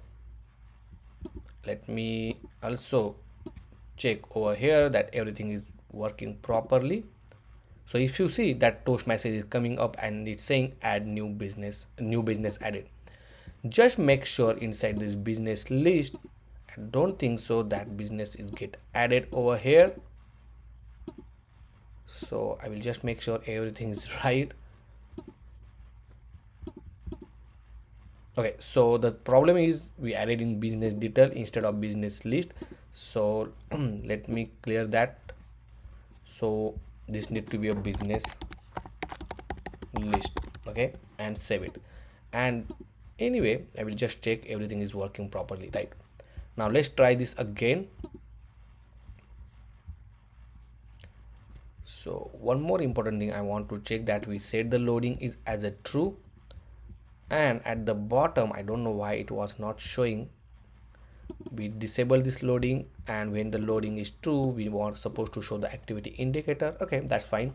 Let's click on add new business, and it's get added. If you see, we got the toast message saying new business added. If I go here inside the business list, if you see the new document ID, and here we will see all the business information. The category is coming null. That interesting. Let me see why the category is coming as a null. So let me try it again, because I unselected it, and it's saying add new business. It's saying new business added, and now if you see, we have the category shopping. Perfect. There is some mismatch, but yeah, now it's working. Now let's go back to our application. Let me go back, and inside the home, go to the shopping, and here we'll see the new business get added called champion shop, and all of this information is there. Obviously we did not add all of this about and all, but the main thing is that we are able to add the new business. Okay, now again, next time when you want to add, you have to fill all of this information. That's very obvious. Okay, so guys, that's all for this particular section. Obviously once you add the business, we're going to navigate to the other screen. Okay, but currently we did not develop any other screen. Once the business is added, we will develop in the upcoming session, but I hope you understand up until this point. Now in this section, we are going to show all the businesses which user added, and for that one we are going to create a new screen where user can see their own business. Okay, so obviously if you see on this mockup, once the business is added, we'll also navigate to the my business screen, and here we're going to show the business list. And once user click on this on his own business list, it will navigate to the same business detail screen. But the thing is, at the bottom or somewhere we can give option to delete this business as well, if user don't want to add that business, or he don't want to put that business in our application. So we're gonna do a delete functionality to just delete the existing business, or you can add new business later on if you want. Okay, so first thing first, let's go back to our application, and for my business, so here inside the business only, I'm going to create a new file, and here I will say my business.jsx. Okay, if you see inside the same route, but I created two different sub route over here under the business. Now I will add the default template. Here I will say my business and save it. Now let's go to the menu list inside this profile, where we have the path, and just define /business/my business. Let's save this one. And now if I go to this profile, click on my business, it will navigate to the my business. Let's add a style. We'll add a padding of 20. Here we'll say my business. Here we'll style, font family as outfit bold, font size of 30, and obviously here we need to fetch all the business list first.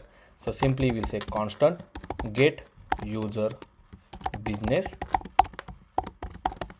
and in order to get user business, we need to get the user email ID. So here we'll say constant user is equal to use user, and we need to write a query is equal to query. Make sure it is importing from the Firebase Firestore. Okay, then we'll define the collection, the DB reference. Make sure to import this DB reference. So here we'll say import DB from config/firebase config, and once we have DB reference, we need to provide the collection name. So in this case is business list. Then we'll add the where clause. Okay, because right now if you see inside our Firebase, we added these two collection currently, right? And depends on this user email, see, we gonna fetch that particular business list. So simply I'm gonna add user email is equal to user dot primary email address dot email address. Okay, after that I'm going to write constant query snapshot is equal to await get docs and inside that we'll pass this query. I will mark this as a async, and then with the help of for each we'll just console it whether we are getting or not. So here we'll say query snapshot dot for each, here document, and then we'll console this document dot data like this. Now use effect to call this method, but we need to call this method only when the user information is available, because we are using this user information like user email ID over here. So we have to make sure that users in session is ready to use it. Let's save this one, and if you see, we got the information. Cool. Next, let me go over here. We need to store this information in one state. So here we'll say constant business list, comma, set business list is equal to use state. Make sure it's empty initially, and here we'll set the business list. The previous value will append, along with we want ID using this doc.id and the remaining information. Let's save everything. Here we'll say use to get business list by user email. Now we have the business list, we have the all the information which is required, and this business list only include or which correspond to that particular user only. Okay, also over here I'm going to write one okay, we'll write in a moment. Next, we simply need to iterate that business list. So for that one, I'm going to use a Flatlist. Here we'll provide the data as a business list, then we'll render the item, and inside this we're gonna use existing component called business. Let me check what is the component name. So we have two different kind of component. One is a business list card. Okay, it's just a simple card, or we also have the popular business card, so we can use that one as well. Or we also have this explorer business card, so let's use that one. So simply we need to use business list card. Inside this business list card we need to provide the business as an item, and then I will also provide the key as an index. Then let's save this one, and boom, if you see, we have this all the business list. Obviously when we set the business, make sure to it's empty before adding a new data. And if I go back, you will see the two business, because we added two business with the same information. Okay, now once we open any of this business, let's open any of this business. Here I'm going to give option to delete. Okay, so here we can add a button to delete it. So let me go to this business detail screen. So not detail but business intro screen. So if I go to the component inside the business detail, we have intro section over here where we added the name and all for this particular view, right? So let me get that. So this is our view, and let's try to add over here, and we will put this on the right hand side. So what I'm going to do, let me go to this icon and just search for the delete icon. So I will filter it out with this ioni icon. So here let's search for the trash, then copy this import statement. It's already there, so we don't need it. I will just copy this component, and then simply I will paste it over here. Now you will see this delete one. Okay, now we want that delete on the right hand side. So here we make display as a flex direction as a row, and justify content is space between, and let's give a width of 100%. I don't know it will work or not. Okay, So this is not working as I expected. So just revert this, all of this thing, and I will remove this icon from here. Okay, and instead of putting, I will add over here. If I save this one, you will see this trash icon. Now I will wrap this in one view, and for this view we'll add style, display as a flex, then we'll add a flex direction as a row, then this is look awkward, but let's add a background color as a #FFF. Then whatever the style we gave over here, right? So I will just copy, and I will also paste it here, and we want on the right hand side, so I will just say justify content space between. Okay, then for this icon I'm gonna change the color, let's say red. You will see the red color. Now you can make item to be in the center, so it will be in the center. So here I will align the item to be in the center, or just make as it is. Now on the click of this delete icon, we want to first confirm from the user that really want to delete it, and once it delete, then we will move back to the profile page. So first thing, we need to add touchable opacity, so that this button will add an on press event. So here we can add an on press event. Here we'll say on delete, and on this one I will go over here, get on delete,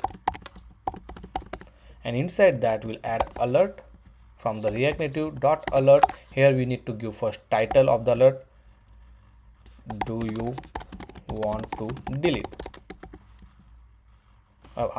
and then we'll say message, do you really want to delete this business. Then we need to add the buttons. Okay, so first thing we'll add a text for the button. Here we'll say cancel, and the style, we have the style called cancel as well.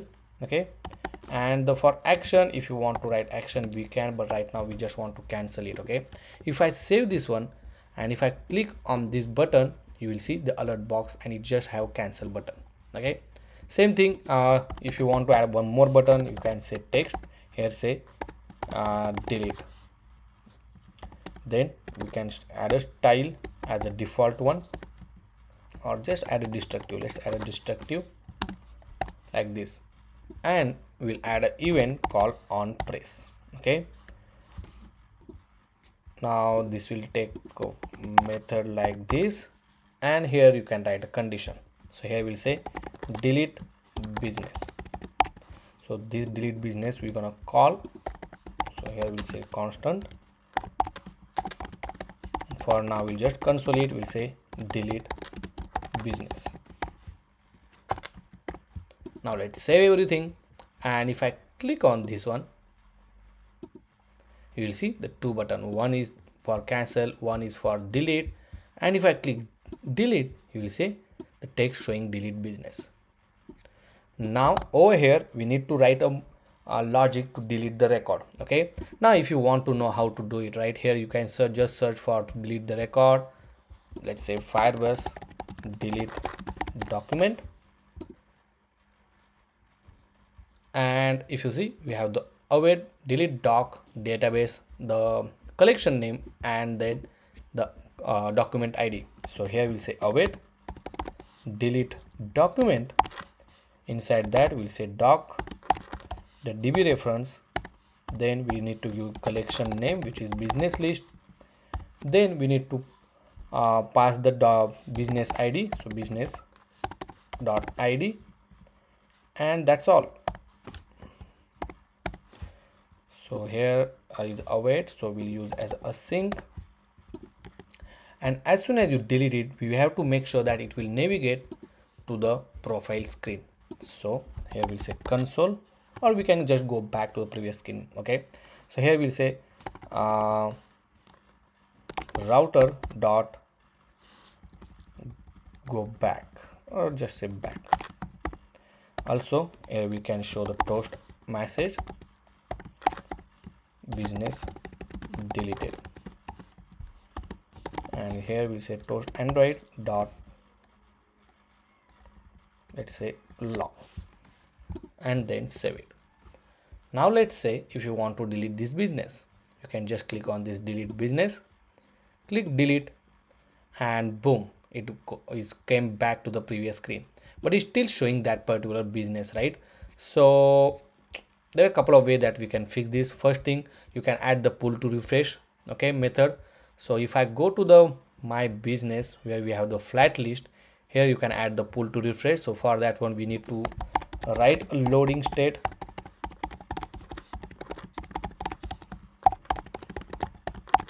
we'll make this as a false first, and whenever the we are getting the business, we'll set the loading as a true, and once we have the business, we set the loading as a false. Then on the flat list, we have on refresh method, we'll call the get business list, or get user business, and on here we have another property called refreshing. For there we'll use the loading. Let's save it, and if you see now, if I try to pull it, you will see the result.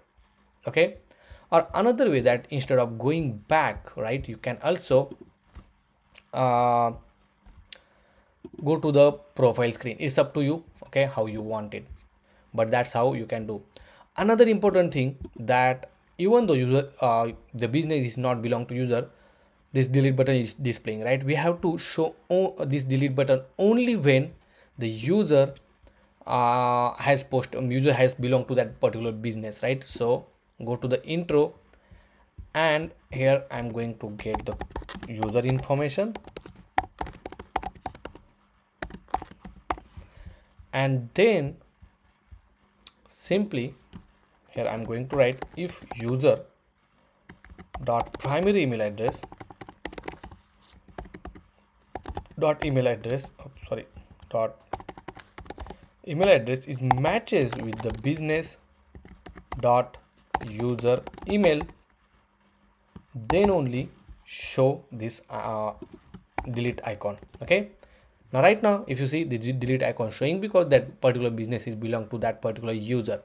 But if I go to this home page and go to some other, let's say this particular business, if you see this particular business is not belong to that user, and that's why the delete button is not showing. Okay, so this is very, very important. Now if I go to the my business, here I'm going to add the header. So I forgot to add a header. So here, in order to add a header, we add navigation is equal to use navigation, and simply here we'll set the navigation dot set option. Inside the set options, we'll add header shown as true, then we'll use header title as my business, something like this. And also you can add the background color by just giving the header style and the background color with the colors as a primary. So I will just import this, save this one, and boom.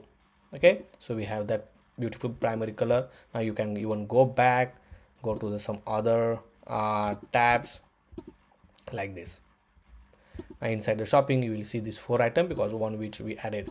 Now that's how, guys, you can also manage your own business once you add the new business through this business option, and obviously from the my business you can manage your own business. Now if you want to sign out the user, okay, we already have the logout option, so it's quite easy. Here for the path, you can just write a logout, and when we have this user the item path, right, here we can just check if item dot path is equal to logout. Okay, then we'll simply return over here, And in order to log out from the application, we have sign out method from the Clerk Expo. Okay, so to implement this sign out method, first obviously you need to add the constant. Here we'll say sign out is equal to use auth from the Clerk Expo, and then you have to call this sign out method over here like this, and then save it. Okay, now let's try for the share, because you already implemented this share app application. Okay, and here we just add the, for the share we'll add the, oh, so we added this share app. For here we'll say share, and here we'll say logout. Okay, just make sure you are implementing correctly.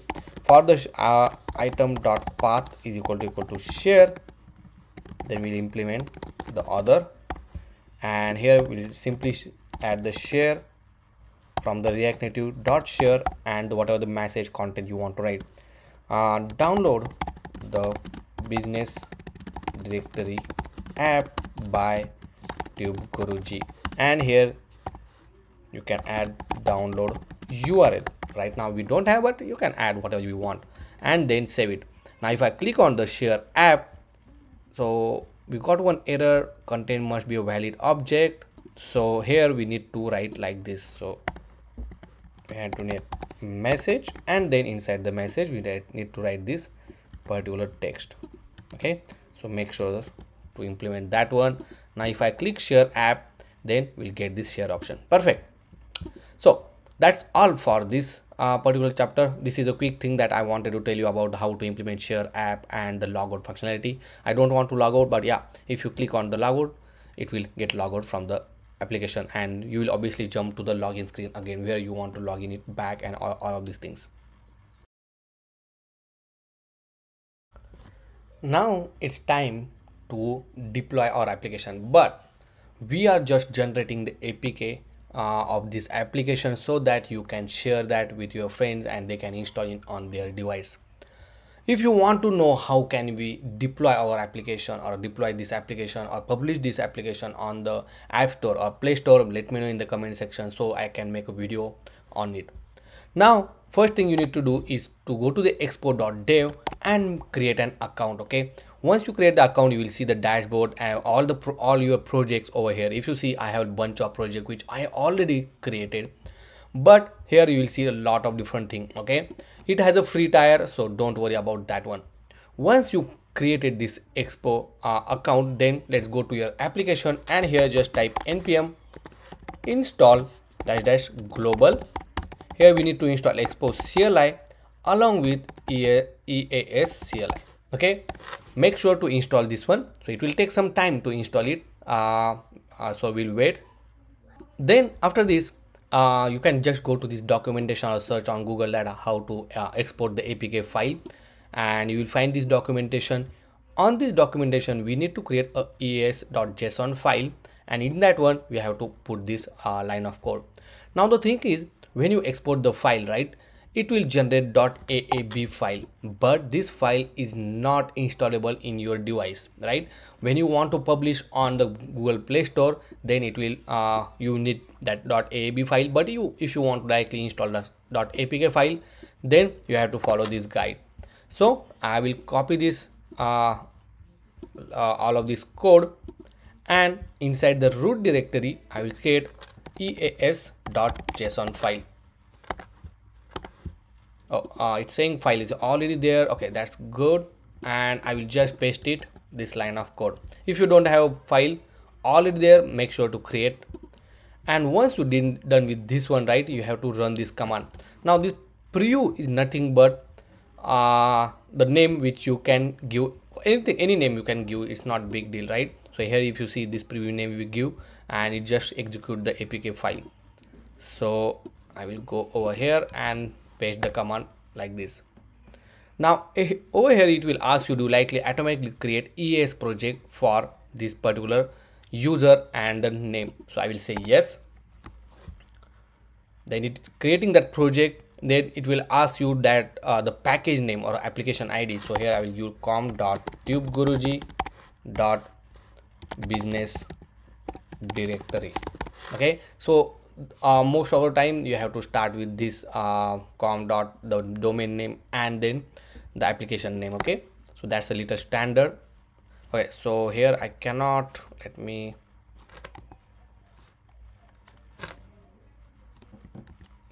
because we cannot use the dash, so I will just run it again. Here I will do dot TubeGuruji dot business, oh sorry, business directory, and then it will generate the key store. This is very important. Okay, so once you generate this key store can be helpful when you want to update your application, right? So you have to make sure that key store will be same. Now it's saying that waiting to build complete. You can press Ctrl C to exit. Now your build is started, means your APK build process is get started, and you can see the details on this particular URL.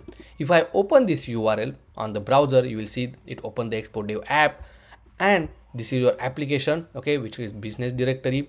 And if you see, currently it's showing the build in progress, and you can even watch the all the build process and everything. Okay, so we'll just wait.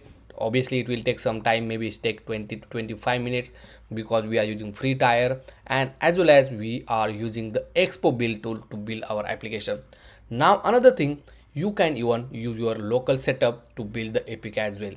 Just search Expo local build APK, and I will find some documentation. I think we have some documentation if you go over here, right? And yeah, I think this is, if you see, the run build locally on your own infrastructure, and this is how you can do it. But the only problem with this one, you need to have MacBook to build the APK file. Okay, now obviously most of the people have Windows laptop. That's the reason I did not show this tutorial with the MacBook. I even though I have MacBook, but I show with the Windows, and obviously whatever the process I am telling you, it is compatible with the all the operating system. Now if you see, our APK is ready to download it, and here you will see it's completed. Also inside the console, it will ask you to install that particular APK on the emulator, and here you will see that APK is generated. If you say yes, it will install the APK inside your emulator as well. So that's how you can create the APK file from the Expo build tool.